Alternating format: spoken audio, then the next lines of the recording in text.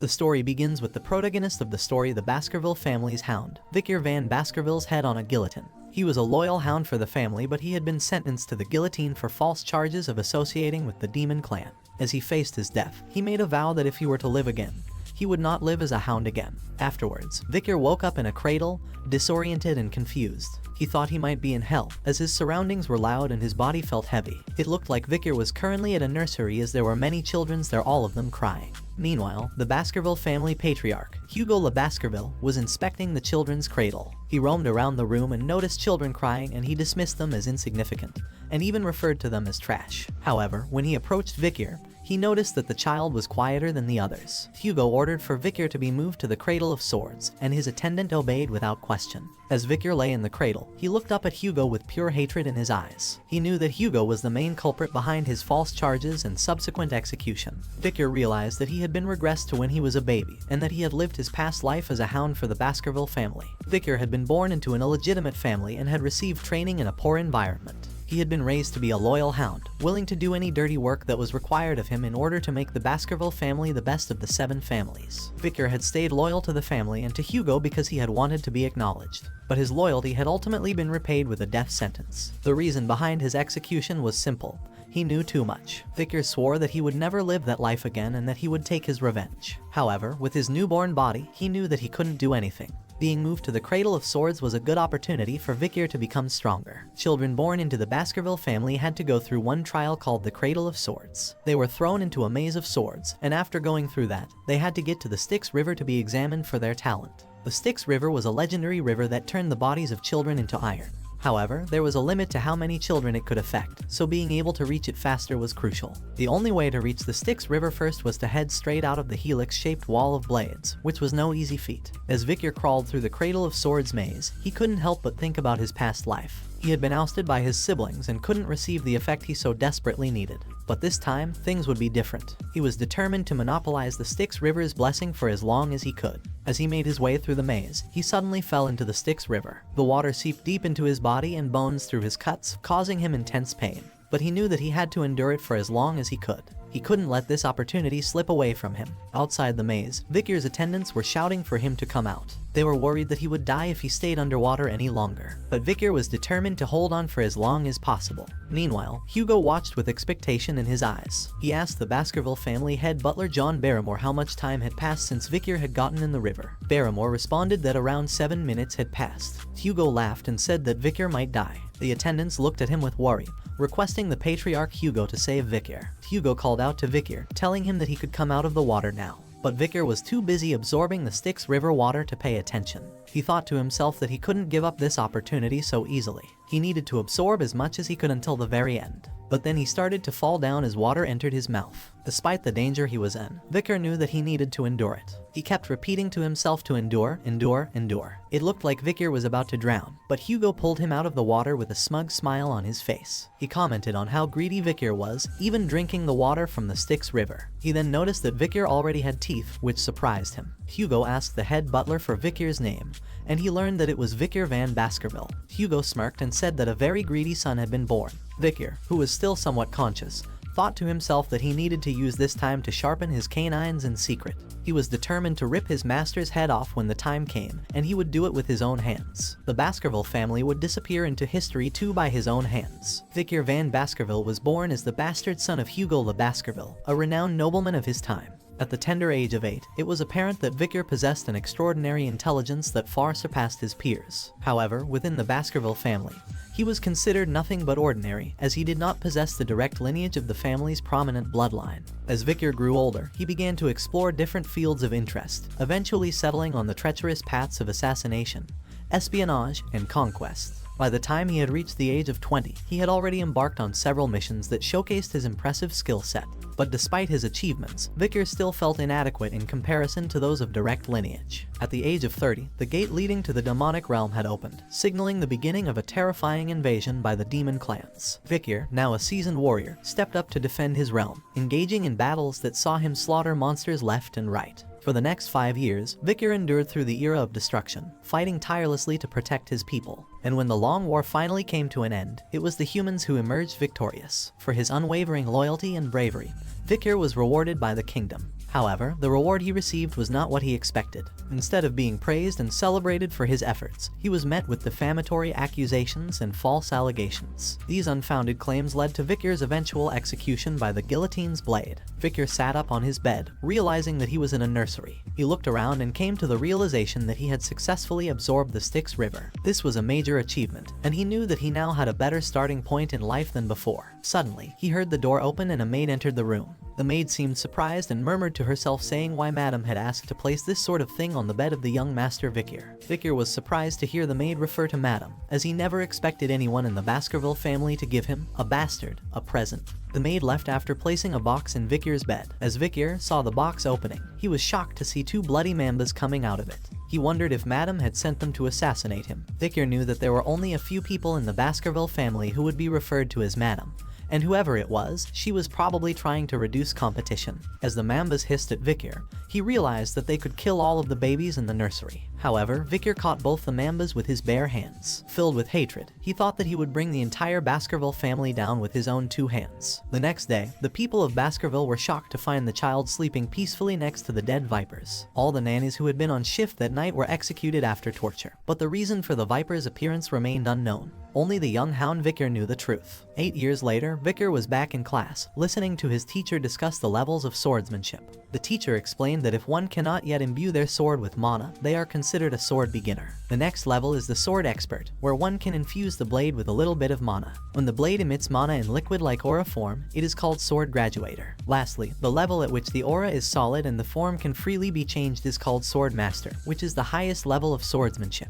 Upon hearing that Sir Hugo, the strongest of the Baskervilles, was a sword master, all the students present exclaimed in surprise and astonishment. However, Victor was lost in thought and felt the need to regain the power he had prior to his regression before the coming-of-age ceremony. The teacher noticed Victor's distracted state and thought highly of him, knowing that he had earned a strong physique by diving in the Styx River for 7 minutes. The teacher believed that Victor was much more talented than the other students and that the patriarch would be very happy to know about his progress. As Victor was lost in thought about how many years he needed to kill Hugo, he didn't notice the triplets giving him an evil look. After class was over, they pushed him and started mocking him, calling him a garbage van, and talked about the rumors about him diving in the Styx River and strangling 2 vipers to death when he was just a baby. Victor recognized the triplets as the ones who had stabbed him in the past when he was running away after the defamation. They were known as Hugo le Baskerville's Trident, and their names were Highborough le Baskerville, Middleborough le Baskerville, and Lowborough le Baskerville, all 9 years old. The triplets continued to taunt Victor, telling him to stop lying and that they didn't like him.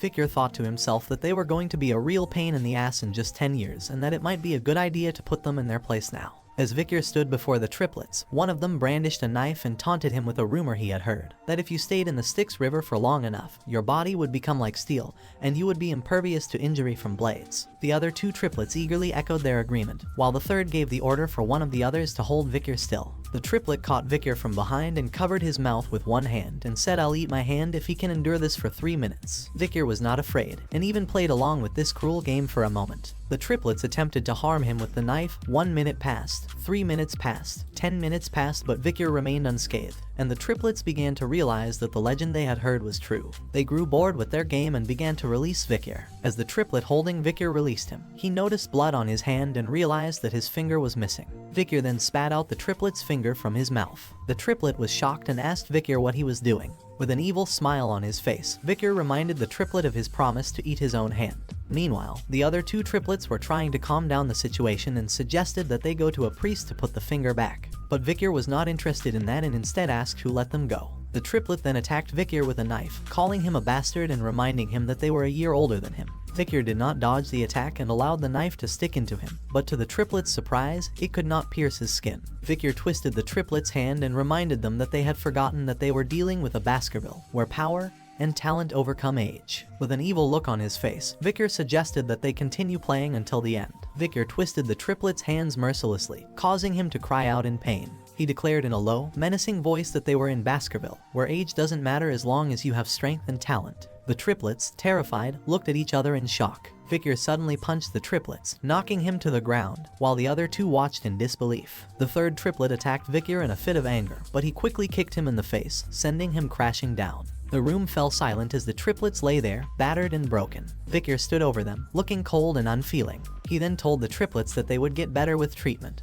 but he also made it clear that he wouldn't let them leave the room and they would have to live with the discomfort of their own bodies. However, he would be generous and allow one of them to leave. The triplets were surprised and relieved to hear this, and asked which one could leave. Victor picked up a knife and threw it in front of the triplets, telling them that they would have to decide for themselves who would leave the room. He then started to leave, but not before turning back and issuing a taunting remark saying that he can't wait long, so decide quickly. At least one of you should live right. The triplets looked at the knife and then at each other, realizing that survival was their only option. They began to fight, each trying to grab the knife and gain the upper hand. The sounds of their struggle echoed through the room, and Victor listened with satisfaction from outside. He had successfully caused the Triton of Baskerville to split, pitting brother against brother in a fight for survival. In the Patriarch's office, the head butler, John Barrymore, delivered some unsettling news to the Baskerville clan patriarch, Hugo Le Baskerville. The Moore clan had been causing trouble in the Ruby Mines, claiming it as their territory. However, Patriarch Hugo assured John that they would handle the matter when the Moore clan reached out to them.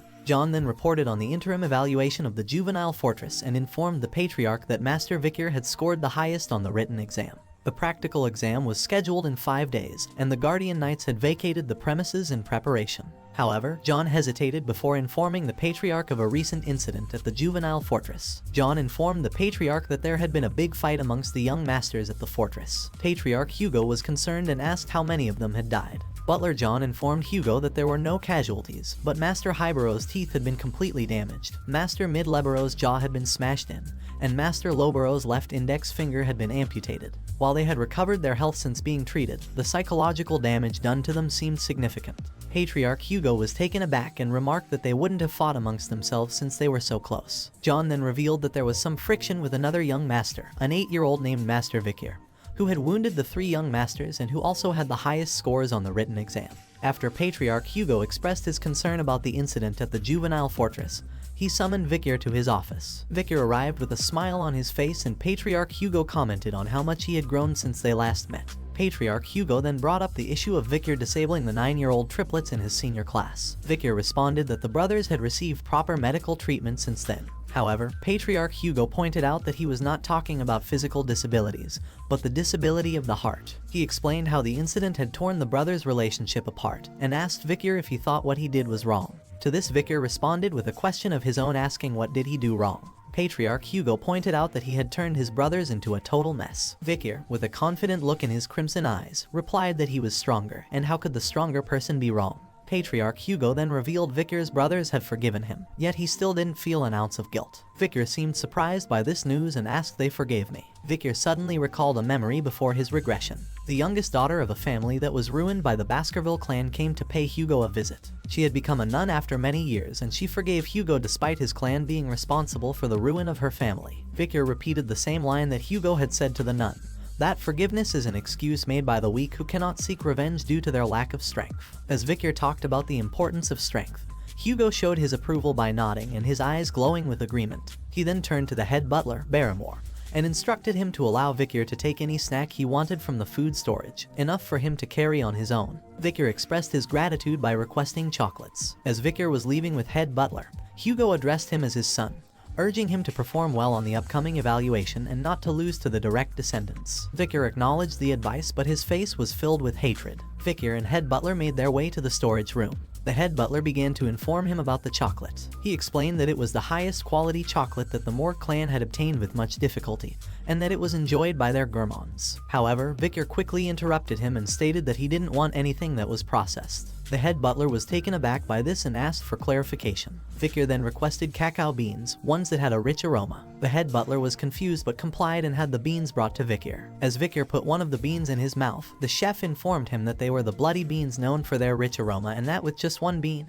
he could produce 100 liters of chocolate. The head butler watched as Victor ate the bitter bean, and thought to himself that Victor must really love chocolate to eat something so bitter on its own. And this was a good method to obtain more chocolate, as after being processed he would have a huge amount of chocolate available. The chef asked Victor if he wanted them to process the beans and send them to his room, but Victor declined and said he would take them as is. The head butler was left wondering if Victor just had peculiar tastes. Victor had no interest in eating the chocolate, but he had a plan for the cacao beans. Victor planned to use the beans in the upcoming practical exam in 5 5 days. Little did they know, a catastrophic event would soon occur, unlike anything that had ever happened before in the Baskerville clan's history. In this world, the Baskerville family is known as the Berserker family due to the intense training and evaluation that their children undergo from a young age. The training begins when the children are able to take their first steps, and they are immediately put through a rigorous test of their stamina. They must run up a steep mountain and are not allowed to lie down or rest on their stomachs except for allocated times. As if this wasn't enough, when it's time for them to sleep, they are required to sleep alongside a monster corpse. This is to help them adjust to tough environments and become resilient in the face of danger. These extreme practices are what make the Baskerville family feared and respected throughout the land.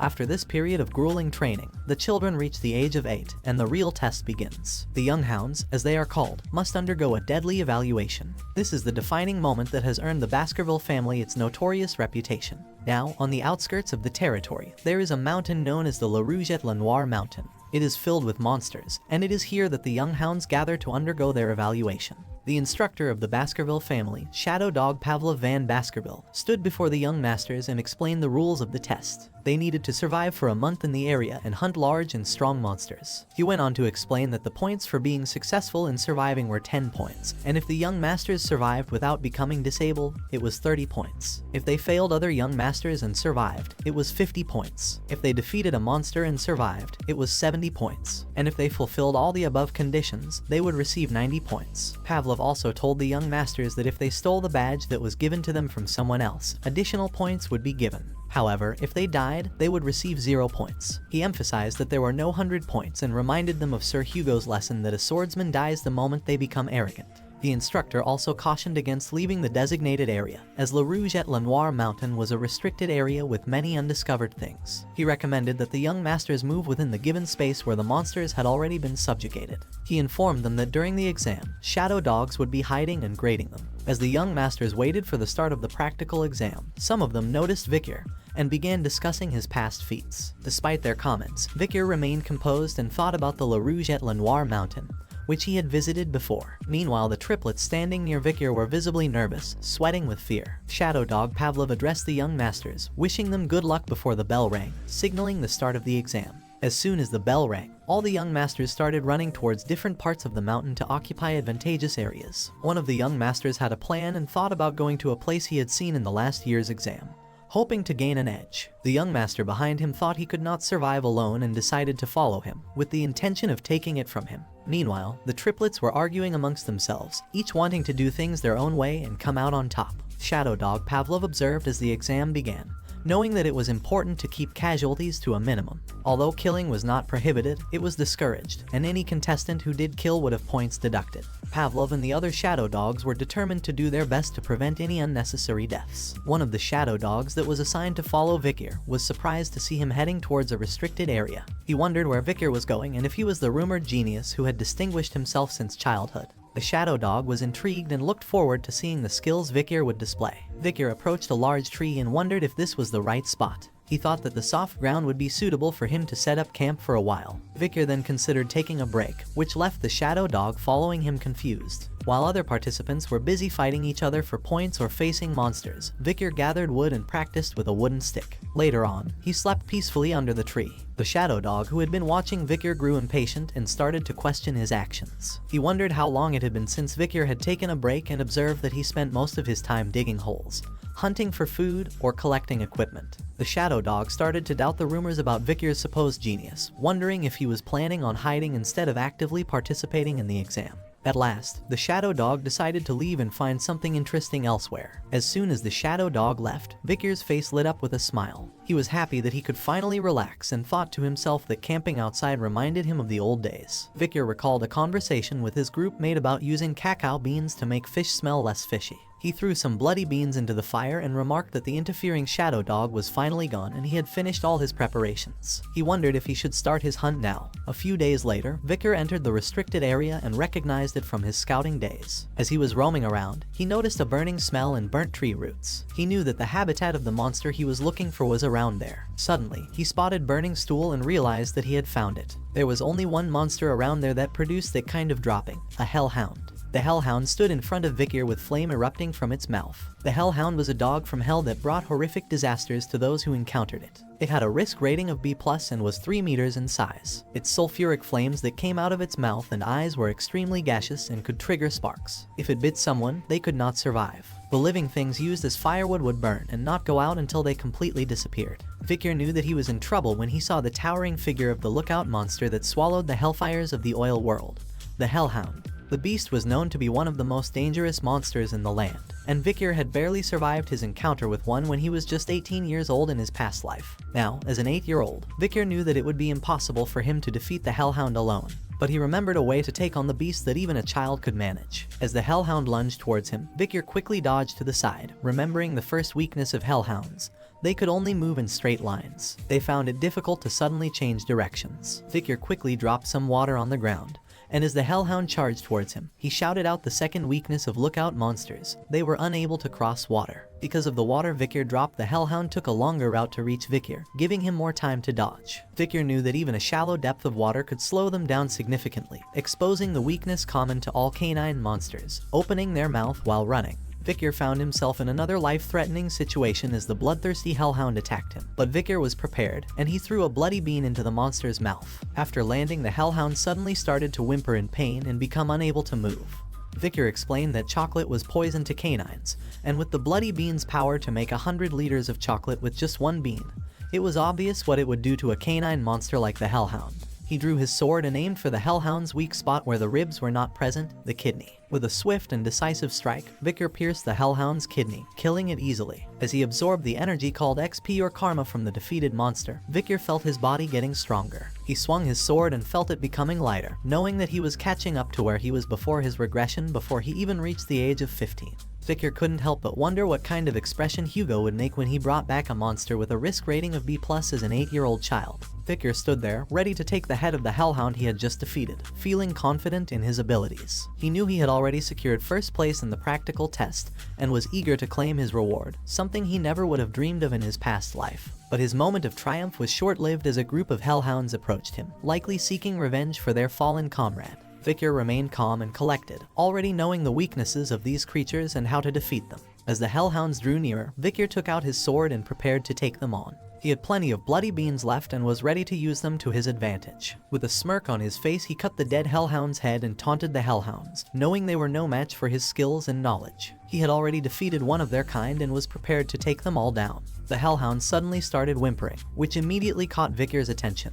He couldn't believe that the fierce beasts were feeling scared of a mere 8-year-old's bloodthirst. Hellhounds would never submit to their prey even if they were to die, Vikir thought to himself, trying to figure out what could have caused the Hellhounds to feel so uneasy. As Vikir turned around, he saw a monstrous creature with 3 heads standing before him. It was a Cerberus, the legendary 3-headed dog from Greek mythology. The creature was massive, measuring at least 7 meters in size, and Vikir knew that a Cerberus had a risk rating of a+. Vikir was bewildered as to what a Cerberus, which typically inhabited the 7th ridge of the La Rouge et Lenoir mountain, was doing here. The Cerberus was known as the ultimate lookout monster, residing in a place where all the dead spirits were headed. Vikir noticed that the Cerberus was bleeding and had multiple arrows stuck in its body. He realized that someone might have been hunting it, and it had come all the way to this place being chased. This was his chance to kill and injure a +rank monster, and he decided to attack the Cerberus. Despite the Cerberus being a powerful and dangerous creature, Vikir had been hiding his true abilities as a sword expert and had already reached a high level of expertise. His body had been strengthened by the river Styx, and all the weapons he possessed were working well against the injured Cerberus. With his refined swordsmanship, which he had developed through wars with the demon clans, he successfully landed some hits on the Cerberus. Vikir thought that he could do it, as an injured Cerberus was doable. Vikir's attack on the Cerberus seemed to be working, and he thought he had a chance of defeating the injured +rank monster. However, in a moment of carelessness, Vikir let his guard down, allowing the Cerberus to strike back with its claws. The first attack broke Vikir's sword, and the second sent him flying through the air. The force of the Cerberus's attack sent Vikir hurtling towards a tree trunk. With a sickening thud, he smashed into the tree trunk, and blood poured from his mouth. The impact had clearly caused a serious injury, and Vikir lay still, his body broken and unmoving. Vikir's eyes opened slowly and a surge of panic rushed through him as he remembered the direct attack of the Cerberus and felt a sharp pain in his left arm. He wondered if the beast had ripped his arm off in the attack, but when he looked down, he saw that it was still attached to his body, with some injuries. Vikir was relieved that the Cerberus was wounded and had not managed to sever his arm completely. He thought about the river Styx and how its magical properties might have played a role in protecting him from the beast's full force. He felt grateful for its protection but knew he couldn't rely on it completely. His relief was short-lived, however, as he quickly realized that the damage was still significant.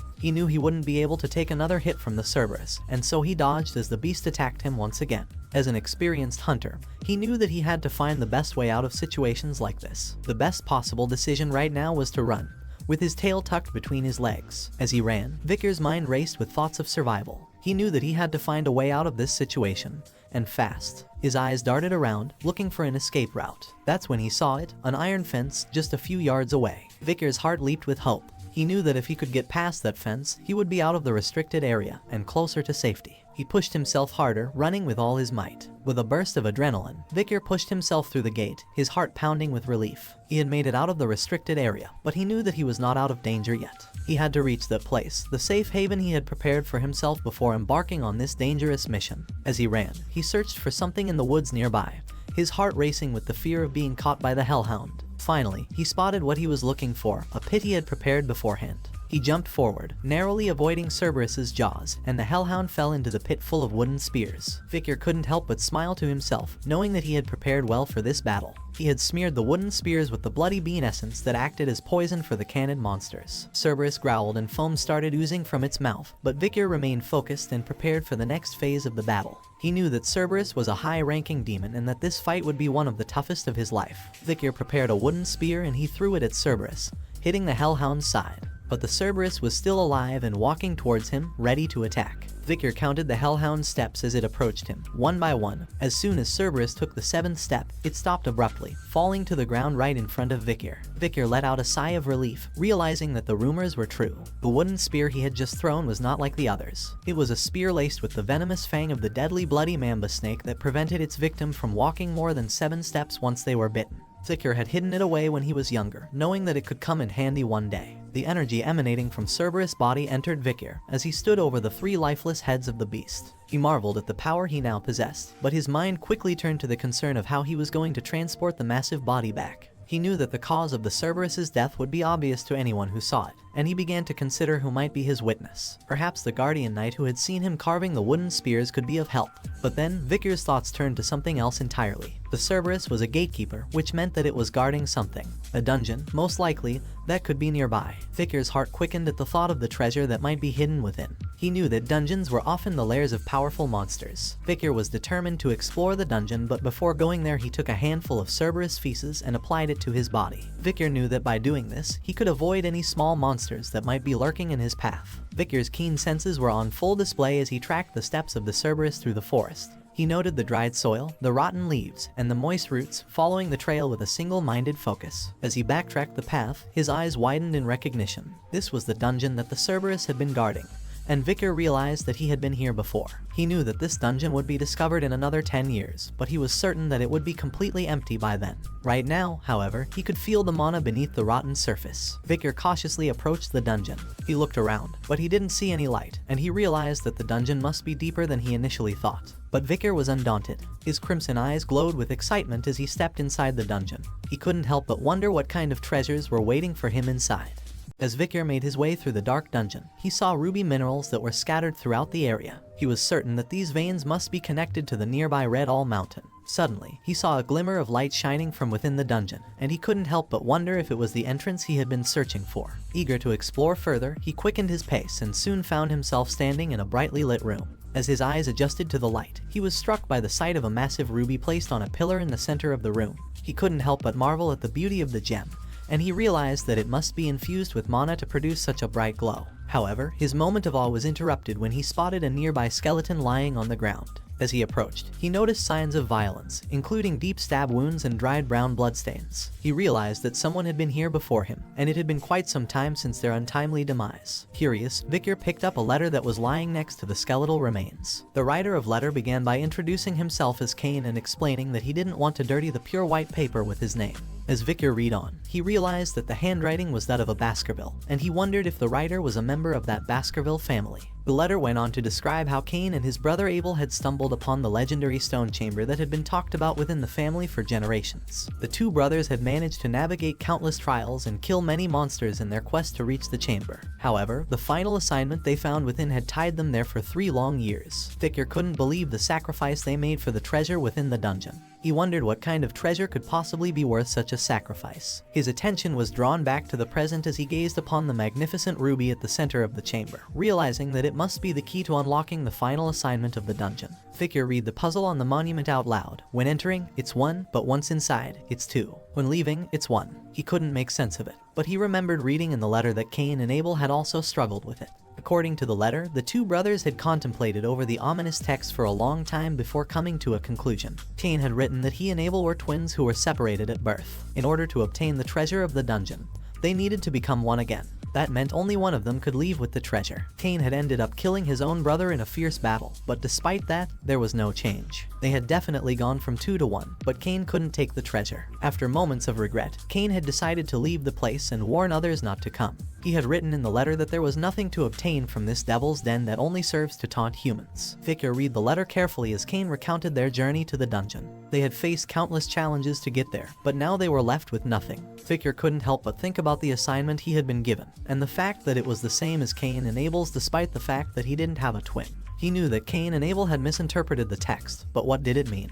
When entering, it's 1, but once inside, it's 2. When leaving, it's 1. The words echoed in his mind as he tried to decipher their meaning. Victor refused to give up. He knew that there was no dungeon that could not be beaten, and he was determined to solve this puzzle. Victor examined the skeleton carefully and suddenly had a realization. He thought about Cain and Abel's failure and understood that their downfall was their fixed mindset as 2 individuals. As he walked towards the ruby in the middle of the room, he analyzed the dark passageway leading to a bright stone chamber and realized that the answer to the dungeon was in the riddle. I am 1 when entering through the dark passageway, but as soon as the ruby's light casts a shadow on me, I become 2. And when darkness re-enters is when the stone chamber's final stage will open. As he broke the ruby, Victor revealed that the answer was shadow. As Victor broke the ruby, a sudden flash of light illuminated the room, revealing the treasure that had been hidden in the dungeon. Victor's eyes widened in amazement as he realized what lay before him was the cause of the two brothers' deaths. Standing in front of him was a sword that emitted an evil aura, placed upon a stone. Victor was shocked at the sight of the sword and wondered if it was the relic of the Devil's Den.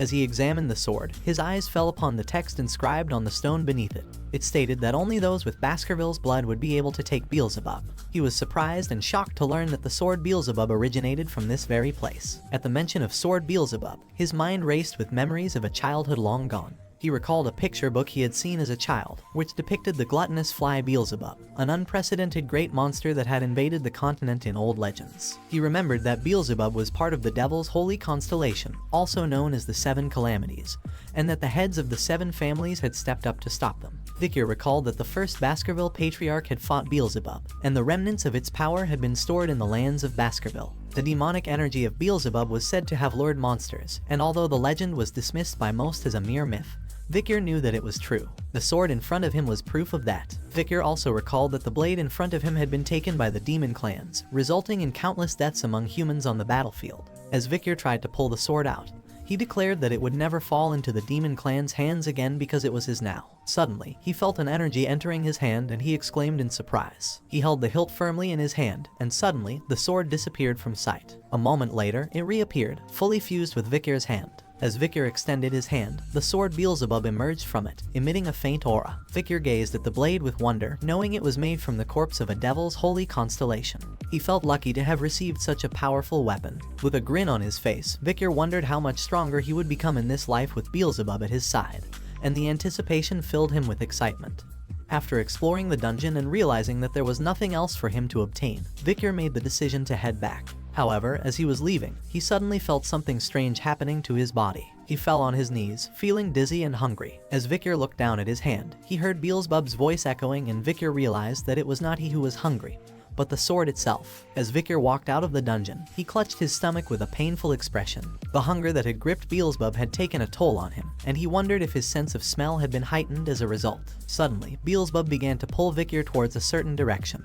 tugging at his hand as if urging him to follow. Victor ran in the direction that the sword was leading him, curious about what he would find. As he reached the location, he saw that it was the corpse of the hellhound that he had killed earlier. Victor was surprised to see that Beelzebub was drawn to the corpse, and he extended the sword towards it. Victor watched as Beelzebub absorbed the blood of the hellhound, feeling his own hunger subside as the sword's voracious appetite was sated. He couldn't help but wonder if Beelzebub's hunger had caused the trees and soil in the nearby mountain to dry up. As he looked down at Beelzebub, Victor felt a sense of responsibility towards the sword and thought to himself, feeling a sense of frustration at Beelzebub's unpredictable nature. Beelzebub finished its meal, making a satisfied sound. Victor watched as the sword's hunger was finally sated, and he took the opportunity to study its abilities. He looked at the slots on the sword and saw that Beelzebub's inherent ability was called Glutton of Flies. Victor knew that this power allowed the sword to absorb the skills of its opponents, making it a formidable weapon in battle. However, the absorption amount was nearly infinite, which meant that countless people had lost their abilities and become obsolete after facing Beelzebub. Victor was aware of the hazardous nature of this power, and he knew that he could only steal up to 3 abilities for the sword. As he examined the first slot on Beelzebub, Victor saw that it was now equipped with the Hemorrhage Hellhound skill, which was rated B+. This skill allowed the sword to constantly pump out the blood of its opponent, even through the smallest of wounds. Victor suddenly got an idea and went to the dead Cerberus's body, with Beelzebub starting its work.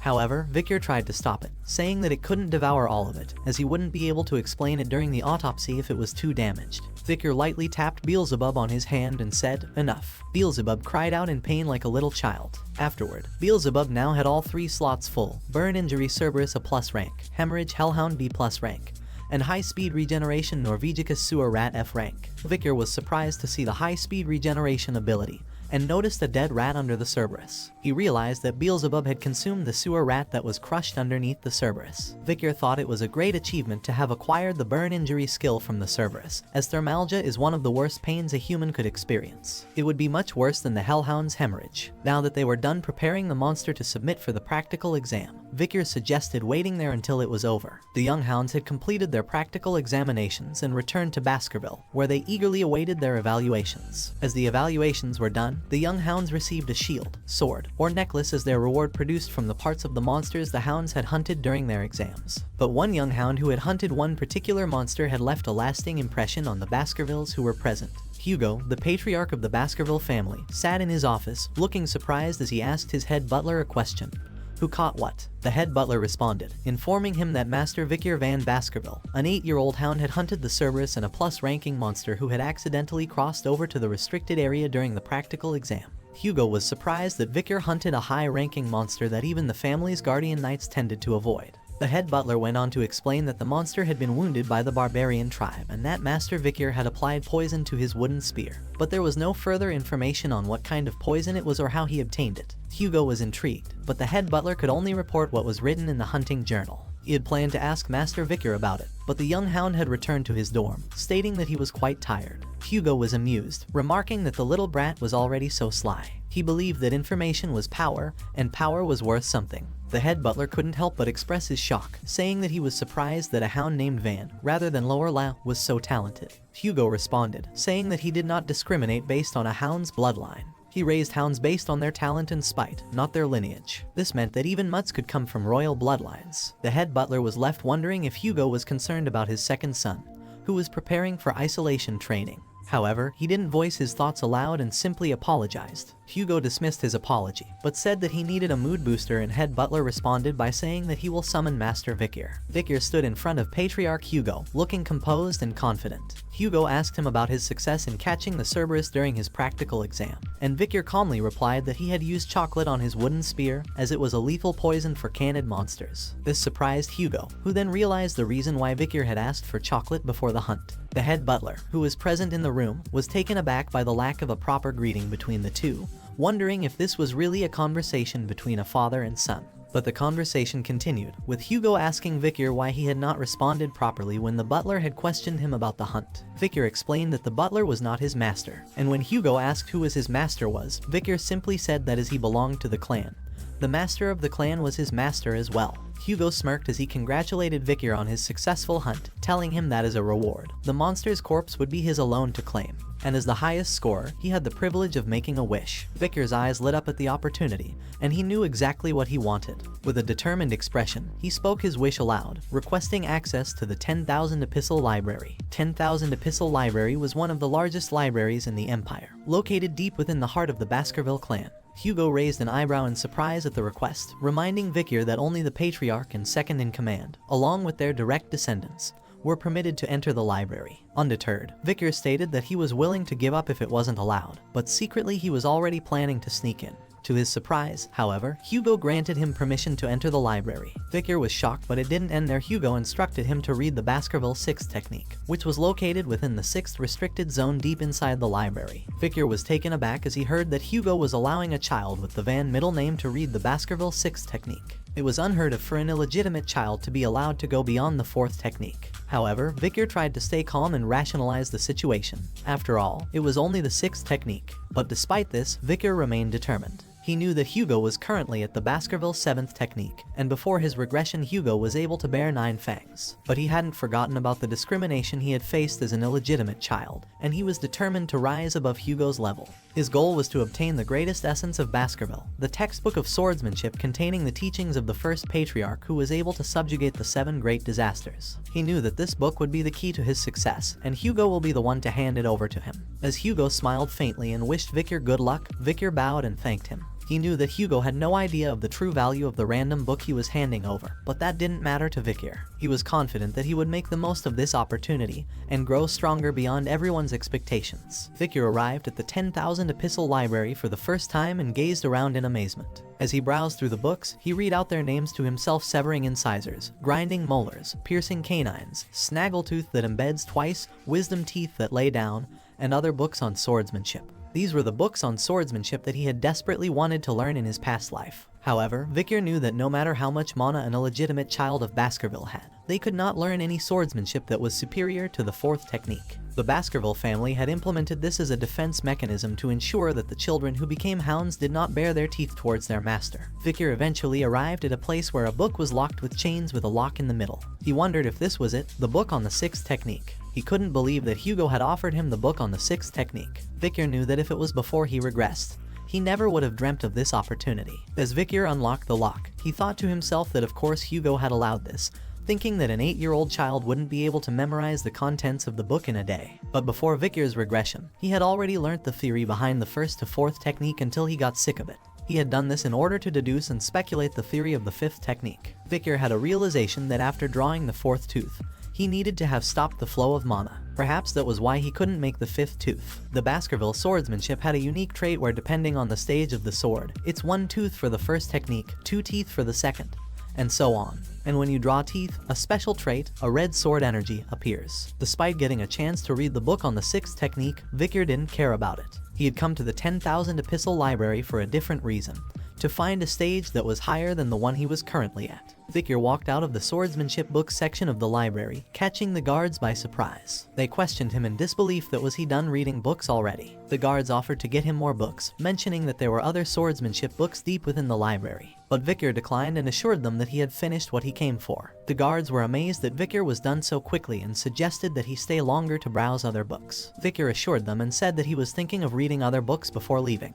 As Vicar walked away, the guards began whispering amongst themselves, commenting that the section Vicar was going to was filled with miscellaneous books. One of the guards suggested that if it were him, he would read about the textbooks on swordsmanship that were deep within the library. He wondered if Vicar didn't know their worth because he was young. Vicar overheard their conversation and thought to himself that he would leave them to their thoughts. He knew that among the dusty miscellaneous books lay a hidden treasure. As Vicar looked around the library, suddenly his eyes lit up as he spotted a book titled A Lurking Ambush. He reached for it and held it in his hands, knowing that it was the book he had been searching for. He examined it and noted that it was a useless miscellaneous book with ripped pages, but he knew its true worth. He remembered a time before his regression when he was affiliated with the Hound squad. They had found a single ripped page from a swordsmanship textbook with Baskerville's handwriting on it. Hugo, who was obsessed with finding the book that matched the page, had scoured the entire library and finally found it in a lurking ambush. The book contained the Baskerville ancestors' writings, including the 10th technique that Hugo had gone crazy over. He had sent hounds to the 7 great families to obtain the remaining 6 pages, even declaring war on those who refused. After the sacrifice of many hounds, all the missing pages were given to Hugo. But in the end, the only reward he received was a simple word: good job. Because of this, Hugo had broken through the 7th technique and achieved the 9th technique, but it came at a terrible cost. Under him was a pile of wasted hound corpses and blood. Victor's eyes narrowed with anger as he recalled this memory and said that it was a stupid life. He knew he could not let it happen again. Victor remembered all the contents of those missing pages and realized that the only reason he couldn't progress beyond the 4th technique was that he had no access to the original book.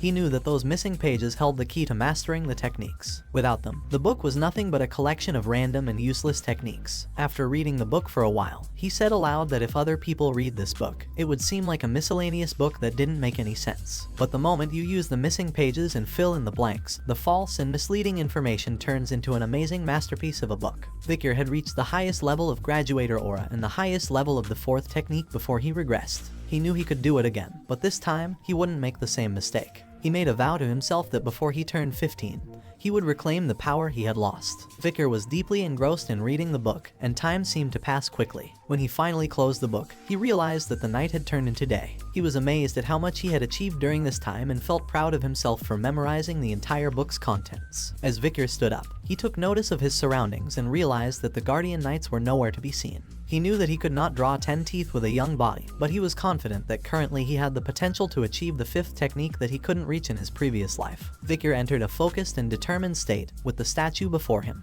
He began to strike it with his Baskerville sword technique, unleashing his full power with each attack. First, he executed the 1st technique, then the 2nd technique, followed by the 3rd technique, and finally, the 4th technique. As he fought, memories of his past flooded his mind. He remembered how hard he had worked to obtain the highest level of graduator aura in his previous life, but he couldn't learn a suitable sword technique, and only met with hostility from the people of the direct bloodline because he was an illegitimate child, and that was also the reason why he could not go beyond the 5th technique. But this time, Victor was determined not to let his past hold him back. He attacked the statue with all his might, channeling his anger and frustration into his sword strikes. In the midst of his attacks, Victor's thoughts turned defiant. With a vivid image of Hugo's face on the statue in front of him, he unleashed his technique, cutting through the statue with precision. Victor breathed heavily and wondered if he was able to execute the 5th technique. He clenched his hands and smiled as he felt a hot sensation rise from his heart to his neck. He was overwhelmed with happiness to the point that he could cry. Suddenly, he realized that he needed a sword to test his newly learned technique. At that moment, at a record-breaking speed in Baskerville's history, a young hound's canine teeth started to grow that were bared towards its master. Victor beamed with pride, his body still trembling with excitement from his success in drawing the 5th tooth. He couldn't believe how far he had come,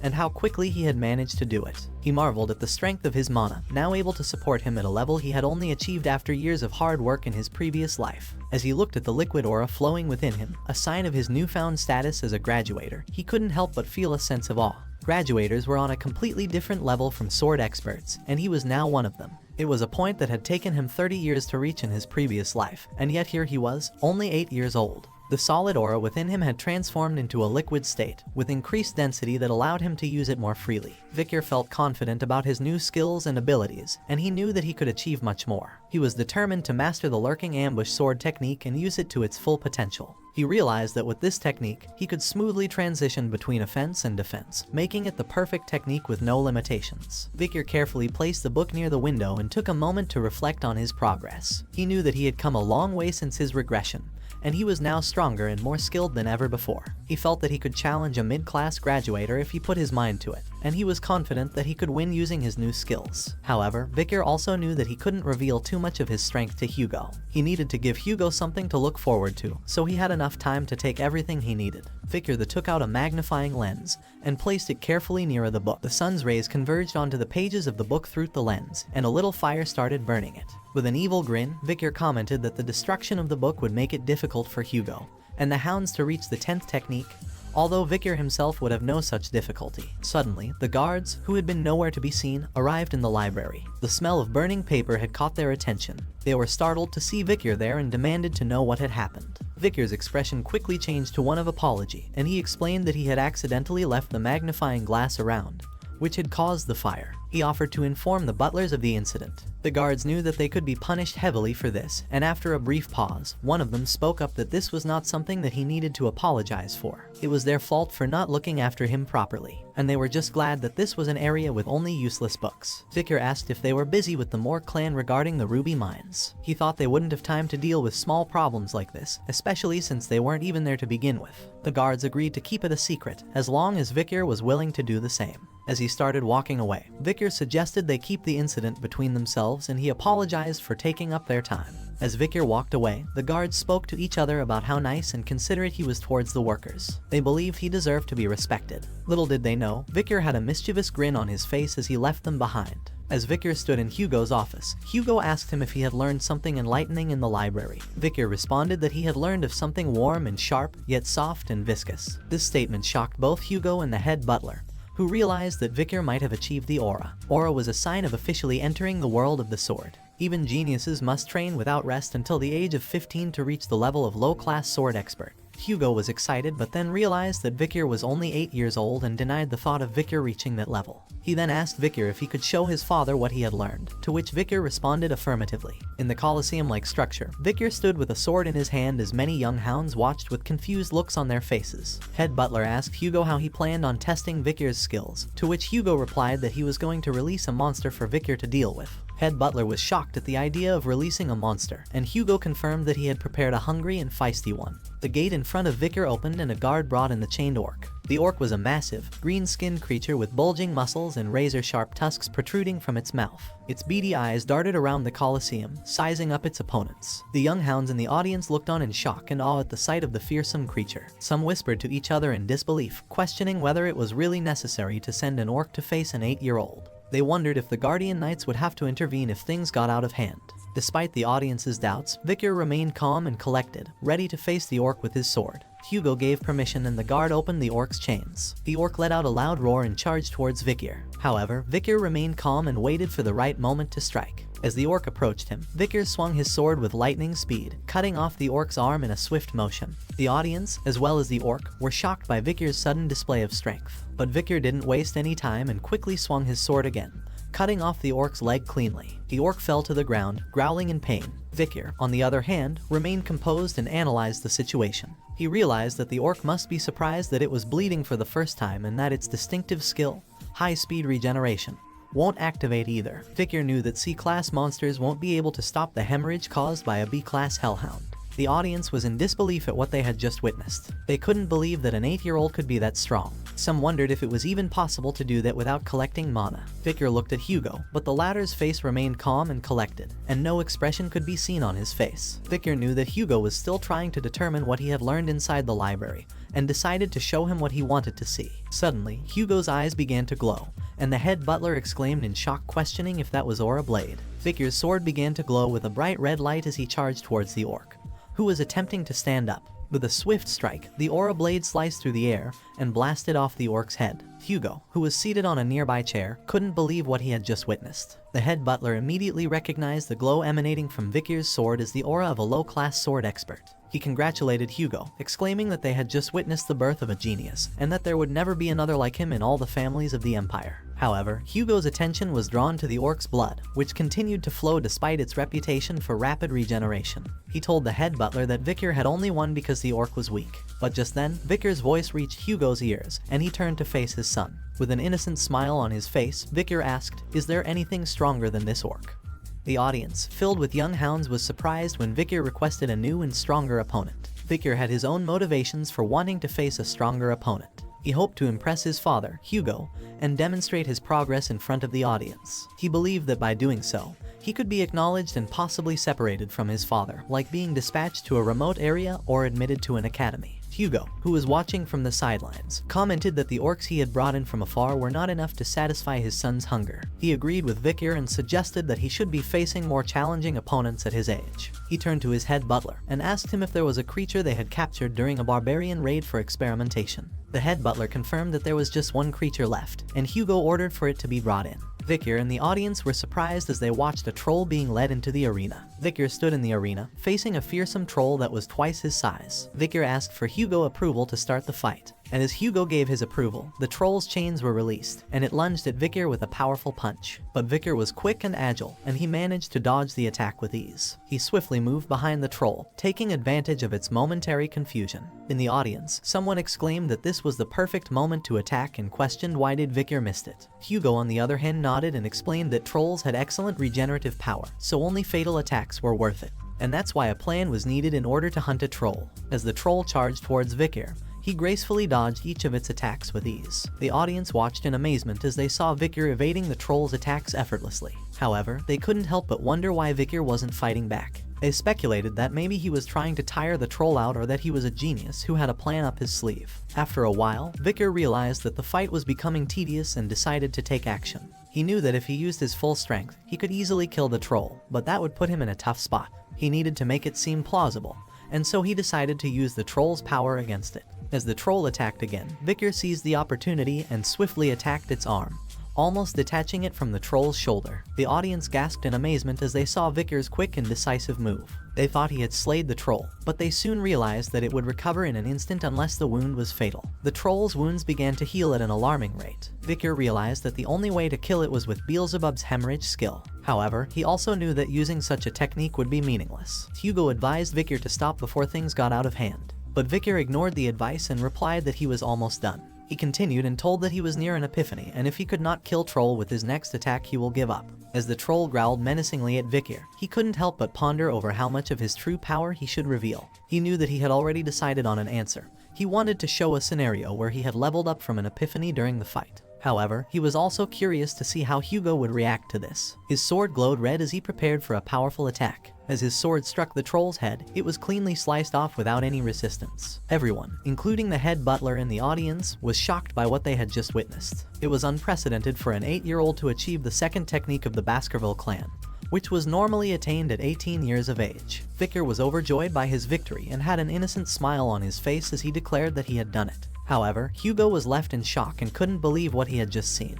A week had passed since Vicar's impressive display of power against the troll, and he found himself sitting in the Baskerville clan's dining area, staring down at a bowl of unappetizing miscellaneous meat porridge. While eating his food, Vicar noticed that everyone was avoiding him, which didn't come as a surprise to him since power was everything in their family. But he was pleased when he saw that even Hugo was taken aback by his recent display of power. Vicar reflected on what he had revealed about himself so far, including his Baskerville second technique and mid-rank sword expertise. However, he also knew the truth that he was in fact a low-rank graduator who could weakly perform the Baskerville fifth technique. With the skill he obtained from the troll, he believed he was now stronger than the average graduator. He then remembered that he had been eating a lot more since obtaining the skill for Beelzebub's third slot, which now had a super speed regeneration troll with a C+ rating. Suddenly, the triplets appeared behind Vicar, causing him to be surprised and cautious. He thought to himself that he didn't want to deal with them again, so he turned back to his food and resumed eating. The triplets quickly explained that they just wanted to tell him that he was so cool when he defeated Cerberus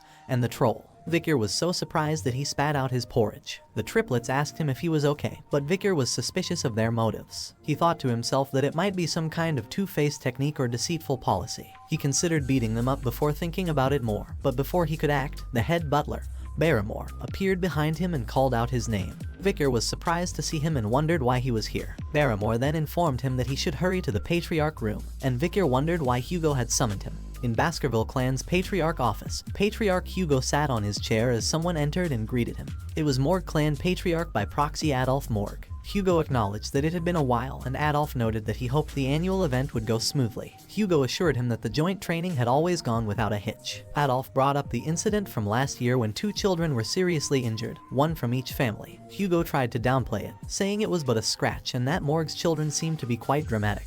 Adolf retorted that it was because the Morgs were noble and dignified. The Baskervilles and the Morgs were once on good terms as they were a renowned mage clan and iron-blooded sword clan respectively. The past emperor had once said that magic and swords are a complementary pair, and because of this they began joint training sessions for children between the ages of 8 and 15, which was carried out annually in a good atmosphere. However, a problem arose when a ruby mine was discovered between their territories, and blood was spilt over the conflict. As a result, the 2 patriarchs came to be on bad terms, but they had to continue with the joint training as per the Emperor's command.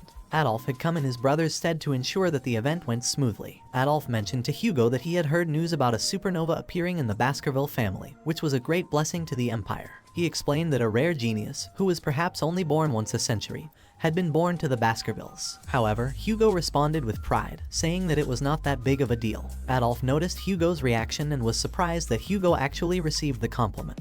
But then, Adolf mentioned that the Morgs also had a genius in their hands and called for his sister's daughter, Camus, to come into the room. Camus, a girl with red hair, entered the room and Adolf introduced her to Hugo as Rispani's daughter. Adolf turned to Camus and asked her if she was going to greet the patriarch. But instead of answering the question, Camus accused Hugo for being the thief who stole their ruby mine and demanded that he give it back. This accusation didn't sit well with Hugo, who gave Adolf an angry stare and questioned the accusation. Camus then explained that Adolf had referred to the annoying chin beard as the thief who stole the ruby mine. Adolf denied ever saying such a thing, but Camus insisted that he had said it an hour and 42 minutes ago, right before getting off the carriage. Hugo, still trying to control his anger, asked for clarification, but Adolf tried to defuse the situation by suggesting that there was a misunderstanding. However, Hugo said that there was no need for Adolf to explain the Morg clan's problems with children's education to him. Camus persisted in her demand for her rubies to be returned, complaining that she couldn't even do research without them. Adolf tried to calm her down by calling out her name, but to no avail. Hugo was losing his patience and commented in anger that it seemed like the Morgs didn't teach manners at all. Adolf defended Camus, questioning what Hugo planned on doing to a child and if he was threatening an 8-year-old girl. This left Hugo speechless as he couldn't bring himself to act in such a way that would hurt his pride. Suddenly, a new voice entered the room, remarking that the Morgs don't teach their children not to envy what belongs to others. The speaker of this voice was none other than Vikir, and the head butler informed Hugo that he had brought the young master. Adolf was taken aback by the sudden appearance of Vikir and couldn't help but wonder if he was the Baskervilles supernova. However, his thoughts were interrupted when he realized that Camus,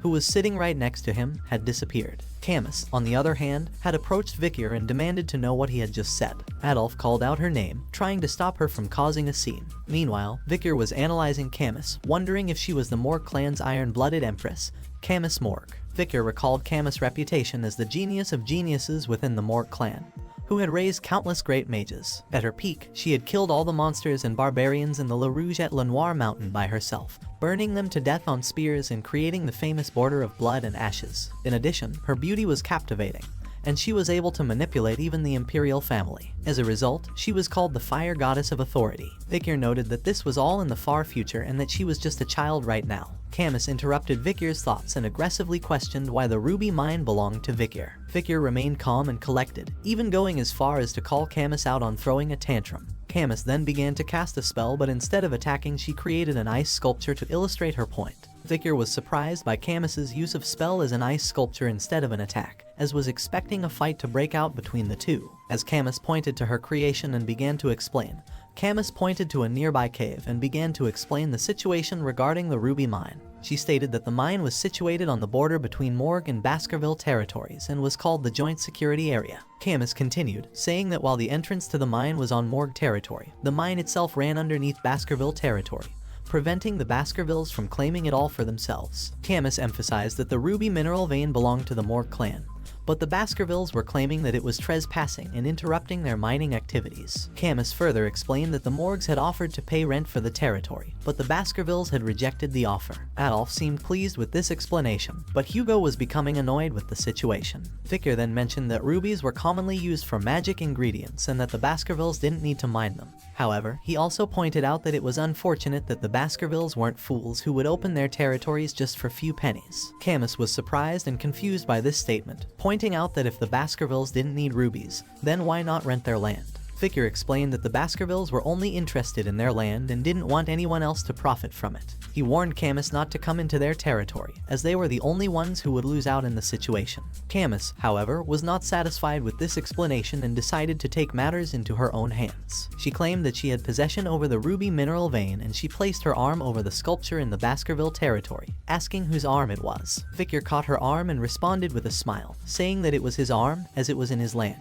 Camus felt her face flush with embarrassment as Vikir's words made her feel flustered. She couldn't believe what she was hearing and responded with a stutter, asking him what was he talking about. How could she belong to him? Vikir, who seemed amused by Camus's reaction, replied with a mischievous grin, "Who said you're mine?" Camus was confused by Vikir's response, and suddenly, Vikir pulled out a knife from his back, which surprised not only Camus but also Adolf and the head butler. Vikir's evil grin sent chills down everyone's spine as he said, "I'm saying your arm's mine." Camus was taken aback by Victor's sudden change in demeanor and said in a shaky voice what? Hugo, who was sitting nearby, was sweating profusely, and the only sound that could be heard in the room was a hiccup.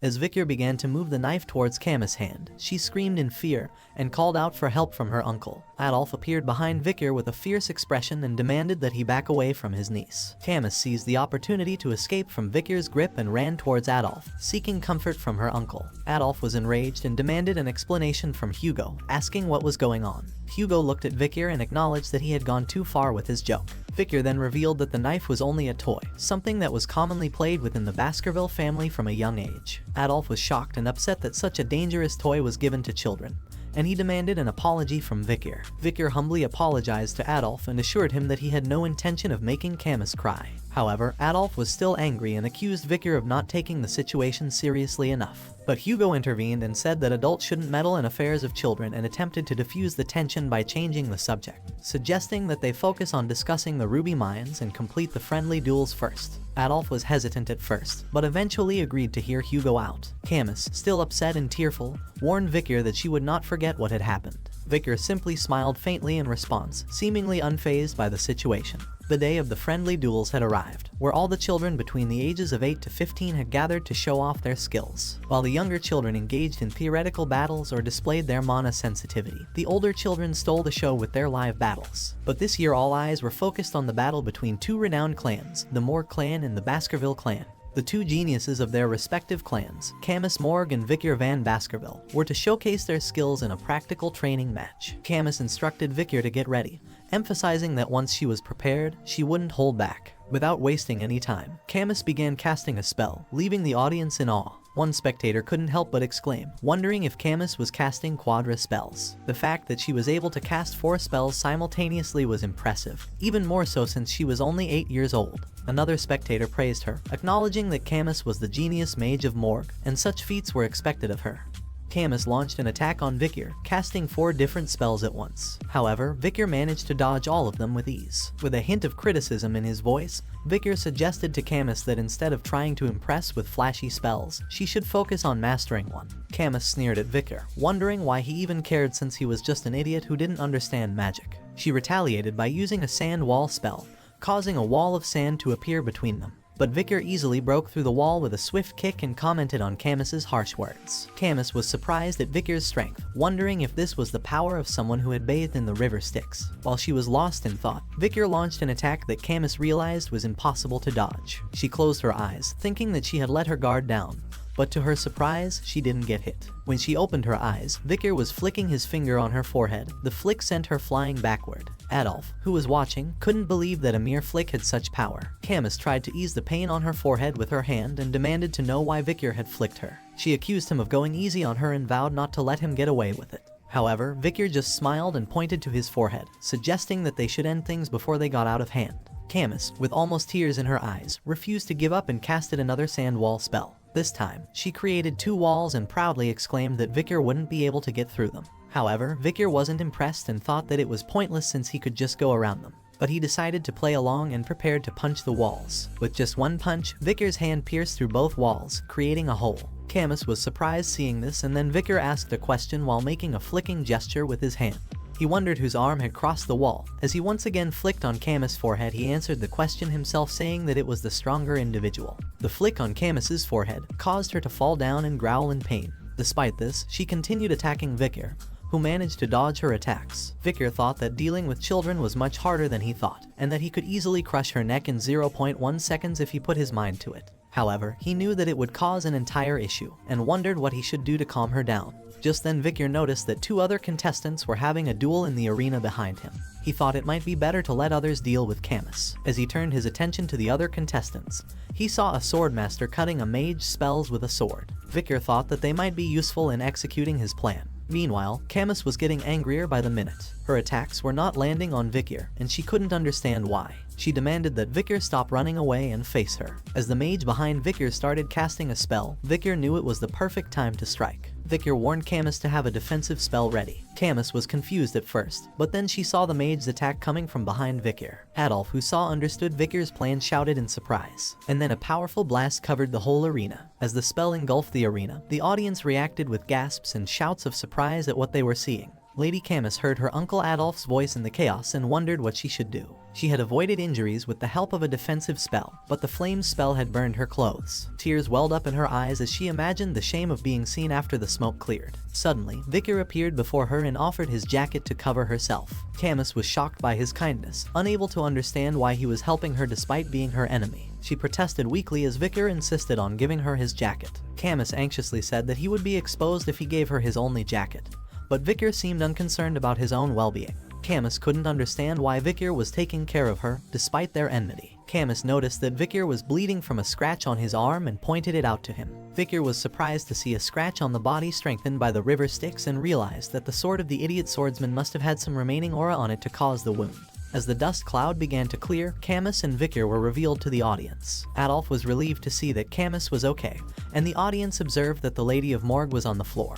But the one bleeding was the young Baskerville, making it difficult to determine the winner of the battle. The audience also noticed shirtless Vicar, revealing his fit physique. They marveled at his muscles, impressed by his talent for training his body at such a young age. Camus's eyes looked different as she watched Vicar, and a light blush spread across her cheeks. As Adolph hugged his niece, Camus, she continued to steal glances at Vicar, unable to understand why she was feeling drawn to him despite their earlier enmity. After the battle, Hugo and Vicar walked down a dimly lit hallway. Hugo turned to Vicar and asked how the battle with the Lady of the Morgue clan was. Vicar replied that it was interesting and that he had learned the purpose of the event once again. Hugo then remarked that a battle with a mage was different from a battle between swordsmen and asked why Vicar did not go for a clear blow. Vicar hesitated before admitting that he was confused about how to deal with a lady. Hugo warned him that letting his guard down in battle would lead to injury, and that he should take the injury as a lesson. Vicar was surprised that Hugo was worried about him. He didn't remember much about what Hugo was like during his youth since he was always so cold, strict, and brutal. There were rumors that his personality had become that way because he had lost his first wife and eldest daughter, but that wasn't Vicar's problem. Hugo then changed the subject and asked Vicar what he thought they should do with the ruby mines. Vicar spoke up, suggesting that they give away control over the mines. Hugo was taken aback and asked for his reasoning. Vicar explained that the main task of the Baskerville clan was to grow their territories, and that the monsters and barbarians living in the area around the mines would become a problem during their expansion into that region. He suggested that if they could utilize the Morgue clan well, they may be able to minimize the losses incurred during their expansion. Hugo agreed with Vicar's reasoning and explained his plan. Once the Morgue clan receives control over the ruby mines, they will assign a great number of people there, and all they need to do is push the monsters and barbarians into that region. They would then be able to take care of all the problems at once, and the rubies would be bathed in the blood of their enemies. Hugo was confident that if that happened, the Morgue clan would have to think twice before entering their territory. Hugo placed his hand on Vicar's head and acknowledged that Vicar's idea was about 90% in line with what he had in mind. Vicar, on the other hand, couldn't help but think that it was not a surprise as the idea was originally Hugo's, as Vicar had executed the same plan in his past life on Hugo's orders. Vicar then suggested that they should keep an eye on the Morgue's movements, but Hugo did not think it was necessary as he had already increased the number of hounds scouting the area. As Hugo and Vicar were walking, Adolph's voice interrupted them, calling out to Hugo. Hugo and Vicar turned their attention to Adolph as he mentioned that he had something to discuss with them before he left. They took seats in a nearby room, and Hugo asked what Adolph wanted to talk about. Adolph suggested that they peacefully resolve the issues regarding the ruby mines, and mentioned that fees for its usage was just one of many suggestions. He then proposed the idea of an engagement between the Morgue and Baskerville children. While Hugo and Adolph discussed the details, Camus was looking at Vicar with a blush on her face. Hugo then asked Adolph which child he had in mind for the engagement. Adolph suggested a union between the eldest son of the Baskervilles and the eldest daughter of the Morgues, his niece Camus. He spoke highly of his niece, stating that she was an incredible child with both beauty and knowledge, lacking nothing. Adolph suggested that Camus would be a great fit for the child known as the small son of the Baskerville clan, but Hugo expressed concern about the significant age gap between his son and Camus, informing Adolph that his eldest son was 25 years old this year. Adolph didn't consider it a significant issue, as it was only a 17-year gap between them. Suddenly Camus spoke and made it clear that she wouldn't marry anyone weaker than her mother and didn't want a significant age gap in her partner. Adolph tried to persuade her by saying that she will have to live alone rest of her life if she wants to marry someone stronger than her mother. Hugo also didn't seem pleased with her attitude and reminded her that engagements weren't a buffet of her choosing. But Camus was confident in her choices and claimed she had no intention of playing around. Suddenly, her face turned red, and she looked to the side, catching the attention of Adolph and Hugo. Adolph was shocked when he realized that Camus was looking at Vicar, and started cursing him in his mind. Adolph couldn't believe what he was witnessing. He whispered to Camus, urging her not to even think about it, as Vikir was from the Van surname and not from the Le descent. Adolf believed that no matter what happens, Vikir would merely be a small fish in a big pond. Hugo, on the other hand, was getting increasingly frustrated with the situation, so he decided to intervene and reminded everyone that the most important thing in engagements was what the people involved had in mind. He then turned to Vikir and asked him for his thoughts. Camus looked at Vikir, waiting for his answer. Camus and Vikir exchanged looks, and then Vikir spoke up and said, "I accept." Adolf became visibly upset at Vikir's response, but before Adolf could say anything, Vikir continued his sentence and added that "I accept to do as I'm told." Adolf was even more outraged at this, wondering how someone could have such an attitude towards the daughter of the Morg clan. On the other hand, Camus was blushing from head to toe, wondering what Vikir's response meant. She couldn't help but wonder if he was shyer than he portrayed himself to be and if he wasn't opposed to the idea of their engagement.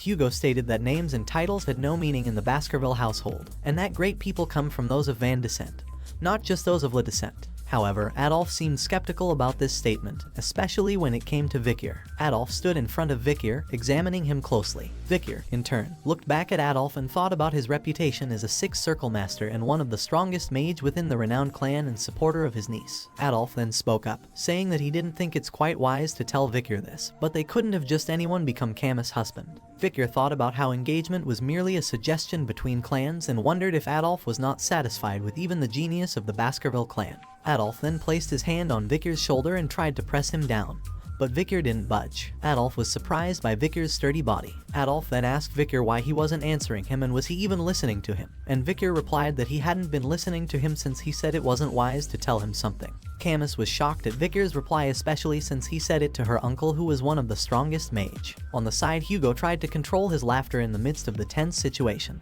Vikir's response caused Adolf to laugh menacingly. He turned to Hugo and requested to have a deeper conversation with Vikir. Hugo questioned Adolf's intentions and asked if he was going to scold an 8-year-old child. However, Adolf responded with a laugh, stating that Vikir may become his niece's future husband and that he was making the request as an uncle rather than as the deputy patriarch of the Morg clan. Camus tried to stop his uncle and pleaded with him not to do this, but Adolf ignored her and claimed that this was bound to happen to someone eventually. He then turned back to Hugo, asking him to grant him the opportunity to have a conversation with Vikir. Hugo reluctantly agreed, saying that if Adolf was that adamant, he could have his chance to have a deeper conversation with the child. But it turned out that this deeper conversation wasn't a talk but a duel. Vikir and Adolf stood facing each other in an arena while Hugo and Camus watched from the sidelines. Adolf announced that he would be testing Vikir's abilities and instructed him to show everything he was capable of. Vikir agreed, but thought to himself that if he showed everything, Adolf might pass out. Adolf then casted a spell and started creating a pot. Camus explained that his uncle was making a pot using fire, earth, and water magic simultaneously with perfect control, which was typical of her powerful uncle. Adolf then filled the pot with water and placed the pot on his own head and challenged Vikir to a duel. He instructed Vikir that if he could make a single drop of water fall from the pot, it would be considered a victory. Vikir observed the pot and thought about how challenging an opponent like Adolf would be a great experience, and thought about his own win rate against Adolf prior to his regression. Vikir analyzed the situation and calculated that an assassination attempt would have a 50% chance of success, and a 10% win rate if he were to face Adolf head-on. Vikir decided to approach the situation carefully, knowing that he only needed to do enough to satisfy Hugo's expectations, and also he wanted to see what Adolf was truly capable of. Without warning, Vikir charged at Adolf with his sword in hand, running in a straight line towards him. Camus, who was watching from the side, couldn't believe what she was seeing. She shouted at Vikir, telling him that he couldn't run straight towards Adolf. As Vikir's sword came crashing down towards Adolf, he cast a barrier spell, blocking the attack. Adolf was amused at Vikir's attempt and questioned Camus as to why she was helping Vikir, while saying that shield magic was best used against swordsmen. Adolf knew that it would be difficult for Vikir to pierce through with most aura swords. Vikir was frustrated with the failed attack and clicked his tongue in annoyance. Adolf decided to take the offensive and started casting spells towards Vikir. Vikir, being nimble and quick, started dodging the spells effortlessly. Camus interjected, exclaiming that it was unfair as Adolf never used this level of magic against her in their duels. Adolf was taken aback by Camus' support of Vikir and asked her whose side she was on. He then turned to Vikir with a crying face, calling him a bastard and promising not to forgive him. Hugo watched the battle unfold, analyzing the two combatants. He noted that Vicar was attacking at a speed that was difficult but not impossible to dodge, and decided there was no need to intervene. He wanted to see what Vicar was capable of, and show the old man what a young hound could do. As Vicar dodged Adolf's spells, he analyzed his opponent's abilities. He knew that he could use his knowledge from before his regression and his current age to gain an advantage. Adolf smirked at Vicar, claiming that his sword would never pierce through his shield. However, Vicar's attacks began to break the shield, catching Adolf off guard. Adolf noticed that Vicar was attacking at the same point on the shield with his sword and was impressed by Vicar's machine-like movements and swordsmanship. As Vicar was attacking with his sword, it suddenly broke into pieces, causing Adolf to smirk and taunt him about his lack of consideration for the durability of his sword and the strength of his shield. However, Hugo and Camus, who were watching from the sidelines, had shocked expressions on their faces. Adolf continued to speak, unaware of the surprised reactions of those around him. Suddenly, water started pouring on his face, completely covering his head in a matter of seconds. Adolf shouted in surprise, wondering how a piece of the broken sword had managed to pierce the pot and drench him with water. Vicar, with a smile on his face, commented that the pot seemed to be full. Camus, who witnessed the unexpected turn of events, blushed and exclaimed in disbelief that Vicar had won against her uncle and started thinking about the possibility of marriage. Meanwhile, Hugo, who was standing beside Camus, realized that the incident with the broken sword was not just a coincidence, but a sign of Vicar's exceptional talent and strength. He couldn't help but wonder if he was raising a much stronger hound than he had initially anticipated. 7 years had passed since the young hounds first stepped foot in the Baskerville training grounds. Today, they faced a fierce monster that resembled a bear with horns. As the monster charged at them, the young hounds attacked it with their swords, one after another. Watching from the sidelines was Baskerville clan shadow hound Staffordshire Baskerville, the instructor of the young hounds. He knew that facing opponents stronger than them was a daunting task, so he shouted out instructions to the young hounds, telling them to aim for the hind leg to slow down the monster instead of targeting the vital points from the beginning.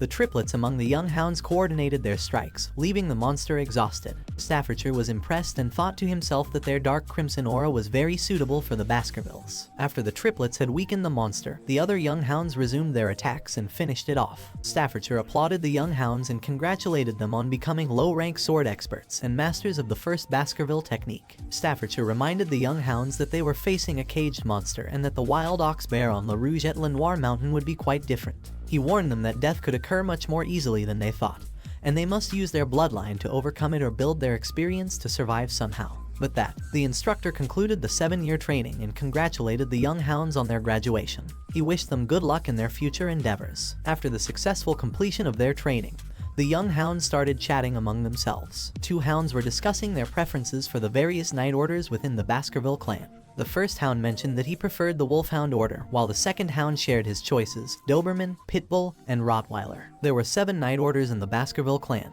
each established and managed for various objectives, such as watching, searching, guarding, assassinating, suppressing, and all-out warfare. Suddenly, the first hound asked his companion where he thought that bastard would go. The second hound asked in confusion who was he referring to. The first hound clarified that he was referring to the person sitting on the dead ox bear, who is none other than Vicar. They continued their conversation about Vicar, with one hound saying that Vicar had defeated a much larger ox bear than the one they had just faced, and that he was already a high-rank sword expert at the 3rd Baskerville technique, which meant that he was at the Shadow Hound's level.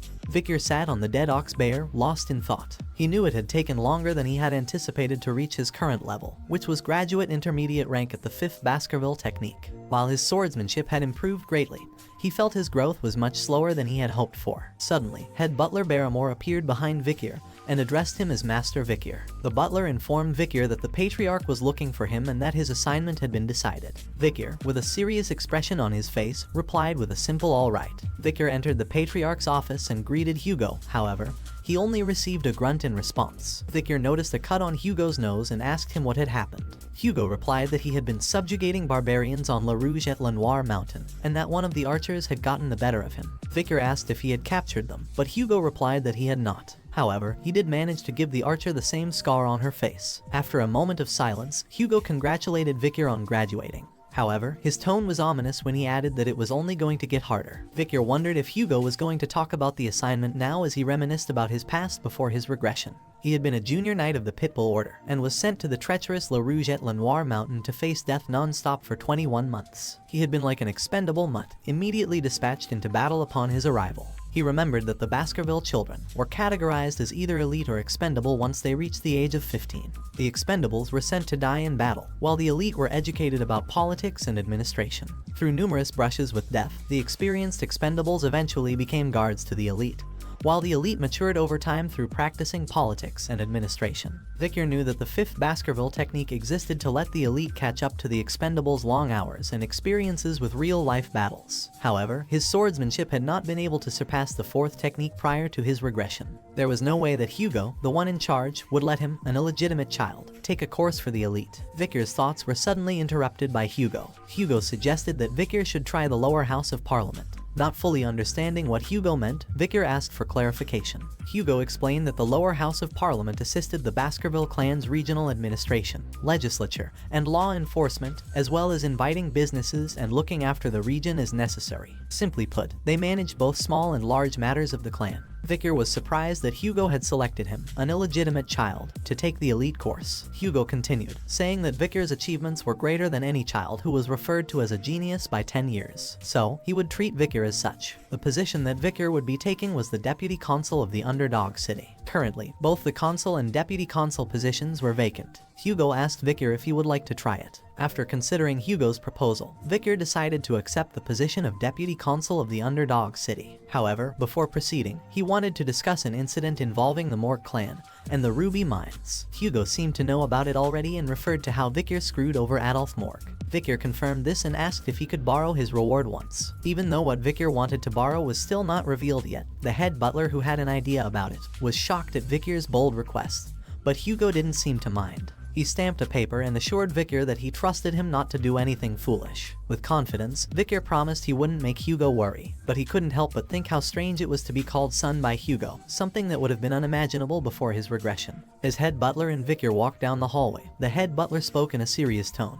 He emphasized the patriarch's high regard for Victor, as evidenced by his appointment as a consul prior to being dispatched into battle. The head butler referred to this as the disciplines of kingship, suggesting that Victor was being groomed for greater responsibilities in the future. However, Victor was not complacent about his new role. He acknowledged that success was not guaranteed and that he would have to work hard to manage his responsibilities as deputy consul. Victor thought to himself that this was an opportunity for him to hone his skills more safely. He wasn't particularly interested in current events, but his memories from his previous life were still vivid. He remembered the sensation of his head being severed from his body by the guillotine. Victor decided at that moment that he will let Hugo the Baskerville feel the same sensation.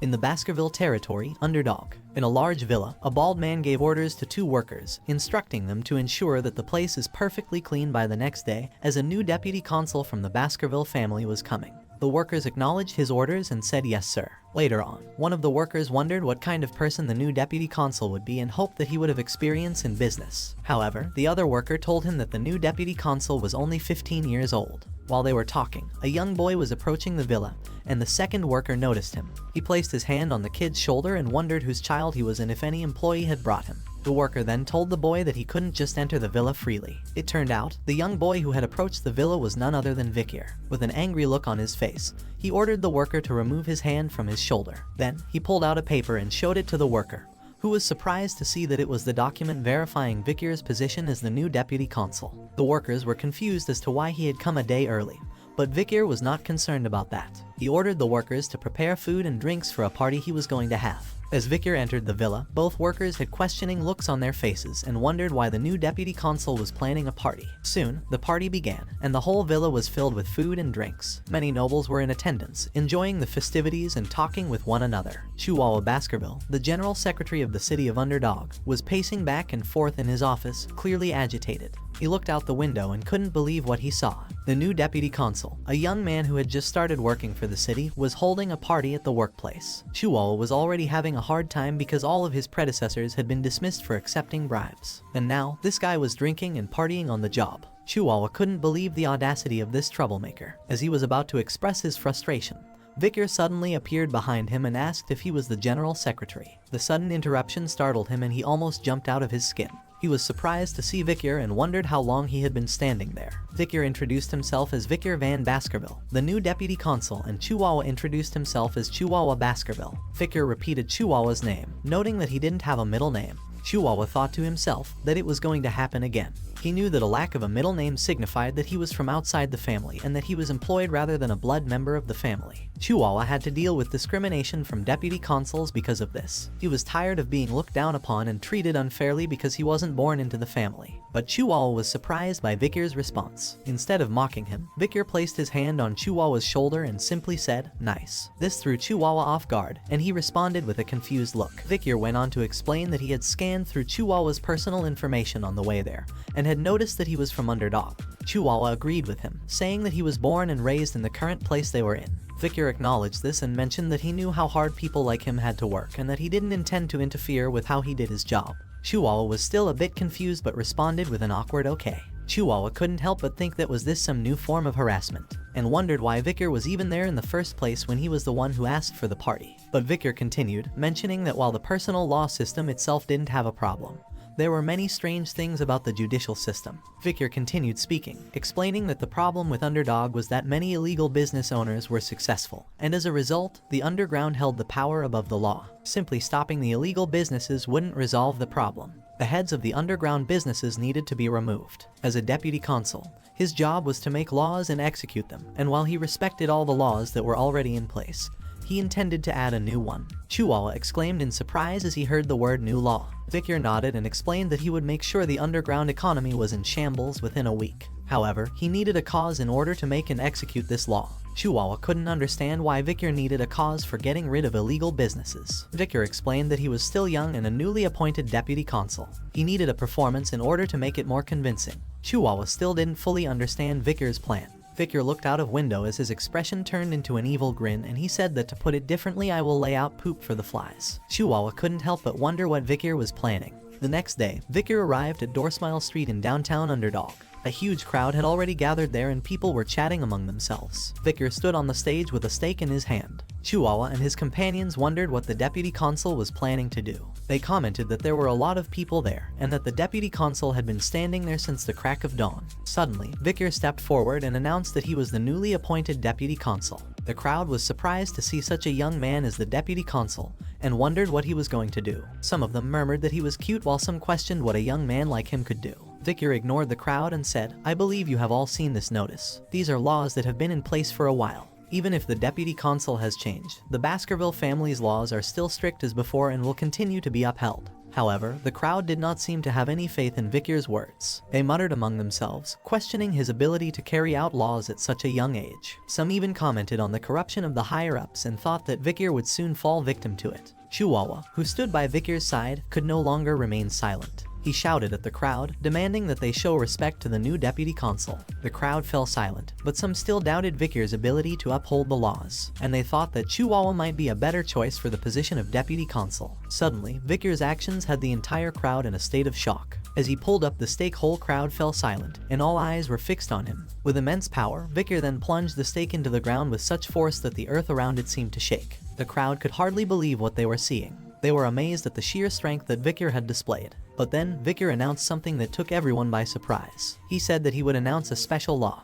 with his authority as a deputy consul known as the Vicur Special Law, which would award 100 million gold to anyone who could remove the stake from the ground. The entire crowd looked at Vicur and the stake in disbelief, trying to analyze what was happening. Suddenly, the crowd erupted into a loud chorus of disbelief, shouting, 100 million. As the crowd gathered around him, Deputy Consul Vicur Van Baskerville announced his new laws. The first law, known as the Vicur Special Law, Paragraph 1, Article 1, stipulated that whoever pulled out an appointed stake, henceforth referred to as the stake, would be paid 100 million gold immediately by Vicur himself. The crowd was stunned by the announcement and exclaimed in shock. They couldn't believe that they could get such a huge amount of money just by pulling out a stake. One person in the crowd asked if it was really that easy, and everyone murmured about it in disbelief. Despite the excitement, nobody came forward to pull out the stake. Vicur saw that no one was willing to take the risk, so he asked if there was no one who wanted to get 100 million gold. When no one stepped forward, Vicur declared a new law. The Vicur Special Law, Paragraph 1, Article 2, stated that the person who pulled out this stake would be paid 1 billion gold immediately by Vicur himself. This time, the offer was too tempting to resist. Suddenly, Vicur heard someone laugh, and he saw a fat old man in the crowd with an angry voice. The man exclaimed that it was ridiculous and asked if Vicur was making fun of them. He questioned who would attempt it, and the crowd began to murmur in agreement. But someone in the crowd pointed out that 1 billion gold was not chump change, and the mood shifted slightly. General Secretary Chihuahua, who was on stage behind Victor, wondered why they were getting embarrassed instead. But Victor ignored all the comments and asked if there was no one willing to take the challenge. With no one stepping forward, Victor surprised the crowd once again by declaring a new law. This time, the reward was even higher, 10 billion gold. The crowd was stunned by the offer, and Victor confidently stated that the person who pulled out the stake would be rewarded with the sum. As Victor repeated his offer, the crowd was in a state of shock and confusion. Some wondered if it was all just a joke, while others were tempted to try their luck. However, others warned them of the potential consequences, saying that just look at the sword on his waist and the potential danger of being perceived as greedy by the deputy consul. Despite Victor's repeated offers, no one came forward to pull the stake. As he was about to speak again, he was interrupted by Chihuahua, who whispered to him that there was not enough money in the city to fulfill his offer. Suddenly, a small hand shot up from within the crowd. The hand belonged to a little girl who had a flower basket on her other hand. She timidly asked if she could try. The crowd was shocked that this little girl was trying to pull out the stake from the ground. An old man recognized her as Judy, the flower girl, and tried to stop her. But Judy explained that her mother was sick and she had to try something. Despite the old man's warnings, Judy approached the stake and stood in front of it. She looked at the man behind the stake with fear and hesitation. Judy thought to herself, hoping to calm her nerves. She wondered if she would receive any payment for this act of bravado. She had volunteered to pull out the stake, hoping to earn a few coins for her efforts. She was hoped that at least she would be able to sell the basket full of flowers she had brought with her to the event. Without a word, Victor simply said, "Pull it out." His voice was devoid of emotion, and Judy couldn't tell if he was angry or bored. She took a deep breath, grabbed the stake with both hands and pulled with all her might. To her surprise, the stake came out of the ground easily, as if it had never been stuck there in the first place. The crowd gasped in shock and disbelief, staring at Judy in amazement. They couldn't believe that such a small and frail girl had managed to pull out the stake so effortlessly. Judy looked at Victor, who had been watching her intently, with the stake in her hand. Judy wondered if she had done something wrong, as Victor made a motion as if he was about to pull out his sword. Her heart sank as she closed her eyes in fear, tears threatening to spill down her cheeks. She thought of her mother and wondered who would take care of her after she was gone. But instead of the sword, a hand with a bag appeared in front of her. As Judy opened her eyes, she saw Victor on one knee, holding a bag filled with gold. Victor, while giving the bag to Judy, said that for now, here is 100 million gold. Judy stood there, still in shock, holding the bag of gold tightly in her hand. Victor looked at her and asked her where her home was, since 10 billion gold will be heavy, so he will have it shipped to her home. Victor even provided her with a guard to protect her reward. Judy couldn't believe what she was hearing. Victor then placed his hand on her head and said, "This is the law. It must always be obeyed." The crowd behind them was equally stunned, their mouths hanging open in disbelief. Even Chihuahua, who had been watching the scene, had his mouth hung open. No one had expected Victor to actually follow through with his promise to reward the person who managed to pull out the stake from the ground. The performance was a significant turning point, as it allowed the Victor special law to become more famous than the self-governance law of the Baskerville clan. The citizens were touched by the simple logic of being rewarded for obeying the law, and punished for disobeying it. People were discussing the new deputy consul, who was vastly different from his predecessors. Victor was known for keeping his word no matter what, which earned him a great deal of respect from the people. The society in which principles were upheld was something to be admired, and the implementation of the Victor special law led to a noticeable decrease in unlawfulness and a halving of crime rates. Chihuahua had just finished writing something on a board in the deputy office when Victor noticed and asked if it was written in the Eastern language. Victor complimented Chihuahua on his handwriting, and Chihuahua expressed his admiration for Victor's daring performance.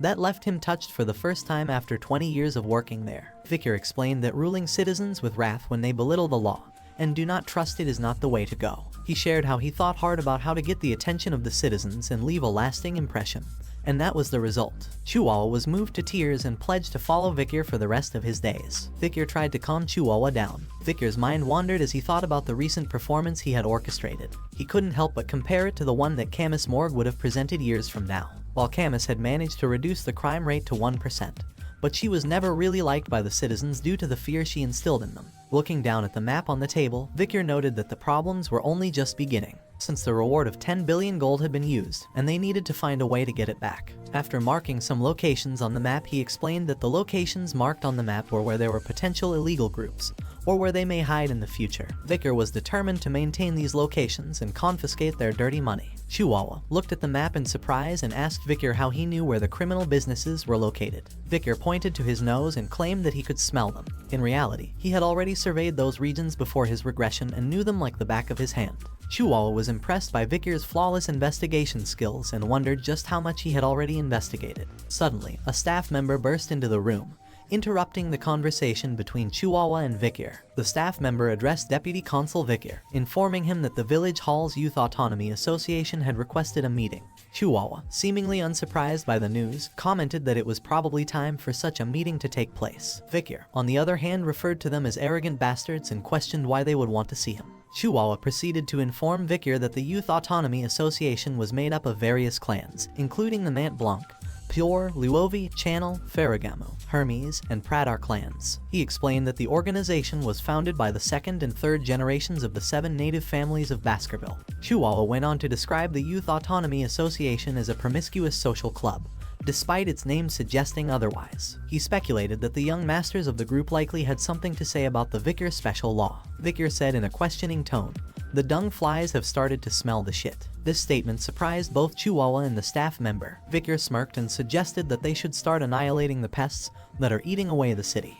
Deep within the burning suspension, a high-end club located within the underdog city's most luxurious hotel, a party was taking place. The VVIP lounge, which had been rented out for a whopping 10 million gold for a 6-hour rental service, was filled with the 7 crucial members of the Youth Autonomy Association. These members were the second and third generation children of the 7 families located within the Baskerville territory, a powerful and influential area within the city. The atmosphere was lively as the members of the association were making a tower with glasses and pouring drinks on them. They boasted about the price tag of each bottle as they continued to build the tower, which had a pyramid shape.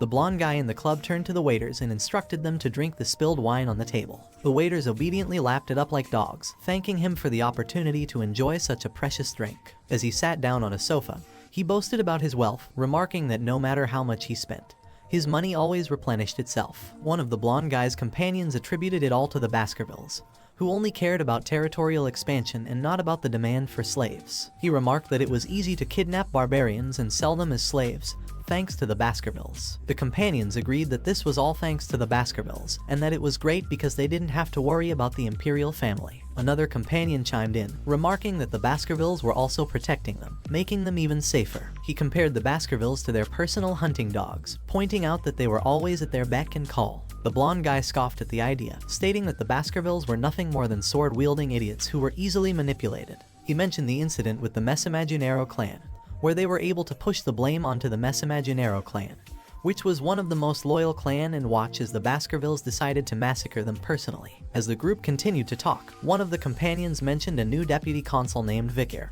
who was of Van descent. The blonde guy questioned if anyone had heard of him before, and when they replied no, he suggested that they teach the young government worker a lesson. The plan was to invite him to a party with the best drinks and women, and once the party was over, they would force him to pay for it. The blonde guy was confident that the 15-year-old wouldn't be able to report them since he wouldn't have any money. The companions agreed, and the group laughed at the thought of their impending prank. As they were discussing their plan, a waiter entered the room with some girls, announcing their arrival. The blonde guy and his companions looked up excitedly, eager to enjoy their evening with the ladies. One of the guys noticed a young male accompanying the ladies and questioned his presence. The waiter was unaware of who he was and answered that he entered with such confidence that nobody questioned him. The young male was none other than Vikir. The waiter grabbed Vikir by his hair and, in an angry tone, demanded to know why he was there. However, Vikir's eyes glowed with anger, and suddenly the room fell silent as the group had shocked expression on their faces. As Vikir approached the group, the waiter noticed that his arm was bent at an impossible angle, causing him to shout in pain.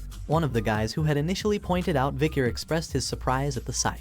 Vikir introduced himself as Vikir van Baskerville, and the guy repeated his name and recognized him as the deputy consul, and questioned why he was there. Vikir simply replied that they have invited him here. The blonde guy realized that the situation was getting out of hand and tried to calm down the situation and exclaimed with laughter, saying that it was amazing that he had come to the party. Vikir watched the blonde guy whisper with one of his companions, discussing something. The blonde guy asked if they should enact their plans, and his companion agreed, suggesting they see how Vikir deals with paying for everything. The blonde guy agreed and suggested they keep Vikir there and force him to pay once the party was over. Vikir couldn't take it any longer. He placed his hand on the table, interrupting their conversation, and demanded that they stop the pointless chatter. Suddenly, the whole table exploded, and glasses filled with drinks crashed to the floor, causing the people in the room to look on in surprise. As the drinks fell down, the blonde guy watched in disbelief as the table exploded, and his thoughts immediately went to Vikir's potential abilities. He thought, could he have used mana manipulation to make the champagne tower explode just by touching the table? The blonde guy realized that Vikir was a graduator. The blonde guy's companion was equally shocked and whispered in anger that they had thought Vikir was just a 15-year-old kid.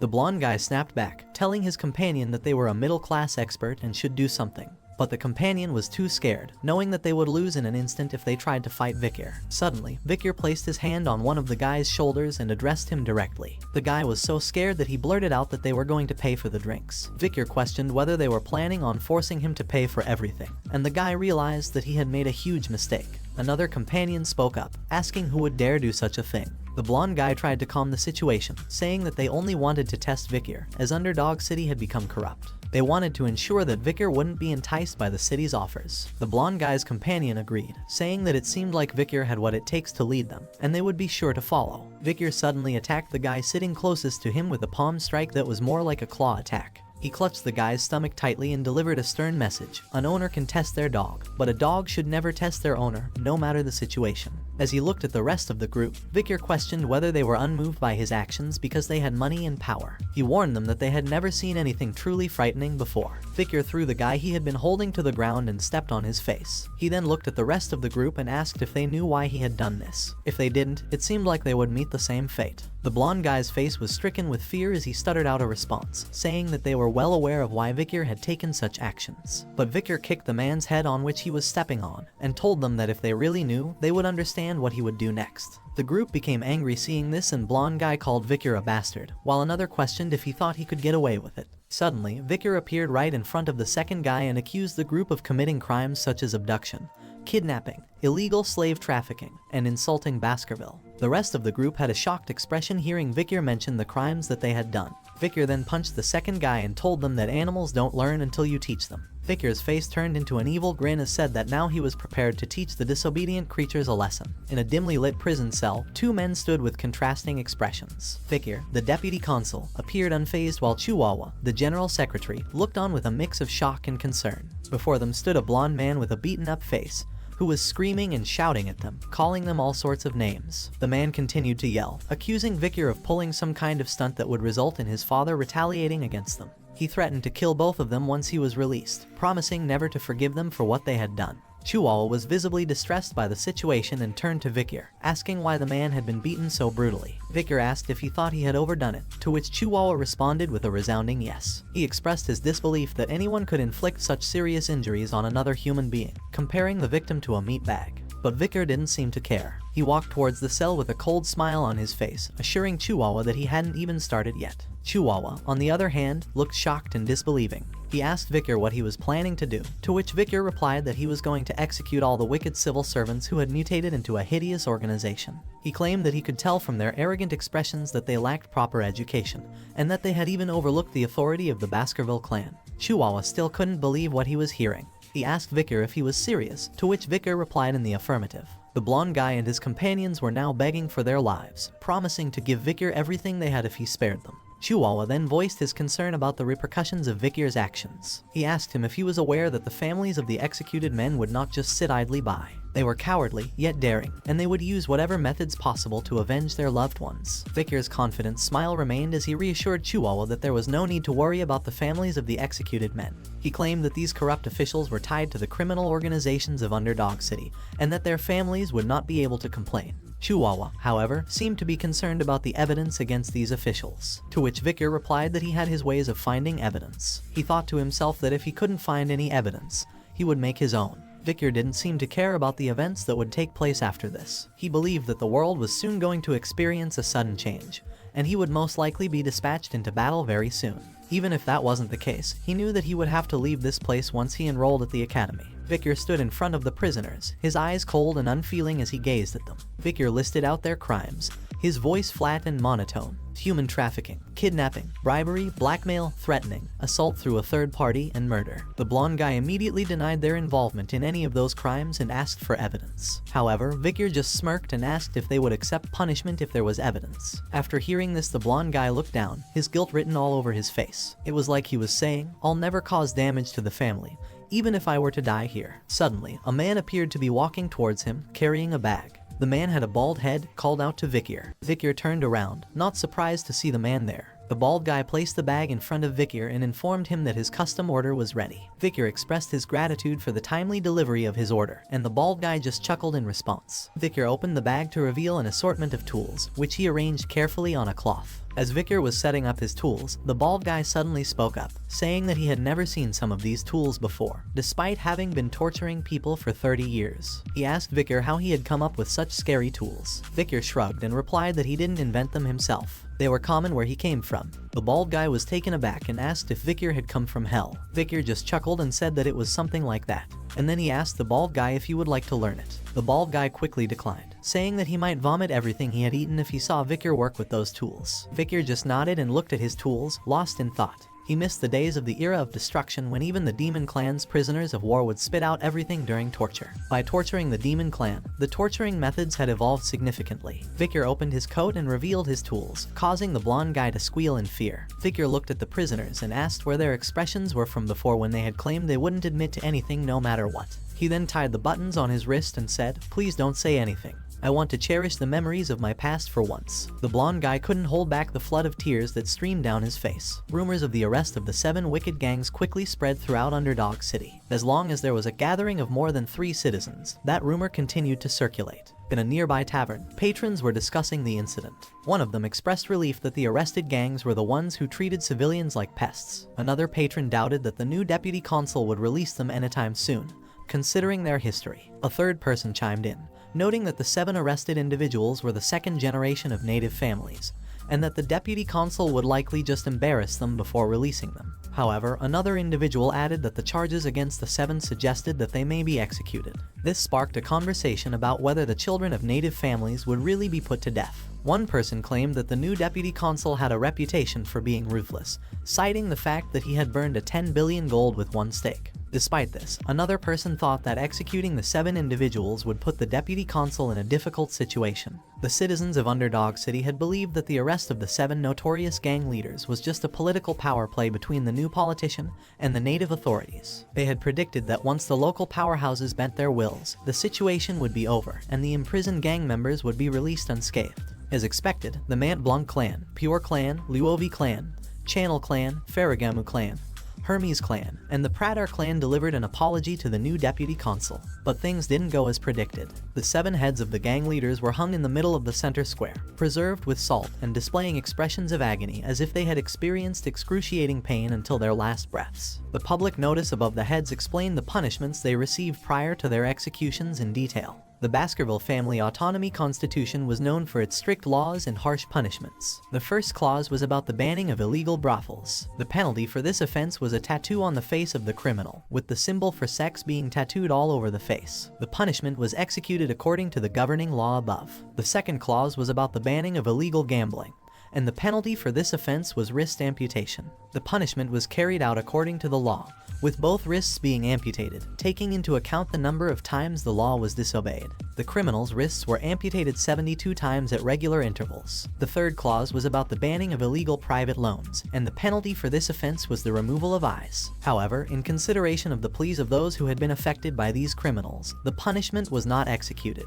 The fourth and final clause was about the banning of illegal lobbying, and the penalty for this offense was exile. Since the criminals were already dead, their bodies, excluding their heads, were thrown outside the castle walls. The crowd was in shock as they read the notice and saw the scene in front of them. Vicar in his office explained that there was no reason to be surprised as the laws were already in place. However, this was the first time that the infamous native families would be serving the sentences. He believed that this would bring forth change and that once the destruction of either parties began, Underdog City would go through a bloodbath. Vicar turned to Chihuahua and warned him to brace himself, as he would join him in the next strategy. Chihuahua was surprised and clearly taken aback by Vicar's words. The scene changes and Chihuahua was standing in the same pose with a mask on his face. Chihuahua turned back and whispered to the occupant inside the cage, who was none other than the deputy consul, asking if this was really the right strategy. Vicar simply asked Chihuahua if he didn't trust him. As Chihuahua stood there, the place began to fill up with people. They all wore masks to conceal their identities, and slaves were also being transported, their hands bound in iron chains. Amidst the chaos, Chihuahua's thoughts turned to Vicar,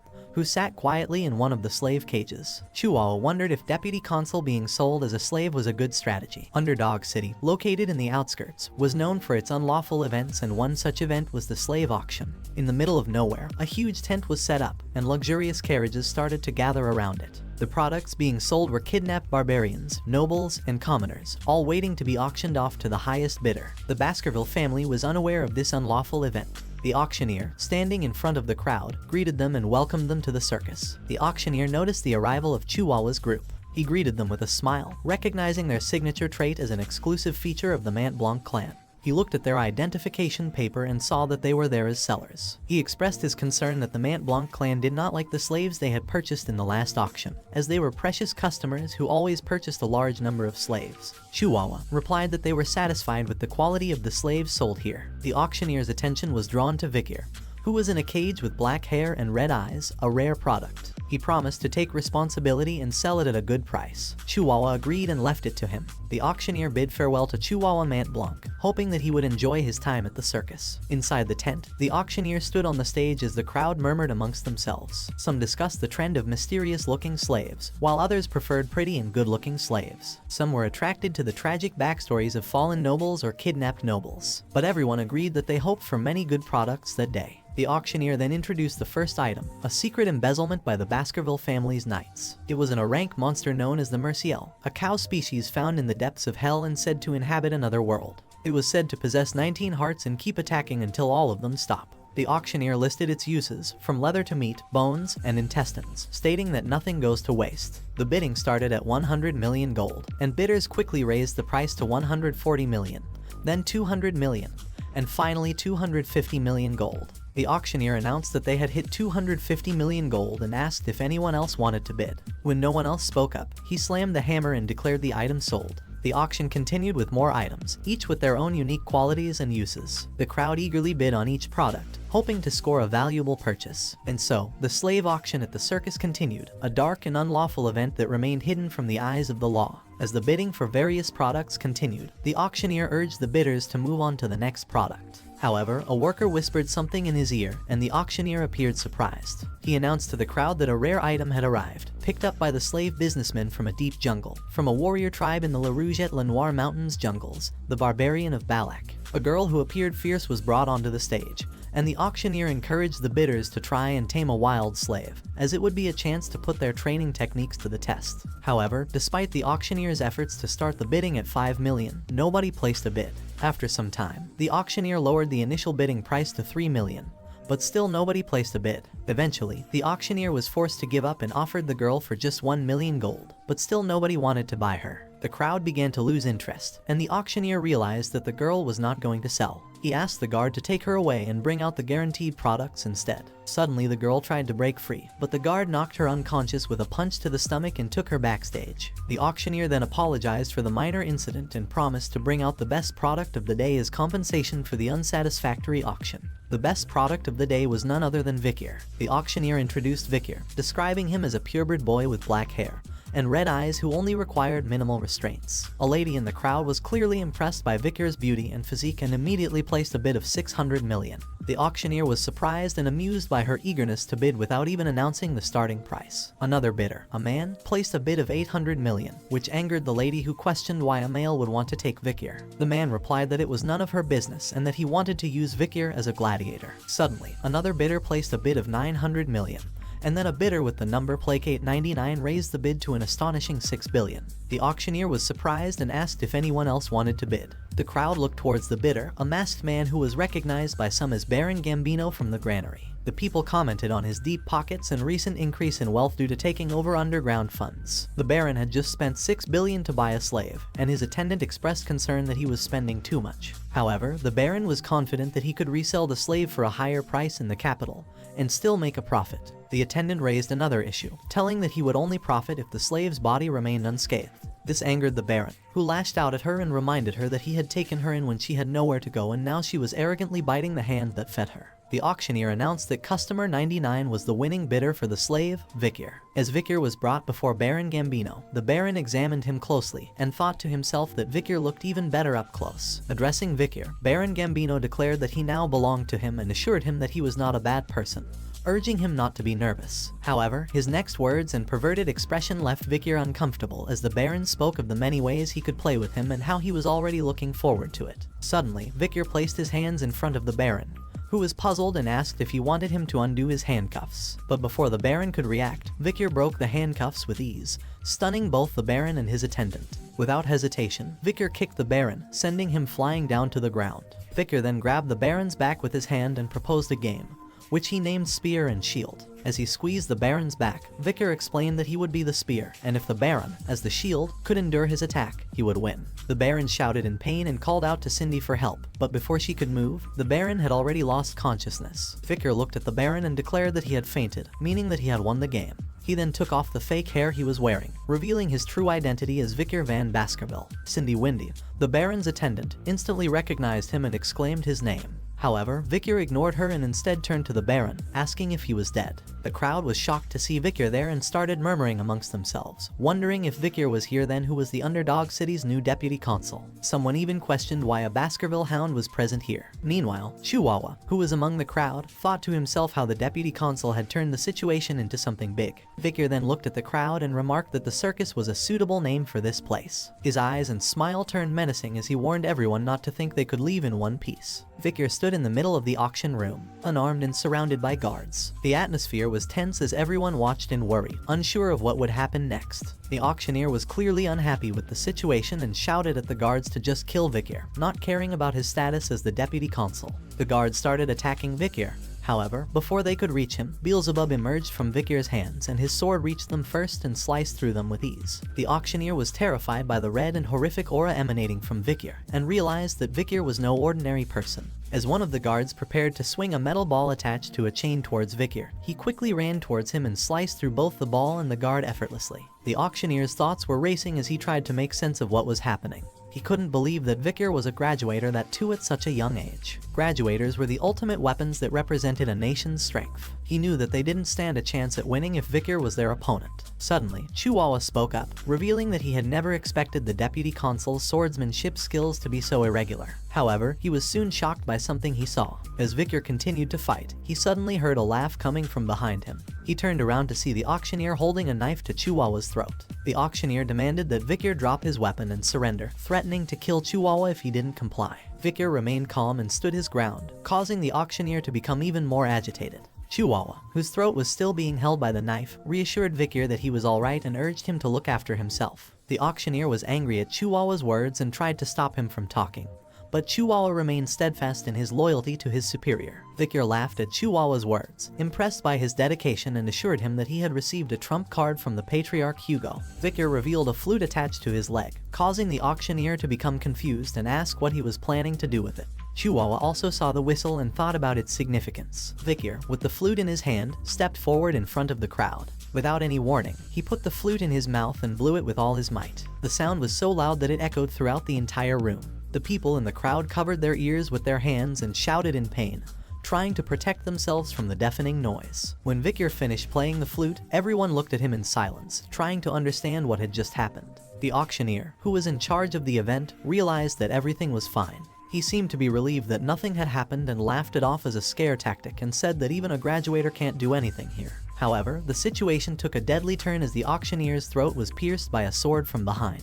And before the auctioneer could even realize what was happening, his head was sliced off. The killer stood there wearing a hood. As the hooded figure stood beside Chihuahua, Chihuahua watched the dead auctioneer in shock. One of the guards present tried to attack the hooded figure, asking who he was. But the hooded figure effortlessly flicked his sword and the attack was covered in a dense red aura, which shredded the guard into pieces. As the other guards watched in horror, Vikir had a smirk on his face, seemingly pleased with the chaos unfolding around him. Suddenly, more people wearing hoods appeared at the location, and there were a lot of them. Each of them emitted a powerful aura, and the cold look in their eyes could pierce someone's soul. One of the guards tried to guess who they were, but he could barely get the words out of his mouth due to fear. Another guard prayed, hoping that they weren't who he thought they were. Cindy Windy, who was present there, recognized the teeth symbol on their chests and identified them as the Empire's most brutal Night Order, known as the Annihilation Experts. All 100 knights from the order were graduators, and they were the Baskerville clan's Pitbull Night Order. Just then, one of the Pitbull Knights appeared behind Cindy, ready to draw his sword and cut her down. She was filled with fear, thinking that she couldn't die in a place like this. But suddenly, Vicar appeared in front of her and stopped the knight, commanding him to leave her alive. The knight backed off and knelt down, showing respect to Vicar. Vicar ordered the knight to rip the rest of them to shreds and kill them, but he told the knight not to kill those who were lying down obediently. However, if they moved even a little, he ordered the knight to kill them relentlessly. The knight disappeared, saying that he heard and obeyed. Vicar was relieved that he was able to take the pit bulls without any trouble, knowing that Hugo was very sensitive about military power. The chance to order the Pitbull Order was the reward that Vicar had asked for before leaving for Underdog City. The cries of people being cut down by the Pitbull Order could be heard throughout the area. One guy, lying on the ground in fear, thought to himself that he should just stay down and run away when things quietened down. However, a Pitbull Knight suddenly appeared in front of him, causing him to squeal in terror. He begged the knight, saying that he would obediently wear the cuffs. The Pitbull Knight responded by saying that they don't carry things like cuffs around. The guy was confused and asked what would happen to him then. Suddenly, the Pitbull Knight sliced off his legs, causing him to scream in pain. The knight coldly stated that those who were going to be executed didn't need their legs. A man with a cigar in his mouth stood beside Vicar. He was the commander of the Pitbull Knights, Bastontrier Le Baskerville. He asked Vicar how he felt about using the Pitbull Knights and if he was satisfied with their performance. Vicar replied that he was satisfied, and Bastontrier offered to help him with anything else he needed. Bastontrier took a good look at Vicar and thought to himself that he understood why Brother Hugo was so interested in him. He was already fierce and cruel at the young age of 15. Bastontrier placed his hand on Vicar's head and invited him to come to the Pitbull Knights later, promising to raise him properly. Vicar hesitated and said he would think about it. As he started to leave, he mentioned an urgent matter that he needed to attend to. Bastontrier watched Vicar leave and couldn't help but feel ignored. He thought to himself that he wanted Vicar even more now. As Vicar left, he thought to himself that Bastontrier was burdensome. Vicar stepped into the dimly lit storeroom, his eyes scanning and searching for something as he muttered to himself. He was sure that what he was looking for was around here. As he looked around, his gaze fell upon a large safe in the corner of the room. He wondered if this was the safe where the noble's payment was stored. He thought about giving all this money to City Hall for taxation, but quickly pushed those thoughts aside, realizing that they weren't important at the moment. Turning away from the safe, he noticed a cage nearby that was covered with a cloth. His expression turned to one of determination as he muttered to himself that the reason he came to the storeroom wasn't for money but something else. With a sense of purpose, Vicar walked over to the cage and removed the cloth covering it, revealing a battered and bruised girl lying inside crying out in pain, as tears silently streamed down her cheeks. Vicar gazed at the girl who lay in the cage, tears streaming down her face. From the bruises and injury marks on her body, it was apparent that she had been tormented before being brought here. With a disapproving click of his tongue, Vicar took out a potion from his pack and said that the girl was fortunate enough to receive it. It was a potion he had obtained from the Night Order, which they had given him out of the goodness of his heart. Vicar then poured the potion into the barbarian girl's mouth, and its effects could be seen immediately as the bruises and injury marks on her body began to heal visibly, right before his eyes. Suddenly, the girl's eyes fluttered open, but she recoiled in fear when she saw Vicar standing before her. Perplexed, Vicar asked why she was so surprised, but the girl just looked at him questioningly. Without a word, Vicar rose to his feet and unlocked the cage door. In the barbarian language, he ordered the girl to go. The girl appeared to understand what Vicar was trying to convey, but still looked at him with confusion. Vicar thought about how he had learned some of the basics of the barbarian language during his fights against them before his regression. Pointing towards the exit, Vicar spoke again in the barbarian language, this time instructing the girl to run away. In response, the girl spoke something in her native tongue, but Vicar was unable to comprehend it. He admitted to the girl that he wasn't very fluent in the barbarian language. Just before departing, the barbarian girl looked back and said something to Vicar in her native language, and even though he couldn't understand her words, Vicar concluded that she was probably thanking him. Vicar then took out another cloth revealing the reason he had come to the storage area. As Vicar stood with the cloth in his hand, he looked at what he had been searching for, Merciel's corpse. He approached the corpse and examined it closely, relieved to find that it was still intact. Suddenly, Vicar's hand began to emit a red aura, and Beelzebub emerged from it. With a grin on his face, Vicar told Beelzebub that it had been a while since Beelzebub had feasted on an Arank monster,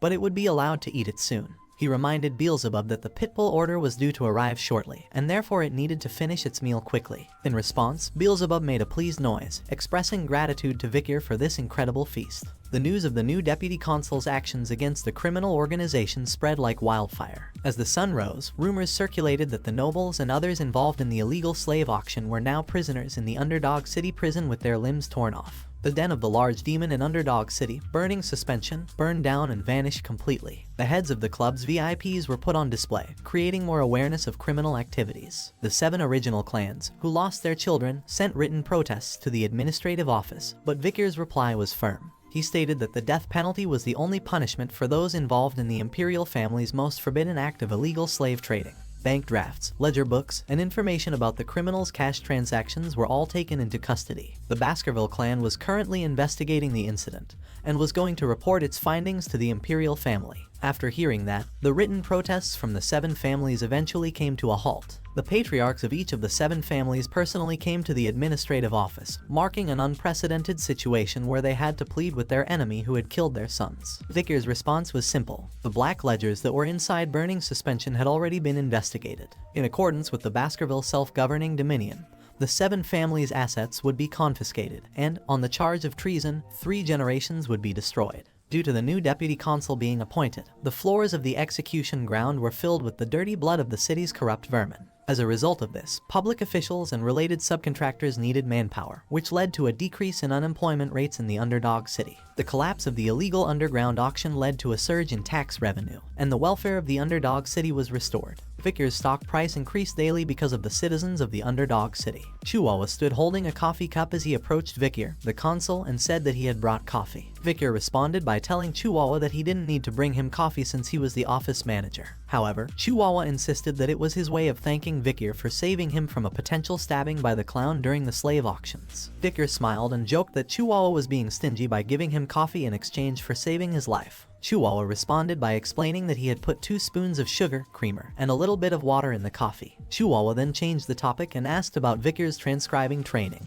Vicker handed over a paper sheet and asked Chihuahua to take a look at it for him. Chihuahua was surprised at how good Vicker's writing was despite not having learned how to write for very long. Vicker humbly stated that he still had a lot to learn and praised Chihuahua's abilities as the office manager. Chihuahua thought to himself that Vicker was an amazing person, having the ability to create new laws and comprehend knowledge of the law. He believed that if the deputy consul stayed in the city, Underdog City would be able to develop even more. In the middle of the night, the sky was filled with clouds, and some moonlight rays escaped and fell into a prison cell. Vicker was standing in the cell, facing a prisoner who was none other than Cindy Windy, Baron Gambino's attendant whom Vicker had saved previously in the slave auctions. Cindy Windy had handcuffs on her hands and a blindfold covering her eyes. Vicker apologized for not being able to visit her sooner, and explained that he had been busy with other matters. He asked her a question to confirm that her name was Cindy Windy Senrose, but she didn't answer his question and instead asked why he had let her live. Vicker removed the blindfold covering her eyes and replied that reason he had saved her was that he had some questions he wanted to ask her. Cindy Windy looked at him with disdain and questioned if that was the only reason he kept her alive. Vicker didn't answer the question and turned around and said that after investigating, he had discovered that the reason Baron Gambino, who was just an ordinary homosexual, was able to increase his power so quickly, and the reason was due to Cindy Windy's abilities to earn money. He added that if she had been able to grow her talent in a place other than an underworld family, she would have been able to become a great merchant or banker. Vicker then placed a chair in front of Cindy and sat down on it. He made her an offer, promising to let her go if she answered his questions but warning of consequences if she refused. Cindy bit her lips in anger but eventually agreed to answer if she could. Vicker looked at Cindy and asked about his performance as a law enforcer. Cindy responded with a mocking smile, saying that a reputable magistrate has graced the city with his presence. Vicker was not satisfied with her response and expressed his concern that he cannot uphold his promise if she doesn't take him seriously. Cindy sighed in annoyance and finally gave in, admitting that she thinks he was doing well. Vicker gazed at Cindy with a cold, calculating look in his eyes. Suddenly, his expression changed and a grin spread across his face. He rose from his chair and strode towards Cindy, grabbing her chin and bringing his face closer to hers. With a deep voice, he asked her why she thought he was doing well as a law enforcer. Cindy's face was covered in cold sweat as she looked at Vicker's red eyes. Vicker released her chin and walked towards a nearby chair. He turned to Cindy and asked her to speak her mind. Cindy gritted her teeth in anger and began to explain her perspective. She reminded Victor that, as a consul, the concept of virtue had always been considered one of the most important factors. While Victor's laws might take care of street criminals and raise his own dignity, they would ultimately result in the deaths and suffering of many citizens. In the long term, such laws would only fuel hatred and rage among the people. Cindy then looked directly at Victor and warned him that the Baskervilles would not welcome him once he gained more power than the clan leader in Underdog City. Victor concluded from Cindy's explanation that if he continued down this path, he would be hated by the people and become a target of the Baskervilles. He asked for Cindy's advice on what he should do next. Cindy replied that Victor should return all his authority to the Baskerville clan, along with the glory of the events that happened here. She suggested that he give them to the clan leader. In order to avoid further attention, she advised him to go to either the La Rouge et La Noire mountain or the academy in the center of the empire. These were places where people of his age and status were common, allowing him to hide his powers and wash his identity. Cindy assured Victor that when the time comes, the Baskerville clan leader would be the one who suffers in his stead. After hearing Cindy's advice, Victor remained silent for a few moments. Suddenly, Cindy felt a surge of bloodlust, and she shuddered at the feeling. Victor's voice broke the silence as he expressed his understanding of Cindy's suggestion, remarking that it was like asking a hunting dog to bite off its own owner's neck. He looked at Cindy with a great amount of bloodlust and killing intent, waiting for her response. However, Cindy did not show any fear. Instead, she looked at Victor with a calm gaze and replied that it was the only way for him to avoid the Baskervilles' hatred. Victor smiled faintly and said he would keep her advice in mind. He added that Cindy's ideas were almost identical to his. Then, Victor surprised Cindy by opening her handcuffs and freeing her. Cindy asked him if he was really letting her go, to which Victor replied that he always kept his promises. Cindy walked past Victor and expressed her hope that he would never come to regret what had happened today. However, before she could leave, Victor asked her if she knew of a clan called the Messimaginero. Victor continued to narrate a story about the Messimaginero clan. He explained that there were more than just the well-known 7 clans among the founding clans of the Underdog City. The Messimaginero clan was a prosperous merchant clan and was the 8th clan. However, their prosperity came to an end due to an unfortunate event. During a birthday celebration, the youngest son of the Messimaginero clan showed off his newly learned sword skills, and the people of Baskerville couldn't believe what they saw. The sword technique that the young child had learned was none other than the secret Baskerville sword techniques, which only members of the family knew. The news soon reached the leader of the Baskerville clan, and they believed that top-secret military information had been leaked. The Baskerville clan released the hunting dogs, causing the Messimaginero clan to go extinct. However, there was someone behind the scenes pulling the strings. The young demons of the 7 clans had stolen the sword techniques from the Baskerville clan and allowed the young child of the Messimaginero clan to learn them. Cindy looked at Victor and forced a smile, asking what the story of the 8th clan had to do with her. Victor didn't answer her question and went on to reveal that there was actually a survivor from the Messimaginero clan massacre. The girl was only 1 year old when she was taken from the devastation and subjected to cruel and unusual torture simply because she was beautiful. The acts they committed were too foul for even Victor to talk about. Cindy couldn't bear it and started to walk away with an angry expression, telling Victor she didn't want to hear his story anymore. But Victor continued, saying that there was more to the story. A new deputy consul was appointed to the city and he managed to bring the old problems to light, punishing the 7 idiots who committed the heinous crime. They were thoroughly tortured and made to admit their crimes before they met their end. In their last moments, they expressed remorse for their actions, and their last words were, "I'm sorry for committing such a heinous crime." Cindy turned back and tears streamed down her face. She asked Victor who the 7 young masters were apologizing. Victor looked at her calmly and replied that they should apologize to the young girl who had used the fake name Cindy Wendy Senrose and was the sole survivor of the Messimaginero clan. With tears still flowing, Cindy asked Victor how she was supposed to believe him, given that he had taken them and tortured them. She questioned how she could trust that they had truly apologized. Victor picked up a fire torch and replied that the easiest way for her to believe him would be to see it with her own eyes. Victor took Cindy to the prison cell where the 7 young masters were held before their deaths, and urged her to take a look. Cindy's eyes widened with surprise as she saw that the prisoners had written an apology with their own blood on the floor. The apologies read, "We were the ones that drove the Messimaginero clan to devastation. Forgive us for our crimes." They asked for forgiveness and were scared beyond imagination,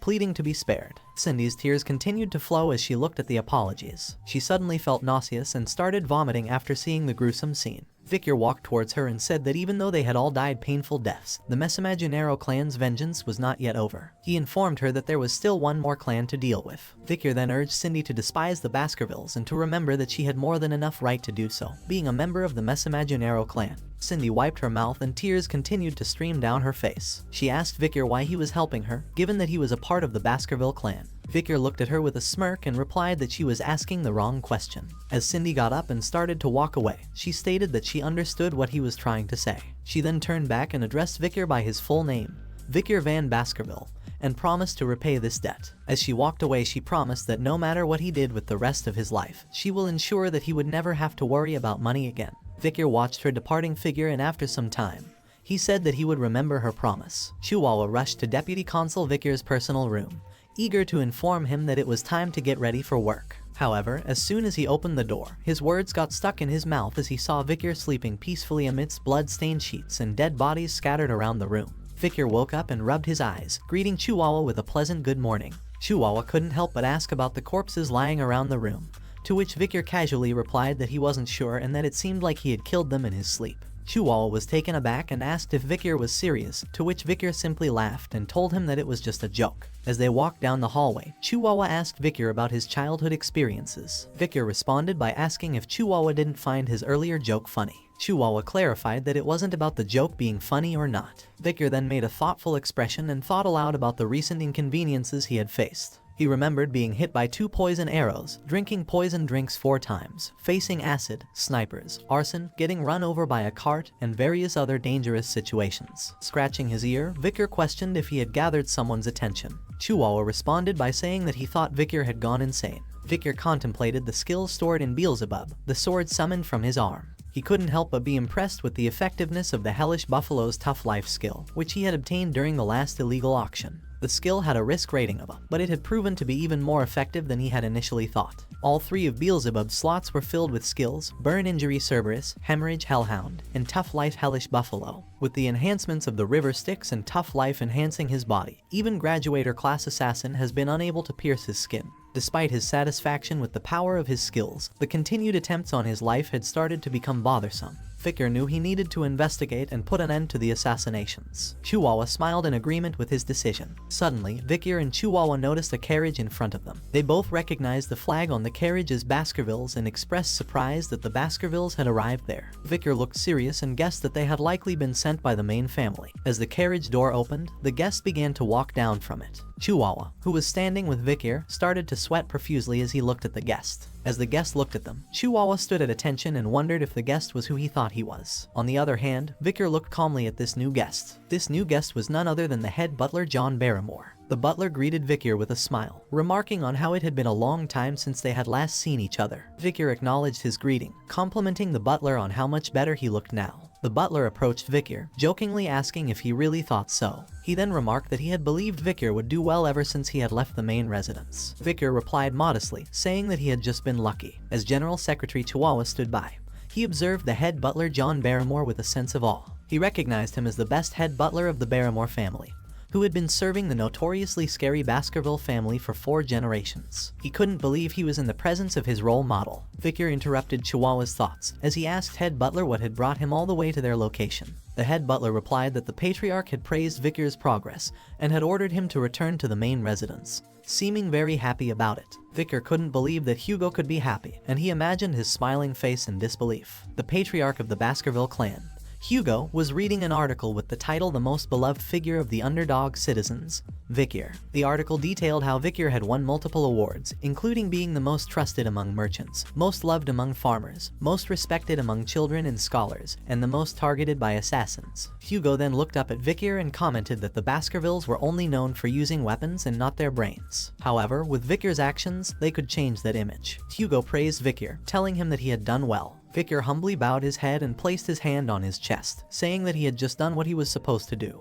However, he couldn't help but wonder if the face Hugo was making was supposed to be a happy face. Hugo declared that one must reward and punish according to the situation. He then announced that Victor would be the one to attend the academy that year. Upon hearing this, Victor remained calm and thought to himself that this was expected. He knew that the academy that he would attend was called Colosseo, which was considered the best academy in the empire. The academy catered to the children of aristocracy and royal families and required students to reside in the dormitories for internal security. Victor saw this as an opportunity to grow stronger while avoiding Hugo's attention. As Hugo continued, he mentioned that he planned to send a few others with Victor but had yet to choose whom. He then asked Vicar if he had any siblings whom he would like to attend with. Vicar replied that he was closest to Highborough, Middleborough, and Lowborough, all of whom he internally thought of as his potential sandbags. Hugo agreed with Vicar's decision and offered to send those 3 with him. Hugo then asked Vicar if he remembered the plan he had thought of when he was 8 years old. Vicar guessed that Hugo was referring to the plan they had come up with during the joint training with the Morgs. Vicar recalled that the plan was to lend the ruby mines to the Morg family and use them to get rid of the barbarians. With a smirk, Hugo confirmed that the plan had worked. Vicar asked him to clarify, to which Hugo explained that the Morgs had suggested a joint raid and they had been very humble about it. Hugo then suggested that Vicar should go on a territory inspection before entering the academy to check whether the laws he had altered were being upheld.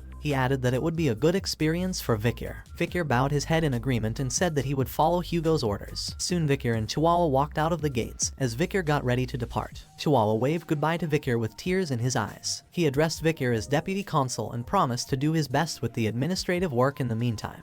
Vicar turned back to look at Chihuahua and thought to himself that he would soon be parting ways with the Secretary General. As Vicar and his group traveled some distance from the city, Vicar suddenly called out, instructing someone to reveal themselves. Dozens of men dressed in black appeared from hiding places behind Vicar's group, including one who emerged right beside Vicar. Vicar apologized for making the man wait, explaining that he wanted the departure to be orderly. The man removed his head cover, revealing himself to be from the Pitbull Order, and his name was Staffordshire Baskerville. He assured Vicar that they would safely transport him to the Morg's juvenile fortress. Vicar asked about his uncle Bostontrier, and learned that he was doing well, but had become adamant about admitting Vicar into the Pitbull Order following the slave auction incident. However, Vicar internally admitted that his uncle made him feel uncomfortable. Vicar and Staffordshire arrived at an area with hills where they saw farmers working in the fields. Vicar asked if this was the region that they had lent to the Morgs, and observed that it didn't seem like anyone was breaking any laws. Staffordshire replied that the envoy team was supposedly sent for territory inspection, but Vicar knew that their real mission was to get rid of the barbarians. Staffordshire informed Vicar that the Morg family had formed a large group consisting of 3 delegates, 30 lower house parliament members, and about 100 mages who weren't legislative members. Vicar noted that the Morgs seemed to be taking the matter seriously. However, he thought to himself that the Baskervilles had only brought a dozen knights, and himself, a member of the lower house parliament, while the elites were on standby on the other side of the mountain range. He remembered Hugo's advice that it wouldn't be a bad idea to look into the barbarians' lifestyle. As Vicar and Staffordshire continued on their path, they soon spotted a fortress in the distance. Surrounding the fortress were many dead trees, and skeletons hung from their branches. Vicar explained to Staffordshire that a mage must have done this, and this must be a message to the barbarians from the Morgs. Staffordshire remarked that it was a scary warning, while Vicar found himself reminiscing about Camus Morg.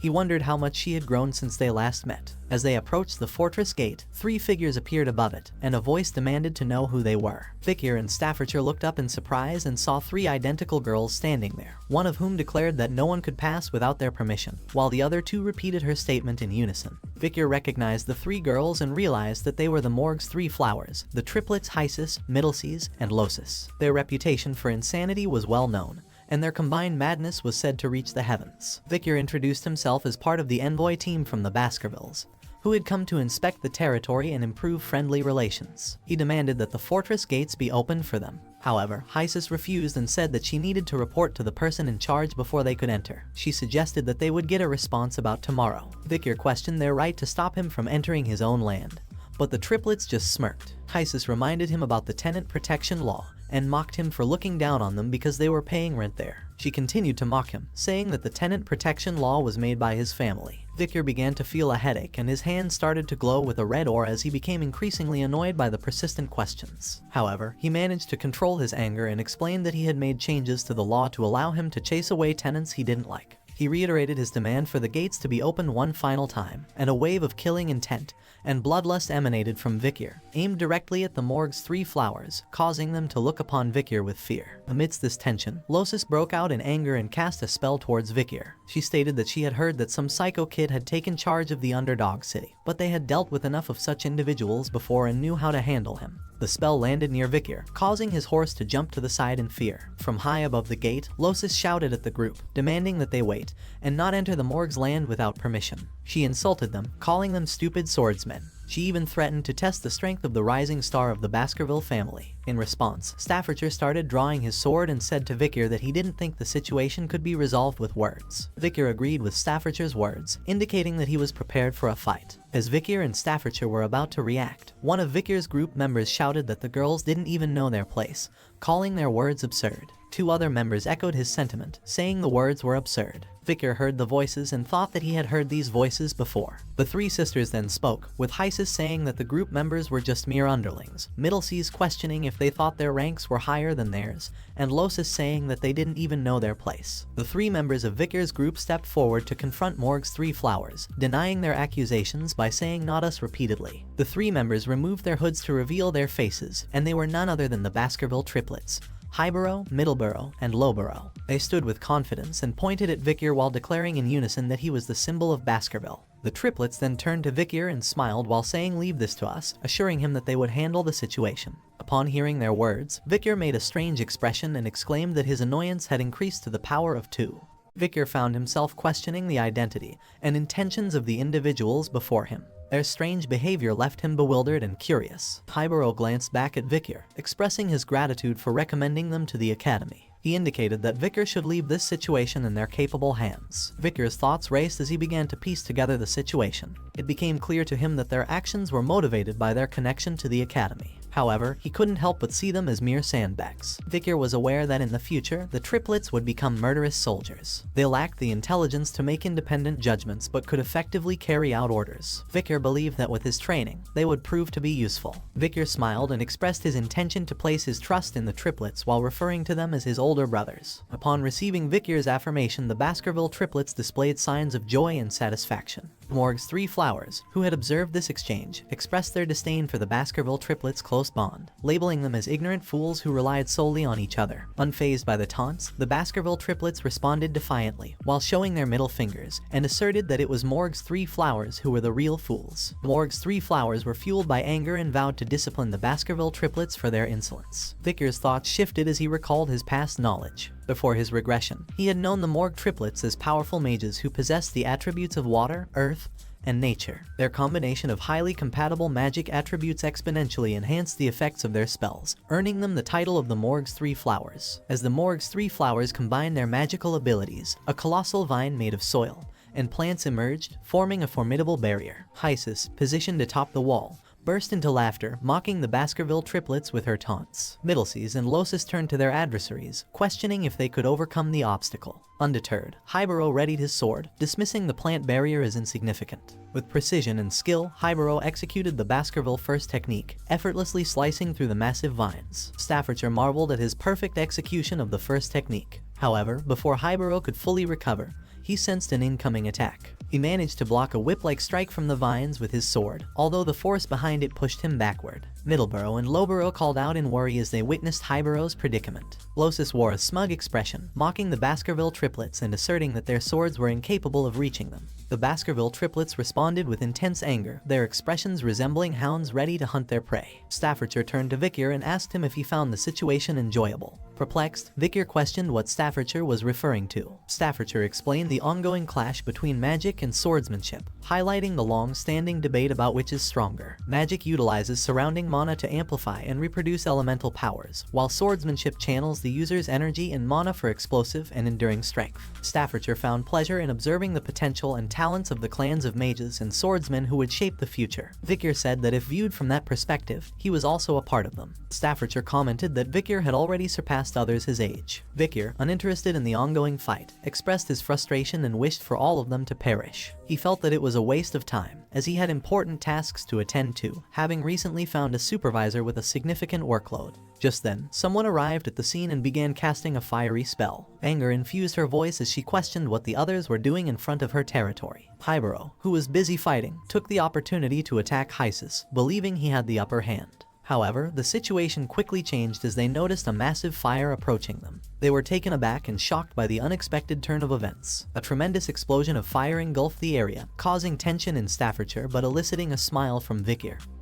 who wondered if everyone had perished. To Vickers' annoyance, he realized that the Baskerville triplets had survived the attack. He looked at them with a displeased expression, uttering a disapproving sound. Hibaro, in a state of shock, questioned the sudden appearance of fire magic. Middleborough shouted at the figures behind the smoke wall, expressing frustration at the near-death experience they had just encountered. Behind the dissipating smoke, the three flowers of the Morg clan were in tears. Middleseas, still shaken from the near-death experience, expressed her relief at having survived. Hysis chimed in, acknowledging that if she had dodged the attack even slightly later, she might not have been so fortunate. Losis, scared and seeking comfort, voiced her fears to her older sisters. The person responsible for the powerful fire spell questioned the situation and asked what was going on here. Vicar looked up at the figure who had unleashed the attack. It was Camus Morg, standing atop the castle gate wall with flames still burning in her hands. Camus looked down and declared her inability to forgive anyone who caused trouble within her managed territory. As she landed in front of Morg's three flowers, Middleseas tried to explain that their intention was to stop the invader, while Losis added that the fight had been initiated by the other party. Camus cast a cold gaze upon them and questioned their informal way of addressing her as Camus, emphasizing her position as the vice head of the fortress. Middleseas couldn't help but shudder in fear, denying any disrespect and quickly correcting herself, addressing Camus with the appropriate honorific. Camus then pointed towards the treetops where dead skeletons hung, warning them to be cautious if they wished to avoid a similar fate. Middleseas let out a frightened cry and apologized for their actions. Camus noticed Vicar, and her eyes widened in shock. She approached him and remarked that it had been a long time since they had seen each other, recalling that it had been 7 years. Vicar smiled and acknowledged that it had been a while, and he greeted her as Camus Morg. Vicar wondered if Camus's more mature appearance was the reason for her increased attractiveness. He pondered the beauty of Camus Morg, who had captivated the hearts of many men in high society. In his previous life, there had been scandals and rumors surrounding her, as she allured even married men. However, he found it strange that there were no such rumors in this lifetime. Nevertheless, he brushed off those thoughts. Vicar straightforwardly requested Camus to open the door, stating that words wouldn't work on the triplets. Camus was taken aback by his blunt words. She looked angry and questioned if that was all he had to say after such a long time. Vicar gazed at her with a look of curiosity and inquired about what he should say instead. Camus's anger flared, and she exclaimed in frustration. Staffordshire observed Camus's escalating anger and wondered if the next fight would be between the superstars of the two clans. Camus pointed her finger at Vicar. Her eyes filled with angry tears, and declared that he scored 0 points. She accused him of having a disrespectful attitude towards his future wife, giving him a score of 0 out of 100. The Morg's three flowers, the Baskerville triplets, Vicar, and Staffordshire all looked at Camus Morg in disbelief. Camus averted her gaze to the side, her face blushing, and muttered a huff. Everyone present was left with the same question in their minds. Whose wife? Vicar and Camus rode their horses together, making their way toward the fortress. Camus remarked that the Baskerville clan seemed to have little knowledge about the barbarians. Vicar confidently replied that they were well aware of the barbarians and fought against them frequently. He claimed that they knew more about the barbarians than Morgs did. Camus questioned why Vicar had sent the idiots then, referring to the Baskerville triplets, whom she considered young and foolish hounds. Vicar explained that it had already been agreed with the Morg clan that the main force would be positioned on the other side of the mountain range. He questioned why Camus was asking when she already knew the arrangement. Camus smiled and remarked that she believed Vicar might not be well informed about barbarians. Vicar retorted, asserting that as the person in charge of the delegation, he naturally possessed extensive knowledge. Camus said that despite being someone whom the clan might have wanted to discard, he seemed to be quite trusted within the clan. The topic shifted to which of the barbaric tribes was the most annoying. Vicar looked at Camus and thought to himself that she kept asking questions. He then mentioned the warrior tribe called Balak and the sorcerer tribe known as Rococo. He emphasized the exceptional archery skills of the Balaks, which surpassed those of the Empire. He also mentioned that this information was not widely known. Camus acknowledged Vicar's knowledge about the ecology of the barbaric tribes and awarded him 8 points out of 100 in her own unique scoring system. Confused, Vicar questioned the purpose of the points. Camus simply replied that it was because he had answered well. Vicar looked at her with a hint of curiosity. Camus continued her evaluation of Vicar, expressing her dislike for intelligent men and stating that she found men more interesting when they were a little foolish. Firstly, Camus turned her attention to horseback riding, remarking that Vicar's choice of a large horse was ill-suited for his shorter stature. She considered this a flaw and decided to deduct 6 points. Continuing her evaluation, she moved on to fashion and expressed her disappointment with Vicar's lackluster clothing choices, assigning him a mere 4 points in this category. When she noticed that Vicar was ignoring her, she gave him just 1 point for his mannerisms. Camus then smiled and awarded his face 99 points. However, due to his poor control over his facial expressions, she deducted 1 point. Vicar, growing frustrated, told Camus to stop the useless evaluation. Camus questioned why it was useless, asserting that she needed to be stern with her future husband. Vikir, perplexed, asked why he was considered her future husband. Camus reminded him of a test he had passed previously, which was conducted by her uncle. Vikir realized she was referring to an incident that happened 7 years ago when he had dueled Camus' uncle to test his abilities as a potential husband. Camus became angry, expressing her dissatisfaction with her uncle's decision and how it had obstructed her path to marriage. She reluctantly acknowledged the promise that had been made and decided to follow through with it, although she resented the situation.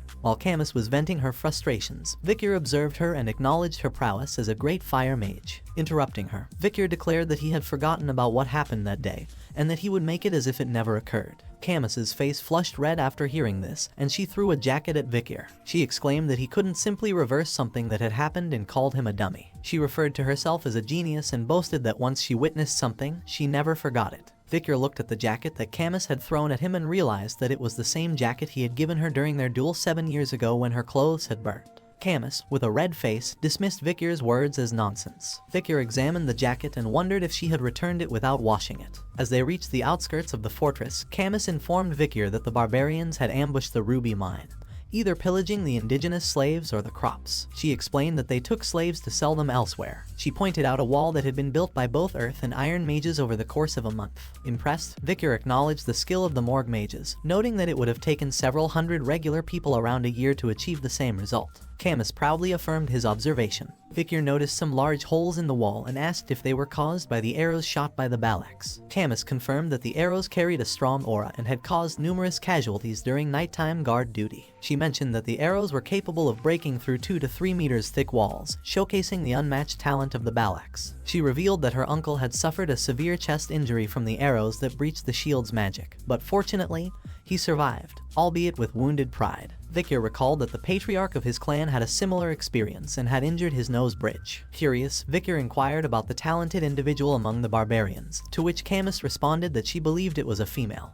Due to their black painted faces, it was challenging to discern their physical traits. Vikir and Camus turned around as a mage approached them, addressing Camus as the vice head of the fortress. The mage reported that a recon member of the barbarians had been captured and urged them to come quickly. Curious and concerned, Camus and Vikir followed the mage to a tent where the captive barbarian was being held. Vikir observed the barbarian and identified him as a member of the Rococo sorcerer tribe. Camus inquired if any information had been extracted from him. The mage informed them that the barbarian remained uncooperative and resistant to psychic magic due to his strong sorcery, making it impossible to read his mind. Camus then questioned the barbarian about the recent ambush on the Morg clan's fortress and asked him if he remembered how many people they had kidnapped. When the barbarian remained silent, she further added that among the victims, there was a daughter of the Morgs. Her name was Rose, and she was Camus' 6th cousin. She asked the barbarian what had been done to her. The barbarian responded with a smile and spoke something in his native barbarian language. Camus turned to the mage and requested a translation, asking about the whereabouts of the barbarian who rebelled.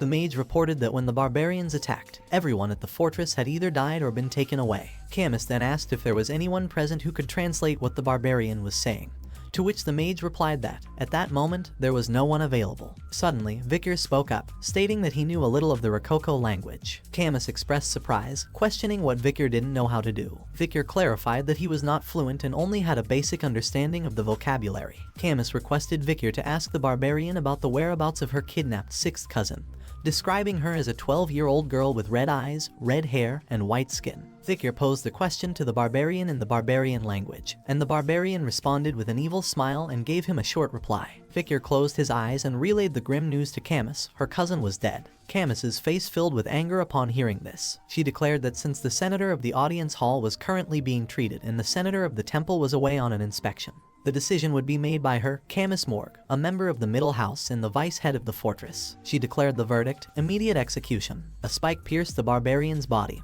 and soon he was consumed by fire. As the barbarian burned, he uttered something, but Camus dismissed his words, saying that after the war, the language he spoke would only be used in hell. The barbarian's companion watched in horror as he met his fiery demise. Camus, still filled with anger, turned around and urged Vikir to follow her. Vikir silently observed her departing figure. As Vikir exited the tent, he was greeted by the sight of Camus crying out loud. He walked towards her, recognizing that despite her tough exterior, she was still only 15 years old. Vikir asked her about her close relationship with her cousin, and Camus confirmed that they were indeed very close. She described her cousin as a pure child who didn't fit into the cold-hearted Morg clan. Vikir tried to console her, saying that he believed her cousin had left this world comfortably. However, Camus looked at him and expressed her doubts, stating that she was a genius and understood a little of what was said. She asked him to tell her honestly if what she heard was true. Victor felt tense and wondered if she had understood the barbarian's words correctly. What the barbarian had said previously was, "We ate her." Tears once again flooded Camus's eyes, and she fell to her knees, apologizing for not being able to protect her younger cousin. Victor witnessed her anguish and initially extended his hand to comfort her. However, he hesitated and retracted his hand back. Camus's cries filled the air, leaving Victor standing there, pondering the situation. After some time, Camus managed to stop crying and wipe the tears from her eyes. She expressed that it wasn't a bad thing, stating that if someone had shown half-hearted sympathy, she would have killed them. Looking at Victor, she declared that it was not the time to mourn and that she needed to quickly regain her composure and seek revenge. Victor observed her strength and determination, acknowledging that heroines were indeed different. He extended his hand toward Camus, agreeing with her sentiment. However, before she could take his hand, a loud voice sounded, resembling a bell-like sound. Victor questioned the source of the sound, and Camus stood up, explaining that it was the signal that notified them of a barbarian attack. Victor remarked that her time for revenge had come rather quickly. Somewhere outside the fortress, a group of barbarian girls sat on white wolves, armed with arrows and bows in their hands. Their leader prepared an arrow and shot it toward the guards standing on the fortress walls. Caught off guard, the guards were unable to react in time, and the arrow caused a devastating explosion in their vicinity. The barbarian girl then ordered her companions to begin attacking. The barbarian, along with her wolves, engaged in a fierce battle against the soldiers of the Morg clan. The wolves attacked with ferocity, while the barbarians slashed at their enemies. They used ropes to tie the soldiers' necks, incapacitating them. Just as the chaotic scene unfolded, Victor arrived and witnessed the gruesome sight. He wondered if he had arrived too quickly, observing the intense fight between the Morg soldiers and the barbarians. Suddenly, a rope flew toward him and wrapped tightly around his neck. Victor looked ahead with a questioning gaze and realized that two barbarian girls had skillfully used ropes to secure it around his neck. They spoke in their native language, mentioning something about catching a good one and the hunt for husbands going well. Victor realized their intention and thought to himself about the barbarians hunting for husbands. He deduced that they were capturing people to become suitors, aiming to breed a superior race for their tribe. Swiftly, Victor caught hold of the rope and swung it, causing the girls who held the leash to be flung into the air. Victor simply said that he couldn't be their husband and that he might already be engaged.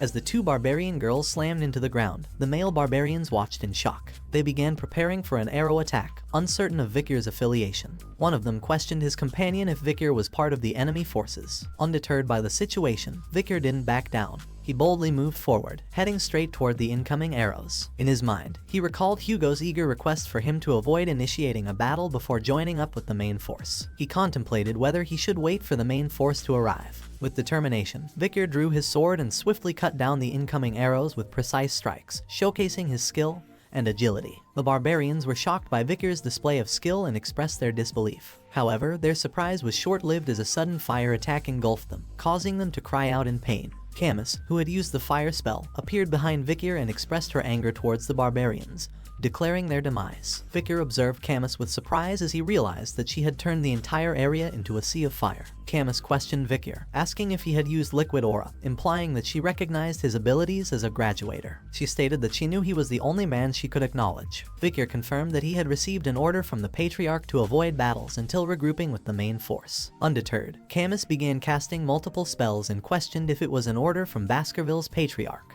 She then asserted that a Baskerville should refrain from intervening, as she intended to eliminate all the barbarians. Camus unleashed a series of powerful attacks, burning a vast area in front of them. Victor looked in shock and recognized the spell as burn. He also noticed that she was employing a quadra casting technique for burning spells, and he observed an increase in the lethality of her attacks. Camus, driven by the desire to avenge her younger cousin, continued to cast spells, determined to carry out her revenge. Suddenly, a barbarian used a dart blower and blew a needle that landed on Camus' neck. She felt the sting and realized she had been poisoned. Camus noticed a barbarian sitting on a wolf's back who had attacked her. She fell to the ground, unable to move due to the numbing poison. Victor observed her condition and thought to himself that she was quite a handful. The barbarian then threw a rope toward Camus, but Victor swiftly caught it before it could reach her. Camus acknowledged his catch and complimented him. Victor looked at her and suggested that it would be better for them to retreat. Camus questioned what would happen to the farmlands and the captives. Victor replied that it would be wiser to avoid engaging in battles until the main force from Baskerville arrived. Camus, determined to avenge her cousin who had been taken away by the barbarians, refused to retreat. Victor looked at her and urged her to make a rational decision. However, in the next moment, Victor sensed an arrow attack approaching from behind his head. With quick reflexes, he managed to dodge the arrow just in time. Vikir observed the barbarian girl who had launched the arrow and wondered if this was the destructive power Camus had mentioned earlier. However, while lost in his thoughts, a barbarian arrived behind him and swiftly took Camus away. In desperation, Camus called out Vikir's name, desperately seeking his help.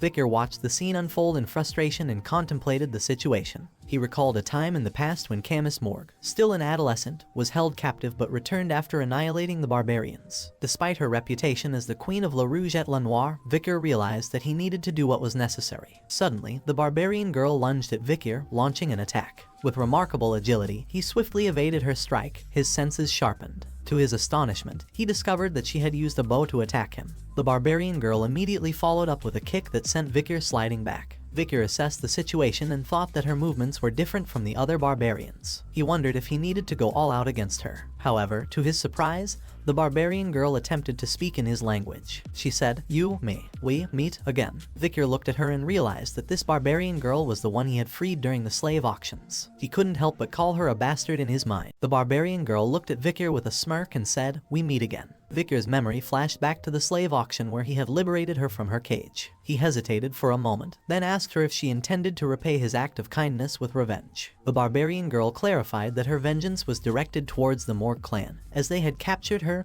and enslaved her. She emphasized that Morgue clan had no direct connection to Vikir. She mounted her wolf and declared that she would repay what she had received. She declared her intention to exact revenge and take Camus, the next leader of the Morgue clan, as payment for what she had endured. If Vikir desired to rescue his girl, he was to follow them. Vikir considered whether he needed to reveal his power in this situation. Just then, Camus' uncle, Adolf, arrived and called out to Camus. Vikir looked at Adolf Morgue and wondered if he had come after learning about the ambush. Adolf immediately began casting a spell and called the barbarians bastard. Adolf launched the spell, causing the ground to break, and demanded the barbarians to return his niece. But the barbarians swiftly maneuvered over the surface with the aid of their wolves. They deftly leaped between the shattered rocks and managed to escape. Adolf witnessed this with frustration and uttered his displeasure. Vikir thought about Balak and how the ambush had concluded merely 3 minutes after the warning bell had rung. The situation had escalated due to Camus' carelessness and lack of practical experience overlapping with it. Vikir then noticed a mage who informed Adolf that they believed the barbarians had fled to the restricted area of La Rouge et La Noire mountain. Adolf exclaimed angrily upon hearing the news, fully aware of the perils associated with the restricted area. He understood that the restricted area was an uncharted and hazardous place. His mind was concerned about the idea of venturing there at night, knowing well the risks it posed. Despite his niece being captured, Adolf found himself questioning if there was any action he could take in this predicament. Just then, Vikir spoke up, stating that they could still pursue the barbarians. Adolf was taken aback and questioned Vikir's suggestion, as entering the forest at night was considered dangerous. However, before Adolf could inquire further, Vikir interrupted him and confidently stated that he had extensive experience navigating the dense forest since his childhood. Vikir reflected on his past, realizing that before his regression, he had gained valuable knowledge and skills through reconnaissance and subjugation experiences in various dense forests. Adolf grabbed Vikir by the shoulders, eager to confirm his seriousness. He asked if Vikir was truly committed to the task at hand. The mage from the Morgue clan advised Adolf, referring to him as the Grand Senator, that venturing to La Rouge et La Noire mountain would be a suicide mission. However, Adolf disregarded the warning, asserting that those who didn't want to go were free to abstain from the mission and he wouldn't hold it against them later. Adolf looked at Vikir and acknowledged that he already knew the extraordinary nature of this young individual. Reluctantly, he realized that he had no other choice but to rely on Vikir's abilities. Addressing Vikir directly, Adolf entrusted him with the responsibility of saving his niece. The dense forest of the La Rouge et La Noire mountain within the Baskerville territory was described as a treacherous habitat filled with bone-sucking mosquitoes, poisonous thorny vines, silent spiders, and other dangerous creatures. It was known as the life-engulfing forest because a normal person wouldn't be able to survive there for more than an hour. However, Morgue and Baskerville's troops closely followed Vikir through the dangerous forest. Vikir swiftly ran through the forest, impressing Adolf. Unable to contain his curiosity, Adolf asked if all boys from the Baskerville clan were like Vikir. Staffordshire Baskerville stated that not all individuals were like that. However, he acknowledged that young Master Vikir was an exception. As Vikir came across 2 poisonous bees obstructing their path, he effortlessly eliminated them with his remarkable skills. The Baskerville triplets observed Vikir's impressive demonstration of expertise and couldn't help but feel a sense of awe, finding him truly cool. Suddenly, Vicar stopped behind a tree and instructed the group to halt. He noticed some light ahead and informed the group that he believed the barbarians hadn't fled too far. Vicar then shared a rumor he had heard about the Balak hunters scattering dry leaves to listen for the sounds of their pursuers. He emphasized the need for extra caution from that point forward.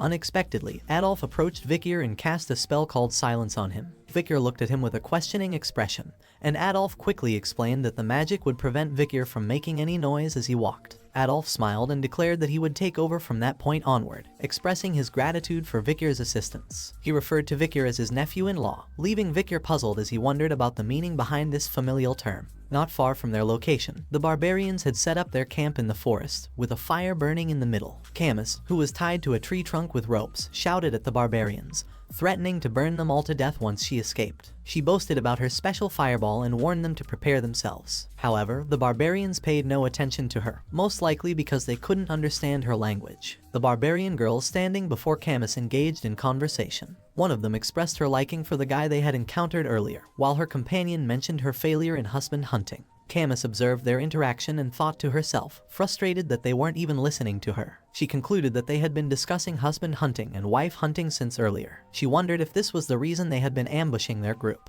Just then, the barbarian male who had captured her approached Camus. He spoke to her in the barbarian language with a smirk, suggesting that since they had captured such an excellent female, all the males within their tribe would desire her. Camus shouted back, calling him a perverted bastard and questioning his intentions. She pleaded for him to kill her instead. The barbarian scratched his ear and remarked that he didn't understand what she was saying. He caught her face by her chin and he claimed that he could tell she was talking back just by looking into her eyes. With an evil expression, he licked the arrowhead in his hand, suggesting that he believed this arrogant slave needed to be disciplined. Just as the argument was about to escalate, the barbarian girl, who had been saved by Vicar from the slave auction, arrived at the scene. She referred to the barbarian male as Ahun and firmly told him to stay away from her slave. Ahun was taken aback and called out to her as Commander Ayan, proudly stating that he was the one who had captured her. But Ayan called his words bullshit and told him to keep his voice down. Ahun tried to defend himself, questioning her defiance and insisting that he had shot a paralyzing arrow and set a trap to capture their target. In response, she pointed out that it was thanks to her intervention that Ahun's life had been saved, as she had stopped the boy who was good with the sword. If it weren't for her intervention, he would have been dead by now. Ahun questioned whether Camus had become the commander's booty, to which Ayan confirmed.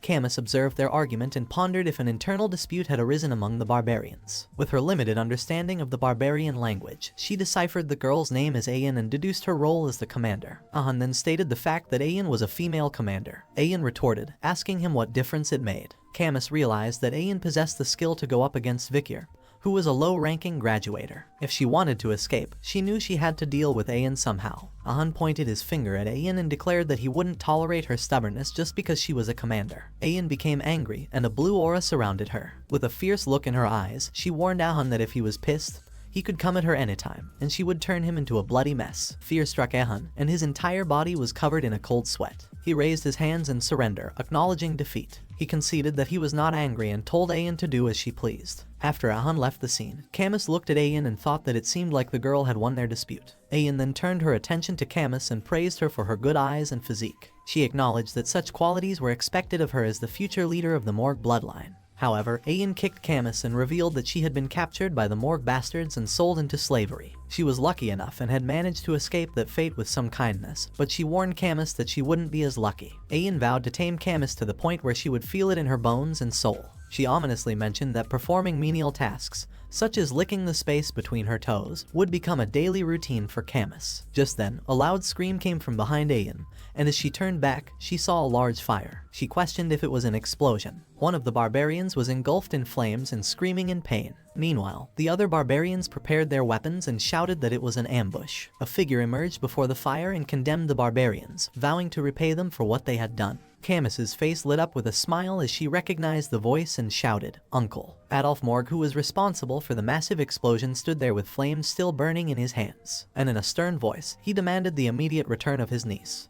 The barbarians were taken aback as the Baskerville and Morg clan members began hunting them down. Vicar, perched on a tree branch, observed the scene and found it strange. He couldn't understand why the Balak hunters, who had ambushed them systematically, were in such disarray. The barbarian girls rode their wolves and expressed their frustration at the chaotic uproar caused by the Baskerville, and more clan members within the forest in the middle of the night. Adolf witnessed the barbarians attempting to flee, and he vehemently declared that they should not be allowed to escape. He insisted on eliminating every single one of them. Camus, who was tied to a tree, smiled at the chaotic scene, feeling satisfied and thinking that the barbarians deserved it. Just then, Camus heard some sounds coming from behind and became shocked. She turned around and saw Vikir. He placed his finger on his mouth, signaling her to be silent, but she couldn't contain her excitement and shouted his name. Vikir quickly cut the ropes that had tied Camus to the tree and offered his support to help her up. Camus was filled with happiness and asked him if he had come to save her. Vikir was slightly annoyed and questioned her lack of understanding of the gesture of silence. As they began to walk away, Ayan suddenly appeared before them. She recognized Vikir's exceptional knife-wielding skills and expressed her anticipation of his arrival. Ayan praised Vikir's strong physique, which allowed him to cover long distances in a short period,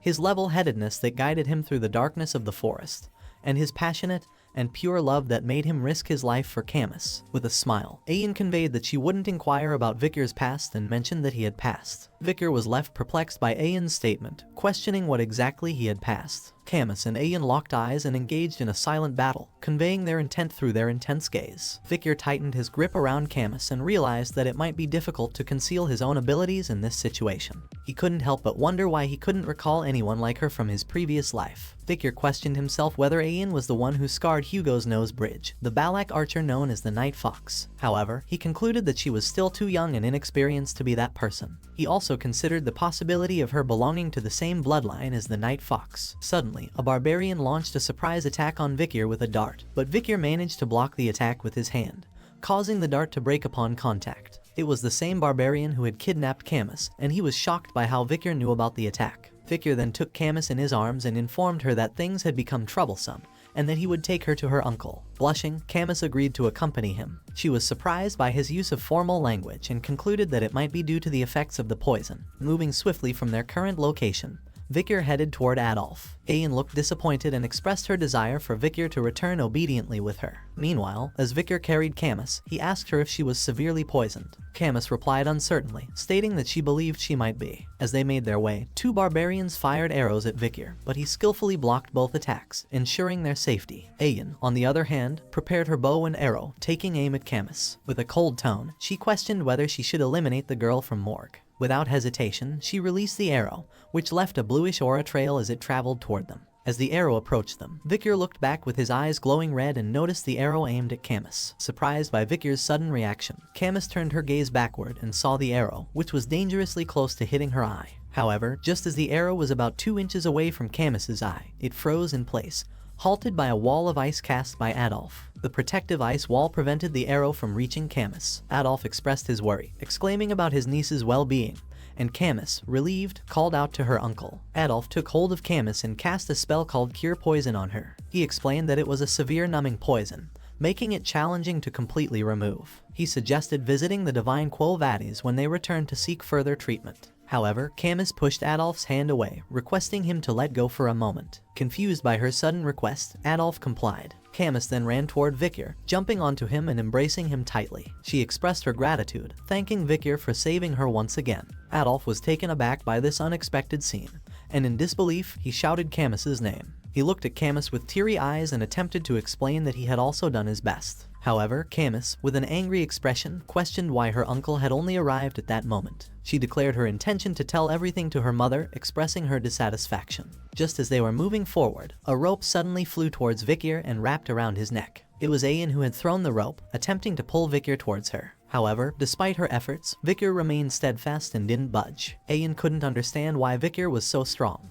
not yielding even an inch. Ayan expressed to Vikir that it would be best if he obediently allowed himself to be captured, as she claimed she didn't have much time. Camus, witnessing this exchange, recognized Ayan and exclaimed her disbelief at encountering her once again. Vikir broke the rope around his neck and pondered Ayan's words about there being no time. He wondered if there was a specific reason for the Balak to be in such a hurry. Suddenly, a wave of killing intent engulfed the entire forest. Birds took flight in a panic, and a sense of dread permeated the area. Ayan looked up in horror and exclaimed, realizing that whatever she had anticipated had finally noticed their presence. Beelzebub on Vikir's hand began to buzz, and he looked down to find his hand stained with red lines. He realized that the hidden Beelzebub within his arteries was giving him an intense warning, indicating that something was approaching. Ayan uttered the words, "She's coming." Vikir looked at her with a questioning gaze and wondered who or what Ayan was referring to with the word she. With a cold sweat covering her face, Ayan uttered the words, "Madam Eight Legs." Suddenly, a massive pillar-like structure emerged from the heart of the forest. The barbarians recognized it immediately and exclaimed, "It's the Madam. The Madam is here." Camus gazed at the towering pillar, questioning whether it was truly just a pillar. Meanwhile, Vicar looked up and denied the possibility, saying, "No way." The pillar, shrouded in a purple aura, suddenly burst open, revealing 8 elongated appendages resembling branches. These legs descended rapidly and firmly rooted themselves in the ground. Adolf, overcome with concern, voiced his disbelief, finding it impossible for such a monstrous creature to be concealed within this forest. Vicar's face grew anxious as he had never thought he would encounter this monster in a place like this. He realized that the creature he was facing was none other than Madam Eight Legs, a notorious entity with an S risk rating. The gigantic spider stood tall on its 8 legs and emitted a piercing scream that resonated throughout the entire forest, instilling fear in everyone present. Everyone stood frozen in fear as they gazed at Madam Eight Legs, her dominating figure commanding attention. Camus attempted to speak, but Vicar quickly placed his hand over her mouth, silencing her. Worriedly, Vicar whispered to Camus, reminding her not to make loud noises as Madam Eight Legs had poor sight but sensitive touch and hearing. Vicar's thoughts wandered back to an old native's warning he had heard before his regression, about the incidents associated with the La Rouge et La Noire mountain. It was a legend that resembled a horror story, one about the Madam with 8 legs who dwelled deep within the forests. The Empire's Monster Dictionary, after several revisions, contained written records of this terrifying creature, known as Madam Eight Legs, ranked as an S-tier risk and capable of causing nationwide destruction in a single day. Suddenly, Madam Eight Legs emitted a piercing scream, accompanied by a stream of greenish liquid that sprayed from her mouth. Some of the corrosive substance landed on tree branches, causing them to visibly melt before everyone's eyes. Vicar skillfully dodged the falling poison rain, while Adolf created a protective barrier to shield himself and Camus. Ahun, the barbarian, panicked as some poison landed on his hair, exclaiming in fear. Ayan swiftly cut off his hair to prevent further exposure, leaving Ahun on his knees, panting in terror. In a low voice filled with anger, Ayan whispered to him, berating him for screaming in front of Madam Eight Legs. She then glanced at Madam Eight Legs and warned Ahun that if he weren't the shaman's grandchild, she would have killed him. Ayan turned around and in a low voice gave an order to the barbarians, commanding them to retreat. Adolf, carrying Camus, also issued a hushed command to make a run for it. Madam Eight Legs responded with playful noises, seemingly amused by the chaos unfolding before her. Among the fleeing groups, the Balaks scattered in smaller clusters, while the Baskervilles and Morgs retreated together. There was a slight difference in how both groups retreated, but it helped the Madam decide whom to chase after. As Madam Eight Legs charged toward the Baskerville and Morg groups, Adolf expressed his frustration, questioning why the creature was heading their way. A Morg mage stepped forward confidently and told Adolf to leave the monster to him. He began casting a fire spell and proclaimed that fire attacks would be the bug's weakness. With a surge of power, he unleashed the fiery spell upon Madam Eight Legs, resulting in a colossal explosion that engulfed the area. The mage believed he had succeeded, boasting to Sir Adolf about the effectiveness of his attack. However, before he could say anything further, one of the mages standing beside him was impaled by one of Madam's legs. The mage, covered in his companion's blood, trembled in fear, realizing that the fire spell hadn't done anything to stop the creature. As Adolf, Camus, and Vicar continued running, Camus expressed shock and bewilderment at the sight of the monstrous creature. Vicar, who had been lost in thought, suddenly realized something. He came to a halt and turned around to face Madam Eight Legs, surprising everyone with his sudden movement. Staffordshire questioned Vicar, concerned about his intentions, to which Vicar replied that they were all at risk of being annihilated if they didn't act. He proposed that someone needed to tie down the monster's legs. When Staffordshire volunteered, Vicar interrupted, questioning him if he really thought he would be able to tie down the monster's legs with his skills. Vicar emphasized that they couldn't bring this monster into the territory with them and stated that he was the best person for the task of restraining its legs. Vicar placed his hand on the hilt of his sword and turned to Sir Adolf, informing him that there was no time left. With a grave expression, he left the decision in Sir Adolf's hands. Camus looked at Vicar with shock and called out to him, but Vicar pressed on, urging them to hurry and go. Adolf expressed frustration and made the decision to run away, not allowing Vicar's sacrifice to be in vain. Camus, with teary eyes, pleaded for Vicar to return, but Adolf instructed her not to move. The situation grew tense as Vicar prepared to face Madam Eight Legs alone. His hand was tightly clenched around the hilt of his sword at first, but eventually he loosened his grip and let out a sigh. He contemplated his situation, realizing that he had no personal interest in the destruction of the Baskerville territory. Furthermore, he believed that the Allied forces would be unable to stop the growing power of Madam Eight Legs. However, Vicar saw this as an opportunity for himself. If he could fake his death, he could create distance between himself and Hugo's surveillance. This would allow him to buy some time to master the 10th technique that resided in his mind. Once he became skilled enough to stand against Hugo or perfected his ability to hide and control his power, he planned to return to the clan. A red aura began to glow on Vikir's hand, and soon Beelzebub emerged from his hand. Vikir realized that if he didn't use everything he had, he would die. With unwavering determination, he made the decision to utilize every resource at his disposal, including a large amount of mana he had received from the River Styx's blessing, and the ethereal aura that was reserved for the high-ranking Baskerville swordsmanship techniques. Moreover, he wielded the formidable demonic sword known as Beelzebub. Covered in a red aura, Vikir's eyes glowed with a fierce red light. He resolved to utilize all his power and launch an attack. With swift movements, he darted toward Madame Eight Legs and then leaped high into the air. Vikir, hovering in the air, directed his gaze down at Madame Eight Legs. The monstrous creature let out a scream as she locked eyes with Vikir. His hand continued to emit a powerful red glow, with the aura intensifying until it reached its limit. With incredible speed, Vikir shot toward Madame Eight Legs, utilizing the Baskerville Fifth technique. As he closed in on her, Madame Eight Legs found herself unable to move her legs, which began to press firmly into the ground. At the same time, Vikir's attack struck Madame Eight Legs' head, causing it to be forced to the ground. From a distance, a radiant red light became visible, rapidly increasing in size. Adolf ran while holding Camus, the Baskerville triplets ran with teary eyes, and a massive beam of light shot up from the location where Vikir and Madame Eight Legs clashed. Camus, watching the scene unfold, was struck with shock. Soon a tear welled up in her eyes. She couldn't contain herself and shouted Vikir's name. Only a bright red glow remained in the now silent forest, marking the aftermath of the powerful encounter. Vikir Van Baskerville's head was on a guillotine. He looked ahead with cold eyes and saw Hugo Le Baskerville standing under the moonlight. Hugo extended his hand and signaled the guillotine to be dropped. As his head rolled on the ground, he saw people looking at him with cold gazes. Soon, Hugo turned around and started to leave. Vikir looked at his departing figure and thought that in the end, Hugo did it. But before he could think further, his eyes opened, and he found himself in an unfamiliar room with a different roof. He was lying on a mattress covered in bandages, with one of his eyes also bandaged. His body was covered in scars and a rope was tied around his neck. Confused by his surroundings, Vikir wondered where he was. He tried to recall the recent events, questioning how many days had passed since the battle against Madame Eight Legs. He remembered the crucial moment when Madame had been shocked by the explosion's light, which had possibly saved his life. Attempting to get up, Vikir felt excruciating pain coursing through his entire body. He quickly realized that his muscles, veins, and even his bones had been grievously injured. There wasn't a single spot on his body that wasn't affected by the damage. The extent of his injuries after taking a direct hit far surpassed anything he had ever imagined. He had severely underestimated the sheer force behind Madame's attack, to the point where he could feel its impact deep within his bones. He pondered the trap that had caused the neckache he was currently experiencing, realizing it had inadvertently saved him.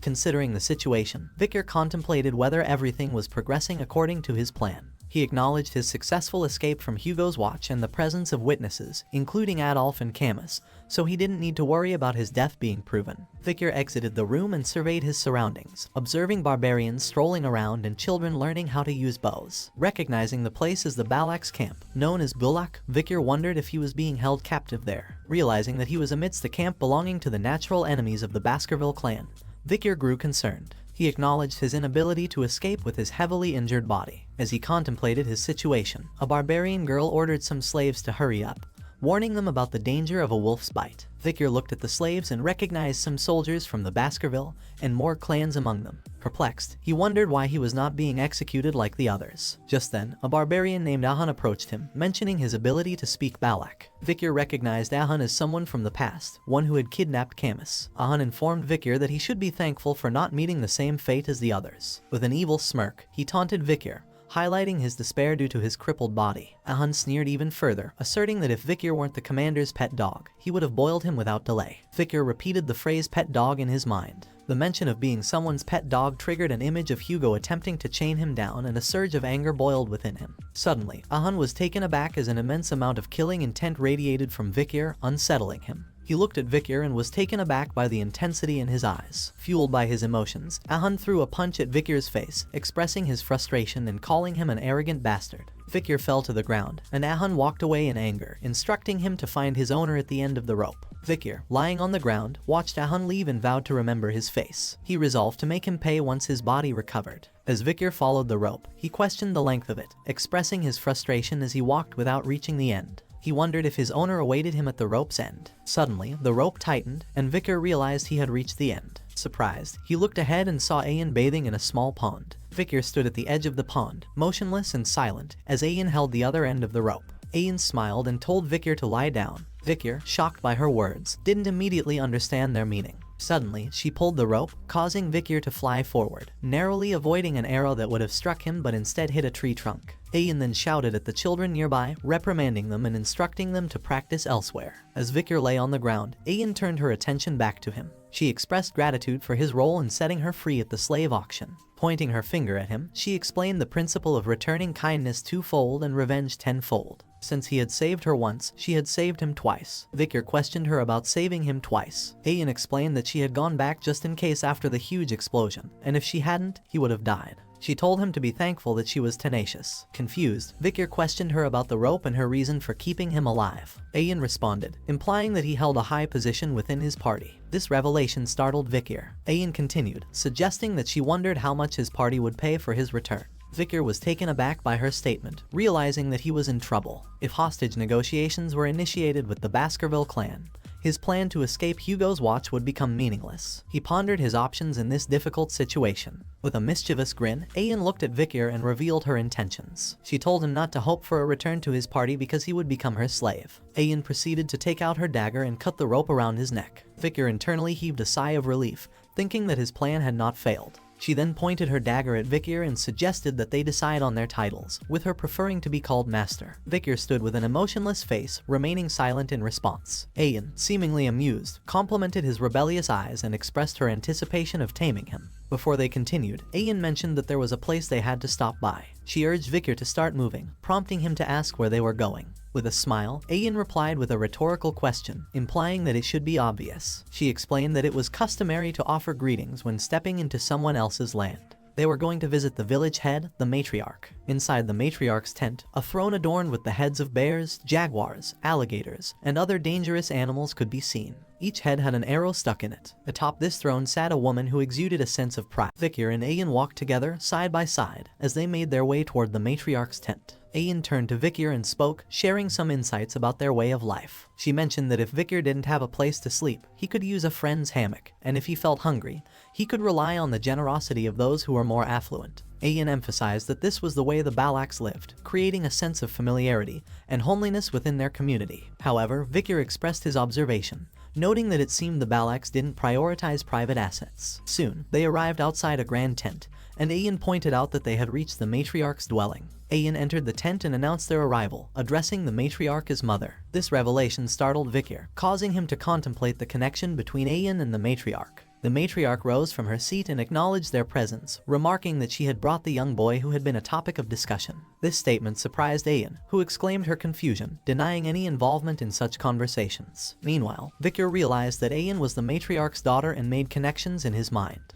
He looked directly at the matriarch and acknowledged her true identity as the Night Fox, the female Balak warrior who had left a scar on Hugo's nose bridge. He reflected on the challenges he had faced in the past, recalling how he couldn't traverse the landscape of the La Rouge et La Noire mountain due to her influence. Curiosity lingered as he pondered the outcome if his past self had engaged in a confrontation with her. Victor assessed the situation, considering his chances of survival. Head-on combat and assassination were out of the question, both at 0% probability. The only viable option seemed to be escaping, offering a 20% possibility of survival. Victor contemplated these odds, mindful of the danger he potentially faced in the matriarch's presence. The matriarch directed her gaze towards Victor and remarked that she had seen his face before. Victor's mind raced, wondering if the matriarch could somehow sense his connection to Hugo through instinct alone. However, Ayan interjected, explaining that most Imperial men tend to look similar. Curiosity piqued, the matriarch inquired about Ayan's intentions regarding Victor, describing him as no different from a cripple. Ayan responded, stating that Victor would be useful once he received proper treatment, as he was the one who had attacked Madame Eight Legs. The matriarch cautioned Ayan, suggesting that taking action without understanding one's place might have unforeseen consequences. She then shifted her focus to Victor and expressed that his physical well-being was inconsequential, as long as his seed was fine.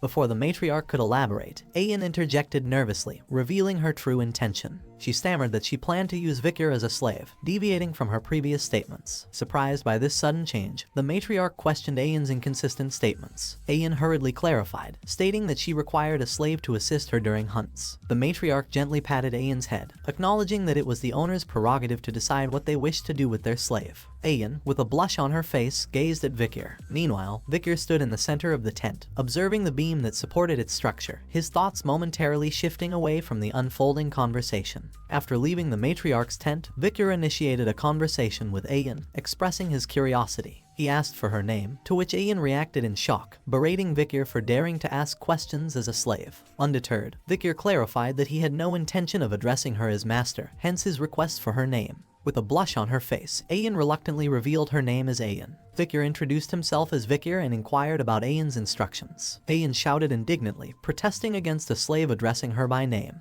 However, she then smirked and revealed her first order to Victor, to construct a house where he would reside from now on. Ayan's inner thoughts reveled in the opportunity to assert her authority and rebalance the hierarchy between them. She believed that imperial individuals like Victor would be incompetent in building a house, thus emphasizing her supposed mastery over him. Lost in thought, Victor eventually responded to the order, expressing a smile and stating that he found the task to be enjoyable. Time passed, and Ayan stood with a shocked expression on her face as she witnessed the result of Victor's work, a tent standing before her. She wondered why Victor, despite his injured body, displayed such skill in building the tent. Observing the tools she had brought for Victor, Ayan contemplated their uselessness if Victor continued to excel in the building. Meanwhile, Victor smiled, reflecting on his past experiences. During times of destruction, swordsmen's survival was limited by their expertise solely in swordsmanship. To thrive in extreme situations, one needed to acquire a diverse range of survival skills. Ayan noticed the presence of drains outside the tent and remarked on their perfection. Victor then brought up the observation that the matriarch's tent appeared unstable. Ayan, shocked by this revelation, questioned Victor about her mother's house. Victor explained that in its current state, during rainy seasons, the ground around the central pillar of the tent would shake, potentially causing water leakage. He offered a solution, proposing to mix limey dirt and gravel from the opposite hill to create bricks. He would then reinforce them by spreading oil and burning it. Ayan, in agreement, instructed Victor to proceed with the plan. Victor collected soil and poured it into a container. After preparing the necessary materials,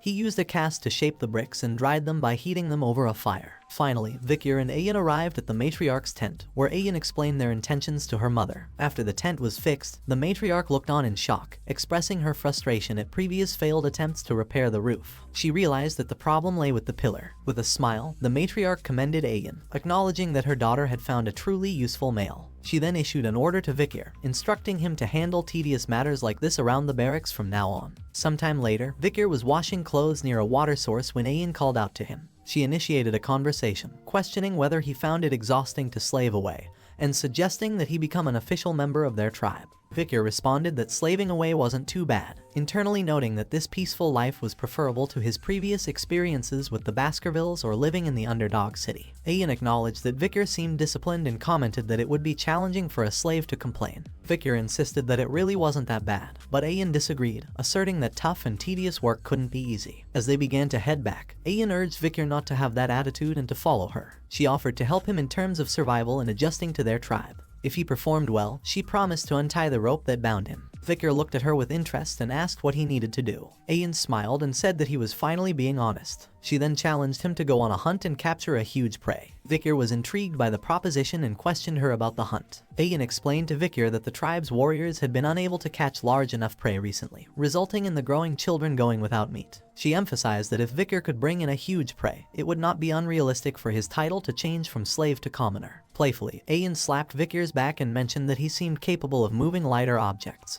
so his role would be to assist her. As Ayan jokingly reminded Victor that he should be grateful for being the slave of the Balak's hunting commander, Victor felt a pang of pain from her slap on his back. However, after a moment of thought, he agreed to go along with her plan. Ayan's face beamed with a smile, and a slight blush appeared on her cheeks. She then stated that they would be leaving tomorrow for the hunt. When Victor questioned her smile, Ayan retorted, denying that she was actually smiling. Unbeknownst to them, a figure secretly observed their conversation. It was Ahan, who looked upon Ayan happily engaging with Victor, but his heart was filled with jealousy and anger. He couldn't help but regard Victor as a disgusting bastard. Balak's shaman, Ahuman, withdrew his hand from a pot of charcoal and extended it, signaling the beginning of the hazing ceremony as he ordered the hunters to gather around. A line of barbarian hunters stood before him, awaiting their turn. Ahuman emphasized the significance of receiving his blessing and warned that those who didn't would face difficulties. Ayan explained to Victor the reason behind the hunters' charcoal markings. They used charcoal to conceal their faces from the god of death, as they felt guilty about killing their prey. Victor acknowledged that even the warrior tribe of Balaks had a shaman. One of the barbarian girls commented on the shaman's nagging, while her male companion suggested letting him be, as the shaman needed to establish his position. The girl expressed doubts about the effectiveness of the shaman's blessings because they had often failed in the past. She indicated that they only sought his blessings on specific occasions. Victor wondered if her skepticism meant that the shaman's position held little meaning, realizing that this place wasn't much different from others. Sometime later, Ayan stood with her face adorned in comical charcoal markings. Victor looked at her and jokingly remarked on her appearance. Ayan wiped the markings off her face and angrily retorted, stating that she didn't get along with the shaman. In her embarrassment, she offered Victor a collar. Victor held the collar in his hand, questioning if it was a dog collar. Ayan proceeded to put on a collar herself and explained that they wore them to protect their necks from being bitten by their prey. Victor contemplated the situation and decided that since he was already there, it would be better to adapt to this place. As Ayan and Victor rode a wolf, she reminded him to hold on to her waist, concerned about his safety. Victor assured her that he would be fine, and they set off. Ayan glanced back at Victor, who had fallen off the wolf, and playfully chided him for not holding onto her waist, warning him about the consequences of his actions. Victor wondered if he would be able to get up in his current state. Suddenly, Victor noticed that someone had arrived before them. It was Ahun, the barbarian who had been secretly following them. Ayan dismounted from the wolf and called out to him. Ahun commented on Ayan's apparent freedom, accusing her of playing around with her slave. Ahun then came close to Ayan and stated that he was going to catch bigger prey this time. He declared that in the next joint hunt, he would be the captain of the hunting group. He even went as far as putting his grandfather's honor on the line. Ayan questioned his decision to stake his grandfather's honor on something he only knew about shamanism. Unexpectedly, Ahun launched a powerful kick aimed at Victor's face, surprising Ayan. She angrily confronted him, questioning his actions. Ahun smirked and belittled Victor, questioning how she could use an injured male as a hunting assistant. He told her to get a hold of herself and claimed that he would only be a burden to her. Suddenly, Ayan noticed something and smiled. She told Ahun to check his waistband before saying those things. Confused, Ahun looked at his waistband and exclaimed in shock. Meanwhile, Victor spat out some blood from his mouth. With Ahun's quiver and arrow in his grasp, Victor smiled and remarked that Ahun should hold on to his weapons as he would with his lover. Ahun was shocked by the revelation that his weapons had been taken. He glared at Victor in anger and Ayan burst into laughter upon hearing this. Suddenly, Ahun attacked Victor with a punch, calling him an arrogant slave bastard. However, before the punch could reach Victor, Ayan swiftly intervened, using her bow to block the attack, and shouted at Ahun, commanding him to stop. She questioned Ahun in a cold voice, asking him whose slave he thought he was punishing on his own accord. Ahun, filled with anger, exclaimed that Victor was a slave and had insulted a Balak warrior. Ayan responded, stating that Ahun had been acting pathetic in front of Victor. Ahun continued to argue, questioning why she was defending Victor so passionately, and suggesting that she might have developed feelings for the slave. Ayan, frustrated, placed her hand on her head and conceded, acknowledging that Victor was indeed a slave and should be punished if he had done something wrong. However, she emphasized that Ahun didn't have the right to punish him because Victor was her slave. Victor, who was still on the ground, looked at them with a questioning expression. Suddenly, Ayan unleashed a powerful punch aimed at Victor's face. Ahun watched the scene in shock, his mouth agape as blood sprayed onto the lush green grass. Ayan gazed at Ahun with cold eyes and asked if he was happy now. With a mixture of coldness and anger, she warned Ahun that she knew he was upset because he had failed to capture a maiden for himself before, but if he ever harmed her slave again, she would beat him up. Ahun, taken aback, reluctantly agreed. Sometime later, Ayan and Victor continued riding the wolf, but Ayan kept looking at Victor with apologetic gazes. She asked if it hurt, but Victor remained silent. She then inquired if he was angry, but Victor remained silent once again. Ayan explained that her actions were necessary to stop Ahun's petty retaliations, as he was a stubborn and petty person. Seeing that Victor was still silent, Ayan asked why he wasn't replying. Finally, Victor responded, saying that it hurt. In response, Ayan jumped up in the air and landed back on the wolf's back, facing Victor. She caught his face and anxiously asked if it hurt a lot, if it was bad, and if his life was in danger. Victor replied that it hurt to talk and that he had experienced similar injuries before. But before Victor could finish his sentence, Ayan's lips landed on his. After some time had passed, Ayan's face blushed red, and she placed her fingers on her lips. She suddenly turned forward in a hurry and said that she knew she was right, stating that Victor showed promise for an imperial bastard. Victor wiped his face and pondered if barbarians usually licked each other's injuries, considering it dangerous as it could spread infection. Ayan looked back at Victor and asked if there was something he wanted from her, promising to do anything if it was within her capabilities. Victor asked if he could ask for anything. Hearing this, Ayan's body trembled and she assured Victor that a Balak warrior never goes back on their word. Victor contemplated his request while Ayan wondered why he was thinking so hard. Her face flushed red, and she suspected that Victor might be pondering something strange. Finally, Victor revealed that he had decided what he wanted. Hearing this, Ayan waited in anticipation,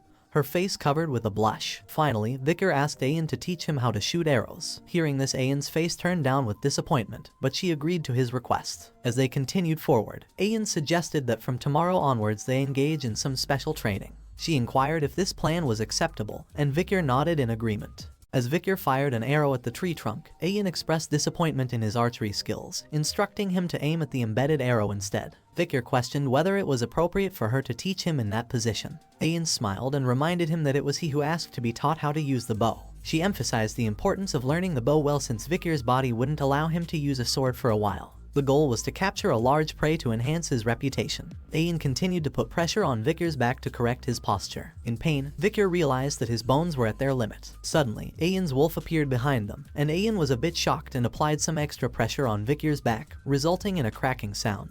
Vikir fell to the ground in pain, and Ayan asked her wolf, Bakira, if it had found what they were looking for. The wolf howled in response. Ayan commanded Vikir to get up, stating that they would be moving quickly from that point onwards. They soon arrived near a water stream. Ayan explained that this was the area where the river and ocean connect, so both the ocean's water and animals occupy that area. Ayan shared a story her grandmother had told her. A salmon believes that if it successfully swims up the waterfall, it can evolve into a huge beast. However, most salmon fail to rise above that waterfall and fall. They are eventually punished when they fall onto sharp rocks, and the fish that fell become food for an ox bear. Vikir observed the massive bear in front of him and questioned whether it was an ox bear, remarking that it seemed completely different from the ones he had seen before. Ayan clarified that it was no ordinary ox bear, but one born from a superior bloodline and had survived numerous challenges. When Vikir wondered if he was being asked to capture such a formidable creature, Ayan explained that she hadn't instructed Bakira to find a strong female to hunt. Their actual target was the male bear courting the female. Several male bears approached the female bear, and she looked at them for a moment. However, she rejected their advances with force and sent them running away. Vikir was intrigued by the female's behavior and asked how strong a male she was looking for. Ayan corrected his thinking, stating that the female bear wasn't seeking a strong mate. A smaller male bear then approached the female, and they interacted with gentle gestures. Vikir was surprised that the female had chosen the weaker male. Ayan stated that the female bear was looking for a mate that she can boss around. She explained that strong males tend to become aggressive during mating,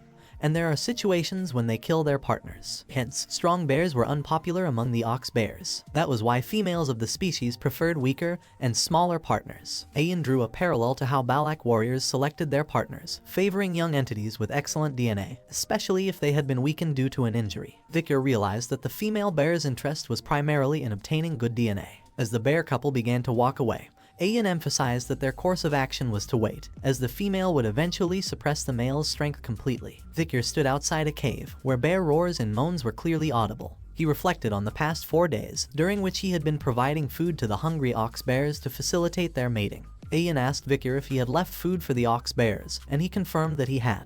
Ayan held a small fruit that temporarily boosted one's strength but came with the cost of consuming one's lifespan. She explained that the intelligent female bear would understand their intentions and choose not to eat it, while the male would eat it to handle the female. Vikir understood why Ayan had chosen a big and strong female as their target, to deplete the male's strength. Ayan then offered Vikir some soup to help him heal. While drinking the soup, Vikir commented on how the bears were mating intensely. Ayan humorously remarked that it was normal behavior for male Balaks, but seemingly unusual for imperial males like Vikir, jokingly attributing it to his origin from a geeky country. Ayan seductively approached Vikir, asking if he could perform like that. However, their conversation was interrupted by a loud voice, and Ayan alerted Vikir to get ready, indicating that the female bear had been impregnated. The female bear let out a loud scream, and the male ran away from the cave in fear. Vikir and Ayan were hiding in a nearby tree, and Vikir asked why the female was chasing the male away. Ayan explained that an ox bear that has finished mating becomes a territorial and competitive predator. The female was warning the male never to come back to her territory. Vikir noted that the male wanted to sleep since she had exhausted her strength and hadn't slept for the past 4 days. Ayan replied that the male would seek a safe and remote place to rest. They planned to follow the male bear and quietly chase after him until he started to sleep, at which point they would begin their hunt. Vikir and Ayan trailed the male bear and arrived in a cold environment. Vikir remarked that the male should be tired, but he was moving quite far away. Ayan explained that the male was searching for a location with the fewest threats the forest posed. The cold environment ensured that mosquitoes, which could suck bones or blood, couldn't survive there. Vikir asked if the ox bear came to this place knowing about it. Ayan replied that an ox bear's intelligence was quite high, and their acquired knowledge was better than their instincts, allowing them to make strategic decisions. Vikir felt cold due to his body's condition, but he hesitated to admit it. Ayan noticed and offered to share body warmth by putting their bodies close together, but Vikir denied her offer, saying that he was fine. She warned him that if his body temperature decreases, his body will become stiff, and if his body becomes stiff, it will hinder their hunting efforts. Victor was surprised by her rational reasoning and wondered if she was capable of making such logical decisions. After a moment of thought, he decided to accept her offer. He suddenly hugged her from behind and Ayan's face turned red, and she tried to justify it as concern for her slave's health, stating that it was a master's duty to look after her slave's well-being. Suddenly, Ayan's wolf, Bakira, stopped and growled while looking ahead. Ayan noticed that the ox bear's footsteps had disappeared. She wondered where it went, but before she could finish her sentence, the ox bear, which had been hiding nearby, let out a loud growl and attacked her. The barbarians were gathered together, their eyes filled with excitement as they beheld a massive boar before them. They marveled at the size of the beast, recognizing that its meat could feed the entire tribe abundantly. One of the female barbarians expressed her hunting achievement, stating that she had only managed to catch 3 rabbits, clearly overshadowed by the impressive boar in front of them. A male barbarian chimed in, addressing Ahun directly and acknowledging that the boar he had hunted was indeed a remarkable catch. The female barbarian praised Ahun and proposed that he should be the hunting commander going forward, given his successful feat. The male barbarian agreed with the idea, pointing out that there are limits to what even the skilled hunting commander Ayan could achieve alone. He brought up the fact that she had taken a slave with her on the hunt. In response, Ahun exuded confidence and dismissed the slave as a burden to Ayan. He confidently predicted that she would return empty-handed, without even having caught a single rabbit. On the other side, the fearsome male ox bear attacked Ayan. However, Vikir, who was holding Ayan, pulled her back just in time, causing the bear's punch to miss her face by a few inches. The force of the punch blew some of Ayan's hair away. Both Vikir and Ayan fell from the back of the wolf they were riding, and the wolf growled at the ox bear. The wolf retaliated by leaping at the ox bear to protect its companions. Concerned for Ayan's safety, Vikir asked if she was okay. Ayan expressed her gratitude to him for saving her and replied that she had survived thanks to him. Vikir speculated whether the bear had lured them into a trap. Ayan acknowledged the bear's cunning intellect, which surpassed that of other monsters. She understood why the female bear chose the male bear as a mate. Realizing that they couldn't avoid a head-on battle, Ayan looked at Vikir and felt conflicted. She thought about how she had received help from the slave and worried about her dignity as his master. Suddenly, Ayan steeled herself and commanded Vikir to stay behind her while she took charge of the fight. She asserted that she would show him her dignity as his master. With determination, she mounted the wolf's back and chased after the bear. Vikir commented on the unique way of the Balak slaves, jokingly referring to himself as a slave lazing around while the master is working. As Ayan reached a vantage point, she began firing arrows at the ox bear. She shouted with conviction, expressing her displeasure at the bear's indecent behavior in front of her slave, and vowed that it would pay for its actions. The ox bear sought cover behind an ice rock, attempting to evade Ayan's arrows. Undeterred, Ayan prepared to launch another arrow and warned the bear that a good arrow would pierce through steel, emphasizing that its hiding wouldn't save it from her aim. Ayan fired her arrow at the ox bear, but it got stuck in the rock, failing to pass through it. But to the bear's surprise, a powerful blue energy beam pierced its stomach, causing it to spew out blood and growl in pain. Vikir was astonished by the unexpected attack that had struck the ox bear, which had been hiding behind the rock. He realized that the wave of aura from the arrow had passed precisely through the boulder and pierced the bear. He marveled at Ayan's archery skills, considering them akin to an art form and recognizing her exceptional hunting abilities. Vikir remarked that judging solely by her skills, Ayan might surpass even Camus Morg. The wounded ox bear emerged from its hiding place with bloodshot eyes and charged at Ayan with rage. She responded by shooting an arrow at its eyes,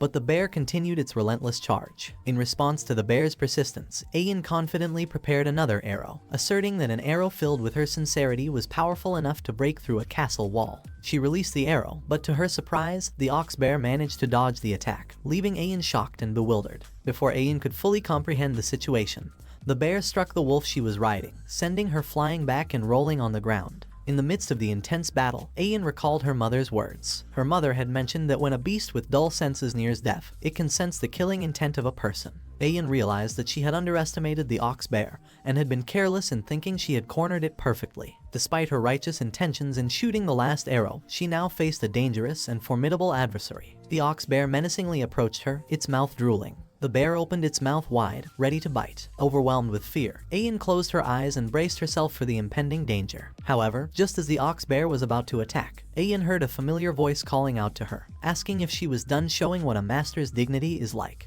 When she opened her eyes, she saw Vikir standing before her. Vikir stepped forward to confront the ox bear and confidently declared that it was now his turn to take action. He thrust his empty hand towards the beast, which began to glow red, and soon, Beelzebub emerged from his hand. Vikir wielded the power of Cerberus Flame, and the ox bear's head was engulfed in flames, causing it to slide back in pain. Ayan watched in awe as she wondered if that powerful attack was indeed fire, witnessing the bear's head being roasted alive. The ox bear let out a final growl before succumbing to its injuries, falling lifelessly on the ground. As the battle ended, the bandages around Vickers' body had burned away with the fire, and his previously injured eye had been healed. Ayan couldn't help but blush as she looked at Vickers, grateful for his timely intervention and amazed by his incredible abilities. However, her joy turned to concern when she saw Vickers' face and posture distort in pain. He admitted that using that powerful skill had taken a toll on his body. Vickers collapsed onto the ground, leaving Ayan shocked and confused by the sudden turn of events. She called out his name with worry, unsure of how to help him after witnessing his tremendous display of strength. At night, the barbarians gathered in one place, dancing around a fire in celebration. They cooked food in a huge pot and distributed it among others. Ayan and Vickers sat on the side, wearing traditional hats. Ayan spoke about how the hunter who catches the largest prey receives the villagers' respect and admiration. Vickers, however, seemed indifferent, which led Ayan to criticize him for his lack of enthusiasm. She explained that the ox bear, being both strong and intelligent, was an honorable catch, making them the main figures of the pillaging ceremony. She compared the ox bear to a sluggish and scared boar, indicating the significance of their achievement.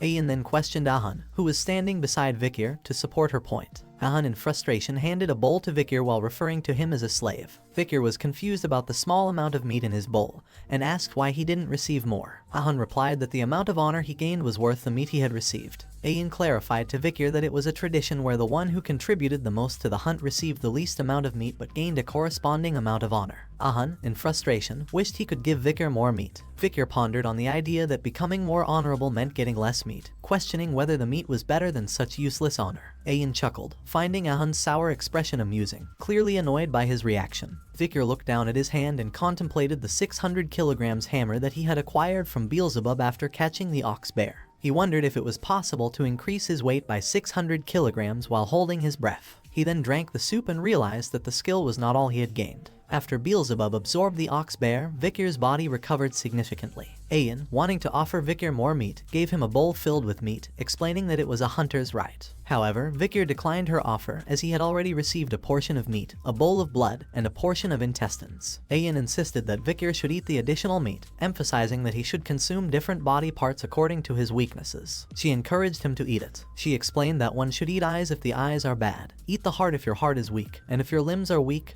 you eat its legs. Vickers looked at the bowl, questioning if the long thing in it was indeed the intestine and if his insides were that weak. Just then, 3 barbarian girls arrived at the scene. The first one scolded Ayan, calling her a commander and accusing her of looking after what was already hers. The second girl pointed out her transparent motives, and the third girl questioned why she would give anything to the slave. Meanwhile, Vickers continued eating the meat, finding it very chewy, and Ayan watched in excitement as he gulped down the meat. She then smiled and stated that now he would be able to fulfill his duty. Vickers kept chewing and wondered what more she expected from him, considering he believed he had done his part during the hunt. As the new morning arrived, Vickers stood near a large tree trunk whose top was cut. He noticed the tree melting a little, confirming what Ayan said the previous night. Last night, while he was standing near the tree trunk, he noticed that it was covered with lots of meat. He questioned Ayan about placing good meat there, considering the village was going through a food shortage. Ayan explained that the meat was an offering to Madame Eight Legs, and they sought permission to live in that dense forest. Vickers realized the significance of Madame Eight Legs and how reckless his actions had been.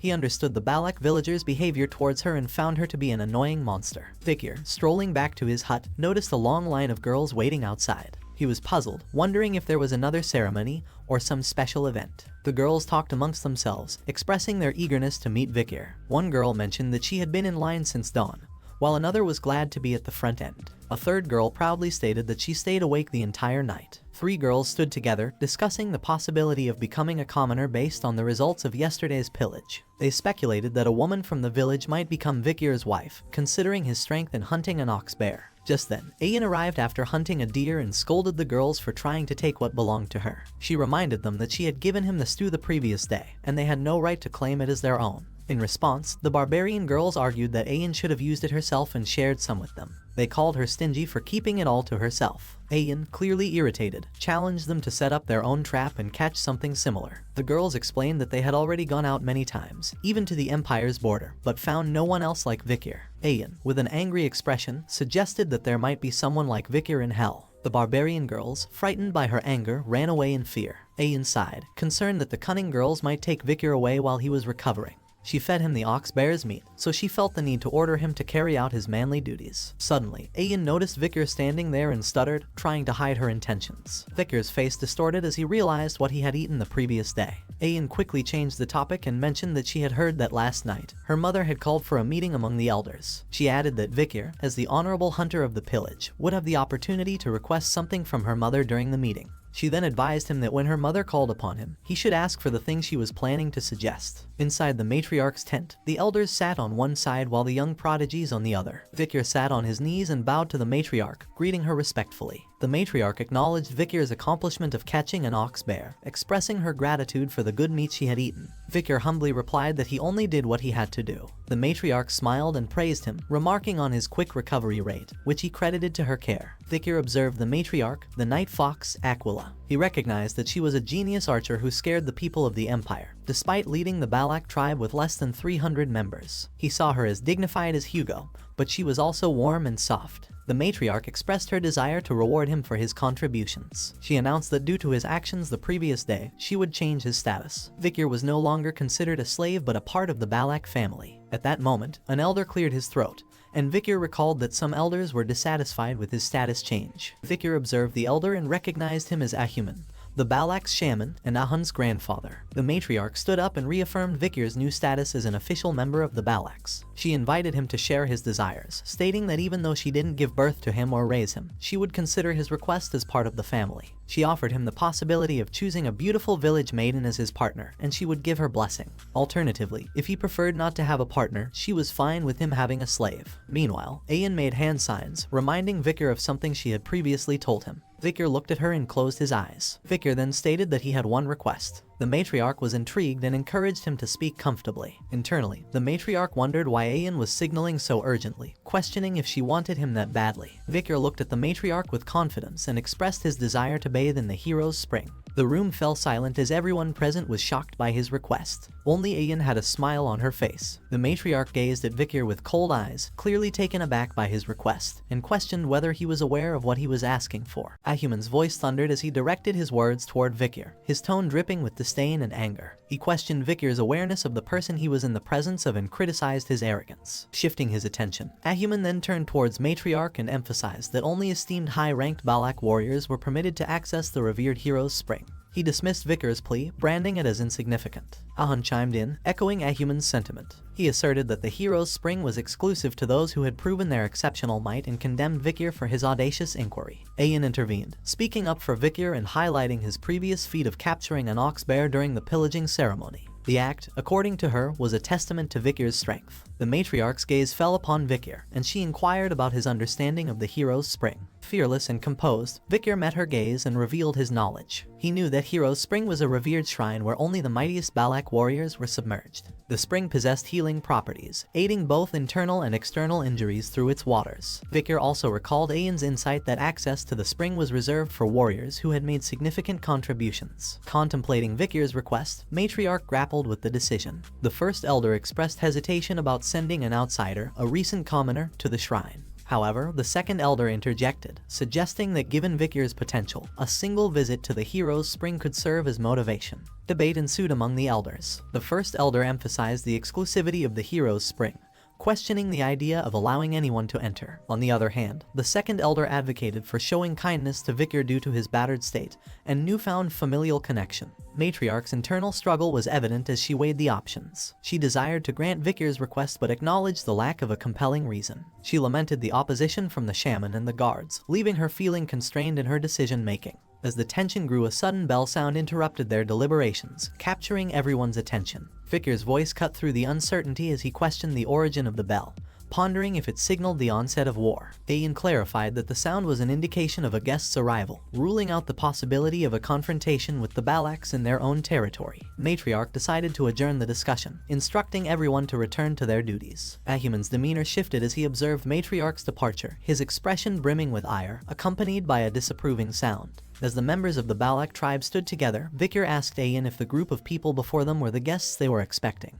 Ayan confirmed this, revealing that the newcomers were merchants who brought goods from beyond the forest. The Balak tribe eagerly anticipated their visits. However, Vicar's thoughts were elsewhere. He focused on a symbol on one of the merchants' flags, recognizing it as belonging to the bourgeois family, one of the 7 merchant families. Victor was perplexed by their presence, considering that their route required crossing either the Baskerville or Morgue family territories, both of which wouldn't likely grant such passage. Victor mused about the possibility of the bourgeois family having found a way to smuggle themselves through. The head merchant, resembling their leader, addressed the crowd in the Balak language with a cheerful tone. He announced the arrival of the 5-day market and encouraged bartering. The merchants promptly set up their stalls and showcased their wares. One item promoted was a glass orb believed to induce sweet dreams when placed near one's bed. Another merchant drew attention to cosmetics and grains in their collection. Victor observed the merchants' offerings with a critical eye, noting that they had brought essential goods and food that were distributed throughout the empire. He questioned the disparity in value, considering that they were trading rare forest items for seemingly mundane supplies. He speculated whether the merchants were taking advantage of the Balak's lack of knowledge about current market prices. However, Victor decided to let the Balaks navigate this on their own to avoid drawing attention to himself. Amid the bustling market, Ayan's voice rang out in frustration,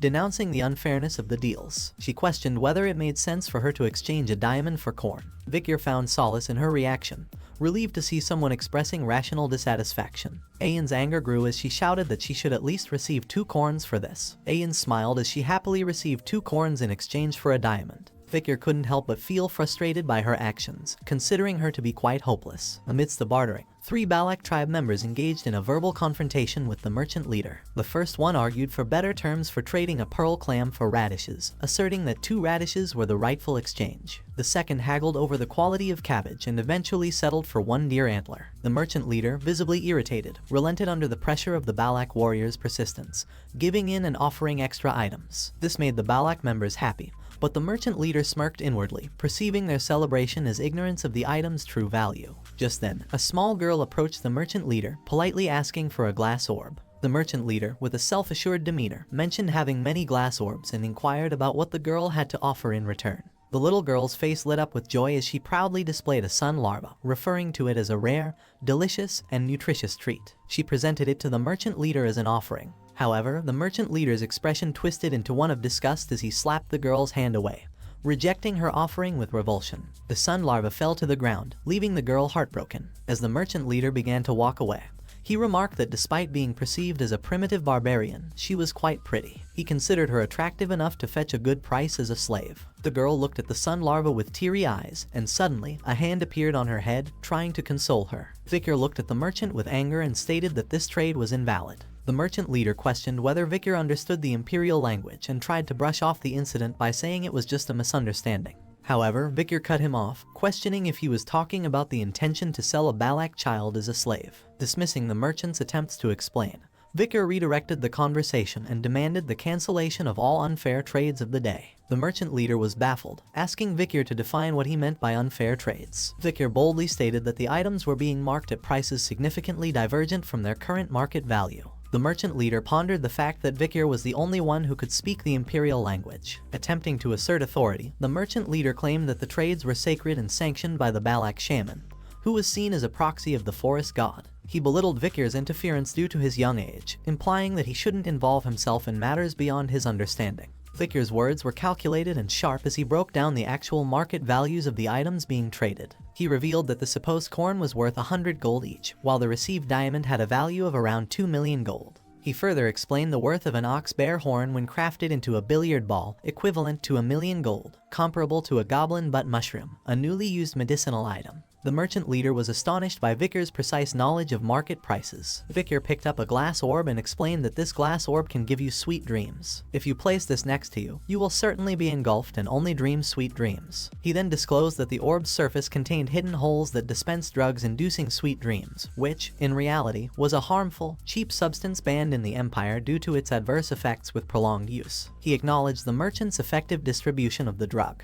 Crushing the glass orb in his hand, Victor unveiled their scheme, leaving the merchant leader visibly rattled as their covert actions were exposed. Among the chaos, the merchant leader's friend whispered inquiries about the situation, to which he confirmed that someone had uncovered their secret. Ayan, filled with anger, questioned Victor's previous words, seeking confirmation regarding drug, body, and harm. Victor acknowledged her inquiry, prompting Ayan to turn her wrathful gaze toward the merchant leader. She demanded an explanation, linking the deteriorating health of many people to their actions. The merchant leader recognized the need to retreat from the situation and attempted to downplay the circumstances. However, before he could proceed, an arrow from Ayan's bow found its mark, piercing his shoulder. The merchant leader screamed in pain as Ayan fiercely accused them of fearlessly deceiving the Balaks. The merchant leader's face turned pale, his brow dripping with cold sweat as the pain from his wounded shoulder brought tears to his eyes. His response was a bitter expletive, reflecting his realization of the dire situation. The merchants swiftly mounted their horses, urgently rallying their group as they shouted to gather their belongings and escape. Victor questioned Ayan's decision to let them go without consequences, given the merchant's reputation for avoiding losses. Ayan offered her perspective, comparing their situation to hunting techniques used on beasts in packs. Injuring and releasing them could lead them back to their group, allowing for more strategic confrontation. Meanwhile, the merchant leader, fuming with anger, continued to run, casting a final curse at the Balaks. The merchants eventually reached a camp where a group of mercenaries had set up.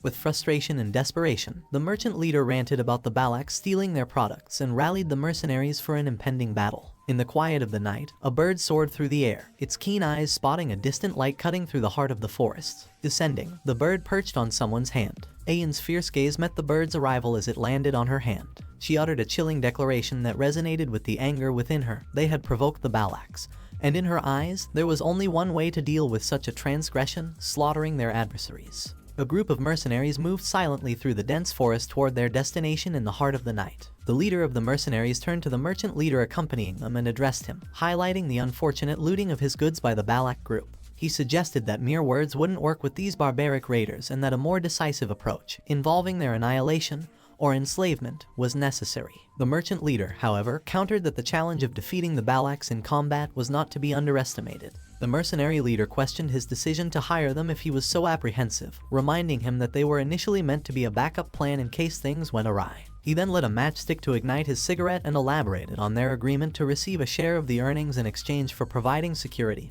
hinting at the possibility of taking spoils if the situation called for it. The merchant leader's response was a moment of silence followed by a reluctant approval of their intent. With the plan to ambush the Balaks under the cover of night and unleash a fiery attack, the mercenaries began discussing their approach. As the first mercenary passed the matchstick to his companion to light his own cigarette, a third mercenary chimed in, wanting to use the match as well. This prompted a discussion about battlefield superstitions, where it was asserted that only two people should share a match to prevent bad luck. Disregarding the superstition, the third mercenary confidently lit his cigarette. Suddenly, without warning, an arrow struck him in the middle of his forehead, ending his words and his life. Before the other could react, a second arrow found its mark, piercing the head of the companion who had just used the match. The mercenary leader, oblivious to this chaos, continued talking to the merchant leader about his past experiences of capturing and selling barbarians as slaves. However, his sentence was abruptly cut off as a shocking expression of fear spread across the merchant leader's face. An arrow had found its way into the mercenary leader's forehead as well, ending his tale and his life in an instant. The merchant leader urgently shouted as the Balak warriors approached, warning everyone to extinguish their cigarettes. Ayan, standing at a distance, expressed anger and a determination to target only the heads of the enemies to showcase their fearsomeness. Vikir was taken aback and questioned whether the Balak warriors could accurately shoot their arrows using just the light from the mercenaries' cigarettes. Ahan then arrived near Vikir, carrying barrels. He addressed Vikir as a slave, but Vikir corrected him, stating that he was now a commoner. Ahan brushed off his concern, implying that the distinction wasn't worth fussing over. Among the mercenaries, one individual blocked incoming arrows with a shield and issued orders for mages to gather and shield bearers to protect against the arrows. Aura users were told to prepare for a counterattack. Suddenly, a peculiar sight caught their attention. Two arrows lodged into trees with a wooden barrel suspended between them by ropes. Soon, a barrage of similar combinations of arrows and barrels filled the sky above the mercenary's position. The mercenary exclaimed in shock, realizing that the Balaks had launched barrels containing alcohol. However, he quickly grasped another layer of the plan. But before he could react, burning arrows ignited the alcohol-filled barrels, triggering a massive explosion that engulfed the entire area. The mercenaries suffered casualties as they were engulfed in flames, and amidst the chaos, cries rang out, attributing the fire to the Balaks. Taking cover behind a tree, the merchant leader contemplated the situation with a shocked expression. He understood that the Balaks had tied ropes to the arrows, allowing them to launch oil-filled barrels. He marveled at their unexpected intelligence. Just then, a figure approached him from behind, making rustling sounds. The merchant leader turned towards the newcomer, his fear evident as he accused the person of being a meddlesome Balak. Trembling, he warned that killing him would lead to regret. Desperately, he presented a paper stamped with an official seal, claiming it to be an exploration permit issued by the newly appointed deputy consul from the underdog city. He threatened that the Baskerville family would seek retribution if he was harmed. Vicar was intrigued and questioned if the deputy consul in question was named Vicar. The merchant leader confirmed it, referring to him as the infamous Vicar. Vicar, with his red eyes, calmly replied that he didn't recall granting such a permit. The merchant leader was taken aback and noticed Vicar's changed appearance and deduced his true identity. Before he could finish his sentence, Vicar launched an arrow that swiftly ended his life. He then declared that those who forged the Baskerville seal are to be executed. Ayan arrived on her wolf, urgently shouting at Vicar to flee, addressing him as a slave. Vicar corrected her, reiterating that he was not a slave. Meanwhile, among the mercenaries, they continued to defend against incoming arrows with their shields. To their surprise, they realized that the Balaks had ceased their arrow barrage. This change in tactics led them to believe that the Balaks lacked confidence in their approach. Encouraged by this, the mercenaries resolved to pursue the retreating Balaks, expressing their intent to exact vengeance. Amidst their conversation, a sudden ominous event occurred. Something struck the area where the mercenaries were positioned. Their fear-filled cries echoed through the forest as they encountered a monstrous presence. Ayan turned her attention back to Vicar, acknowledging his strategic prowess and the utilization of fire as a tactic. She noted his transformation into a remarkable Balak. Vicar's response held a hint of humor, implying that he felt the same way whenever he saw Ayan. His gaze shifted to Madame Eightleg's menacing aura, and he remarked that the situation was a disaster. Matriarch's smile graced the scene as she granted permission for Vicar to enter the hero's spring. As she gazed at Vicar, she acknowledged his various achievements, addressing the food shortage, resolving battles without casualties using oil barrels, and uncovering the cause of the Balak warriors' infection caused by cheap drugs. The matriarch placed her hand on his shoulder and expressed her belief that he was a brave warrior. She then pointed out that tonight was a full moon, so she instructed Ayan to lead Vicar to the hero's spring. Ayan got up and responded, "Yes, mother." As they walked, Ayan playfully wrapped her arm around Vicar and commented on how Ahuman was remaining silent. She explained that Ahuman had previously attributed the warrior's ailments to a curse, and due to his actions, Ahuman's words no longer carried weight. Vicar remembered the words of the merchant leader who had spoken of the Balak shaman, the proxy of the forest god, permitting a sacred trade. Vicar gazed at Ahuman, contemplating the notion of a curse. Later that night, Vicar immersed himself in the spring, experiencing a profound sense of relaxation. He reflected on the purification of his mana, feeling his broken bones and muscles begin to heal. He recognized that the old shaman's concerns were not unfounded, given the spring's remarkable efficacy. He mused about the efficacy of the spring in comparison to the river Styx at Baskerville, acknowledging its advantage due to the absence of an age limit. Vicar gazed ahead, observing Ayan also in the hero's spring. He mentioned that the spring's efficacy might diminish if she joined him. He pointed out that the matriarch had specified that only he could enter. Ayan dismissed his concern, remarking that true Balaks didn't worry about minor details. She shifted the conversation to express gratitude to Sir Adonai for discovering the hot spring. Vicar inquired about Adonai, prompting Ayan to describe him as the sole individual capable of battling Madame Eightlegs. She emphasized that Adonai was the most formidable warrior in their legends and advised Vicar to respect him. Vicar acknowledged that if Adonai had truly confronted the monster head-on, he deserved respect. Ayan exclaimed that she was telling the truth. She then turned away and muttered her frustration about the difficulties of communicating with outsiders. She recalled her mother's words about Vicar, acknowledging his transition to a commoner, and his positive reputation within the village. Her mother had expressed that with Vicar's recovery using the hero's spring, he had the potential to become the man he was meant to be and wasn't a bad choice for a husband. Ayan blushed as she gazed at Vicar and firmly declared to herself, "Today, I'm going to make Vicar mine." Thanks for watching the video. The next part will be added here once it's uploaded.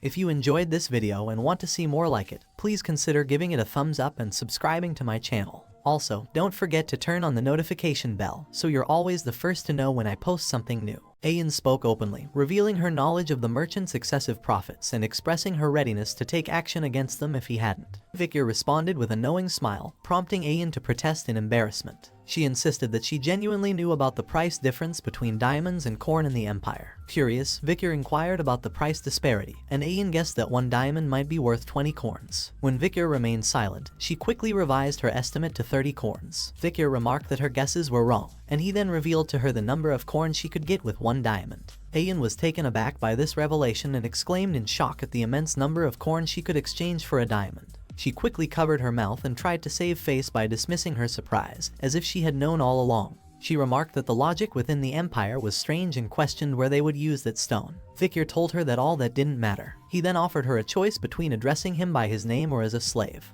He emphasized that he didn't like keeping things ambiguous. Ayan considered her options, stood up, and moved closer to him, asking if he didn't like ambiguity. She took hold of his chin, lifting his face, and declared her desire to call him neither slave nor vicar. She moved her face closer to his and said that what she wanted to call him was. But before she could reveal her preferred name for him, their moment was interrupted by the joyful arrival of some children who jumped into the spring. The children approached Ayan with smiles, addressing her as Commander and Vicar as Brother Vicar. Ayan was surprised by their sudden appearance and asked how they had managed to get there. But the children ignored her question and enthusiastically invited her to play with them. Meanwhile, Vicar wondered if it was neither his name nor slave, then how did she want to treat him? Ayan exclaimed at the children, calling them rascals and saying that if they entered the spring, its efficacy would be reduced by half. Just then, Vicar reminded her that someone had said that a true Balak wouldn't be stingy with such things. Two children stood behind Vicar, echoed his sentiment, and playfully called her stingy. Ahan stood with the small girls and explained that it was the matriarch's command for the sick children to enter the hero's spring due to the side effects of drugs inflicted by the merchants. Ayan couldn't help but wonder if her mother had intended to make a fool out of her with this situation.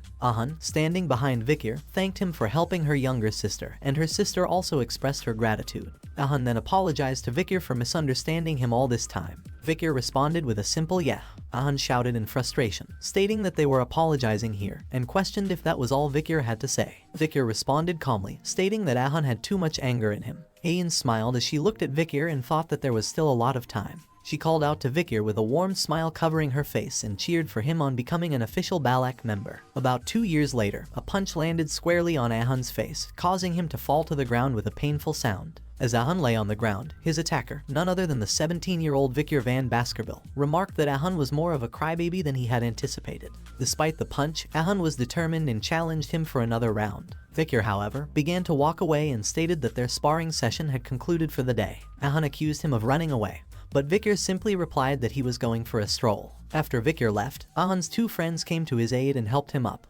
Ahan expressed his frustration, describing Vicar as an annoying and monstrous opponent who had become even more formidable after recovering from his injuries. One of Ahan's friends mentioned hearing that Vicar's marksmanship had recently reached a level on par with Commander Ayan. The other friend, however, questioned the comparison, wondering how Vicar could be matched with Commander Ayan. He claimed that he could even make Ahan's nose bleed with a punch. However, Ahan surprised his friends by revealing that Vicar's punch hadn't actually hit him. It had stopped right in front of his face. The friend was shocked and asked if Vicar had made Ahan's nose bleed from the wind's pressure caused by his fist. Vicar was covered in sweat and let out a long breath. He then stated that now he could execute the sixth technique perfectly. He glanced at the wall riddled with enormous holes, proudly stating that he could now perfectly bear the sixth fang. Achieving this level at the age of 17 marked impressive progress, although he acknowledged that there was still a long way to go before mastering the 10th technique. He also possessed 6 mana circles, and with that, he could be regarded as a high-rank graduator. He contemplated the blessings of the River Styx, his demonic sword Beelzebub, and the marksmanship and assassination techniques he had acquired from Balaks. With these abilities, he could go up against even the highest-ranked graduator. Vicar remarked that it had already been 2 years since he had set foot in the deep forests. He questioned whether he would be bidding farewell to the Balaks once his preparations were complete. Sometime later, Vicar and Ayan were navigating through the forest when Vicar noticed a trail on the ground and identified it as the tracks of the deep forest snake, Mashasu. He emphasized that it was a large and ancient one.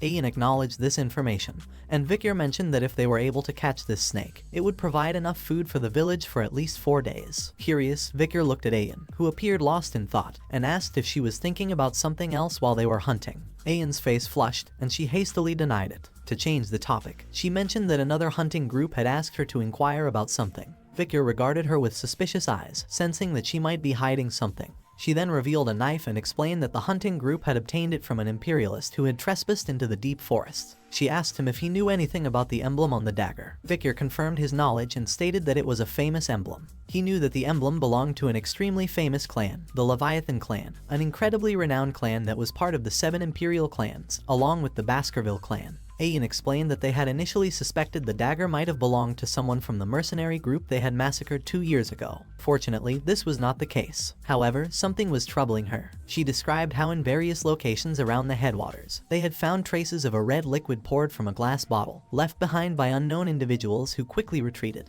The hunting group had managed to capture someone, but that person had ingested a hidden poison and died, leaving behind only the dagger with the Leviathan clan emblem. Ayan hesitated for a moment and then asked Vicar a personal question, whether he wanted to return to his hometown. Vikir, taken aback by this sudden and oddly serious inquiry, asked why she was asking with such a peculiar expression. Ayan responded by expressing her dislike for secrets or lies and implored him to be honest with her. She revealed that another imperialist had recently entered the deep forest, and she believed that Vikir was their target. Vikir was visibly shocked, and Ayan closely observed his reaction. After a moment of silence, Ayan dropped a significant revelation, stating that girl had come to the deep forest. Ayan spoke honestly that 2 years ago when he had confronted Madam up until now, that girl, along with a search party, had gone to investigate the deep forests. Ayan suspected that she was searching for clues about Vikir. Ayan hesitated but eventually asked him a question that had been weighing on her mind. Would he go with this girl? Her thoughts raced as she contemplated his potential response. Would he be angry because she had kept this information hidden until now? What if he agreed to go with the girl? Should she try to prevent him from leaving by invoking the tribe's rules, or would that even work? Just then, Vikir spoke up, stating firmly that he wouldn't go back. Ayan asked if he was speaking the truth, and Vikir affirmed his decision. Her face lit up with a bright smile upon hearing his response, and she expressed her joy by hugging her wolf companion and assuring the wolf that Vikir wasn't leaving. In Vikir's mind, thoughts swirled. He believed that the Empire might not be aware of his survival. He resolved to return once he could perfectly conceal his power from Hugo without drawing any attention. He pondered Ayan's reference to that woman and whether it was Camus Morg. He wondered if she still remembered that he had saved her life or if her interest was part of a diplomatic event. Observing how the Baskerville clan had granted permission for the Morg search party to enter the deep forest, Vikir speculated that the alliance between the two families remained strong. He considered whether his death had played a role in forging this bond. With these thoughts in mind, he concluded that he should investigate what was happening outside the deep forest soon. As Vikir and Ayan stood by the river, a sudden, unexpected event unfolded. A massive fish leaped out of the water, leaving both of them in awe and shock. The fish landed on the ground, writhing in pain and making agonizing sounds before ultimately succumbing to its injuries, lying lifeless. Ayan, looking at the fish, questioned if it was a lungfish. She speculated that its leap out of the river might be an indicator of the upcoming rainy season. Judging by its size, she deduced that this year's rainy season could potentially be a lengthy one. However, their attention was soon diverted as Vikir noticed an arrow protruding from inside the lungfish's body. Bewildered, he examined it closely and proceeded to slice open the fish's stomach. To their astonishment, they discovered a human skeleton inside the fish, clutching the very arrow that had struck it. Ayan observed the clothing on the skeleton and wondered if it belonged to a member of the Lakoko tribe. She surmised that, since there were signs of resistance where the arrow had pierced the fish, the person inside must have put up a struggle after being eaten by the lungfish. She remarked that the lungfish was a stupid beast that ate dead things, so she found this situation a little strange. Vikir speculated that perhaps this individual had been severely weakened, to the point where the lungfish mistook them for a corpse. Ayan pondered why such a feeble person would be out hunting in the first place. Vikir suggested that the situation within that person's tribe might be dire, driving them to take such risks. He hinted at something significant occurring deep in the forest and prompted the need for an investigation. As Vikir and Ayan ventured deeper into the forest, they were met with a shocking sight that left Ayan's face contorted in disbelief. Spread before them were numerous lifeless bodies strewn across the forest floor. Ayan, horrified by the grim scene, questioned in disbelief whether all the Lakoko warriors were dead. Vikir, on the other hand, examined one of the deceased bodies and began to piece together the disturbing puzzle. He noted signs of vomiting, diarrhea, and red spots on the corpses. His thoughts raced, and he considered the possibility that this might be related to a deadly disease. Ayan pointed out another strange observation. Despite the time being well past mealtime, there were no signs of fires burning in the Lakoko village. As they continued their exploration, night descended upon the forest. Upon entering the village, Vikir couldn't help but comment on the eerie stillness. There were no signs of life, and the neglected state of the village was evident from the overgrown weeds. Ayan wondered aloud if the Lakoko tribe had relocated, but her inquiry was met with a grim discovery. As she pulled back the curtain of a tent, a swarm of flies emerged, and inside, she found a lifeless body. She urgently called out to him, saying that there was a corpse in front of her. Vikir, too, made a grim discovery on his end, confirming that there was another corpse near him. His mind raced back to a time before his regression when a deadly epidemic known as the Red Death had ravaged the deep forests. This highly contagious disease had affected both barbarians and various species alike. The symptoms of the Red Death included red spots covering the body, accompanied by vomiting, diarrhea, and excruciating pain. Those infected often became crippled and suffered a slow, agonizing death. The infection had spread so rapidly that it even crossed the empire's border, leaving devastation in its wake. Ayan, overcome with worry, urgently suggested that they needed to leave the place immediately, considering it a curse, a god's curse. Vikir, however, tried to reassure her, stating that it was actually an infectious disease, not a curse. Ayan, still alarmed, believed this made it even more serious. Vikir attempted to calm her, explaining that the disease wasn't extremely contagious. This revelation seemed to offer Ayan some relief as she asked if it truly wasn't a curse. Vikir told her that if she was that scared, she could go back first. Ayan questioned, what if he died because he got cursed? Vikir simply stated that if he were to die, then so be it. Ayan was taken aback and exclaimed that he couldn't just decide to die on his own. Vikir concluded that judging from the number of corpses, it appeared that the entire Lakoko tribe had not been wiped out. They must have relocated elsewhere, leaving behind the deceased and the sick. He planned to gather supplies from the Lakoko barracks and advised her to proceed and find a safe place to rest. Ayan looked at him and felt that he really wasn't sensitive at all. However, just as she turned to leave, a sudden shock gripped her. She looked back in fear, and a piercing scream echoed through the forest, reaching Vikir's ears and instantly drawing his attention. Ayan lay on the ground, tears welling up in her eyes from sheer horror. When Vikir asked what was wrong, she looked ahead in fear and stated that it was the curse. She pointed at a child standing nearby and claimed that the child was cursed, urging Vikir to run away. Ayan expressed her intention to follow him if he went ahead. But then she cried out in pain, complaining of leg cramps. Ignoring Ayan's distress, he proceeded toward the child. He knelt down in front of her, observing that she didn't appear to be from the Lakoko tribe and seemed to be around 5 years old. Vikir noticed a pile of rocks with a flower nearby, suggesting that she had been mourning someone's death. Vikir gently asked the girl who she was. In response, the girl replied with 3 simple words: Lakoko, slave, and kitchen maid. Vikir concluded that she had been a slave of the Lakoko tribe. He then inquired about her name. The girl hesitated before revealing her name, Pomerian. Vikir was intrigued by her name, which sounded imperial. He wondered if she had been an imperial child captured by the Lakokos. However, his shock was palpable when Pomerian completed her name by saying, La Baskerville. Vikir questioned in disbelief what she had just said. Pomerian pointed to herself, her red eyes locked onto Vikir's, and she declared that her name was Pomerian La Baskerville.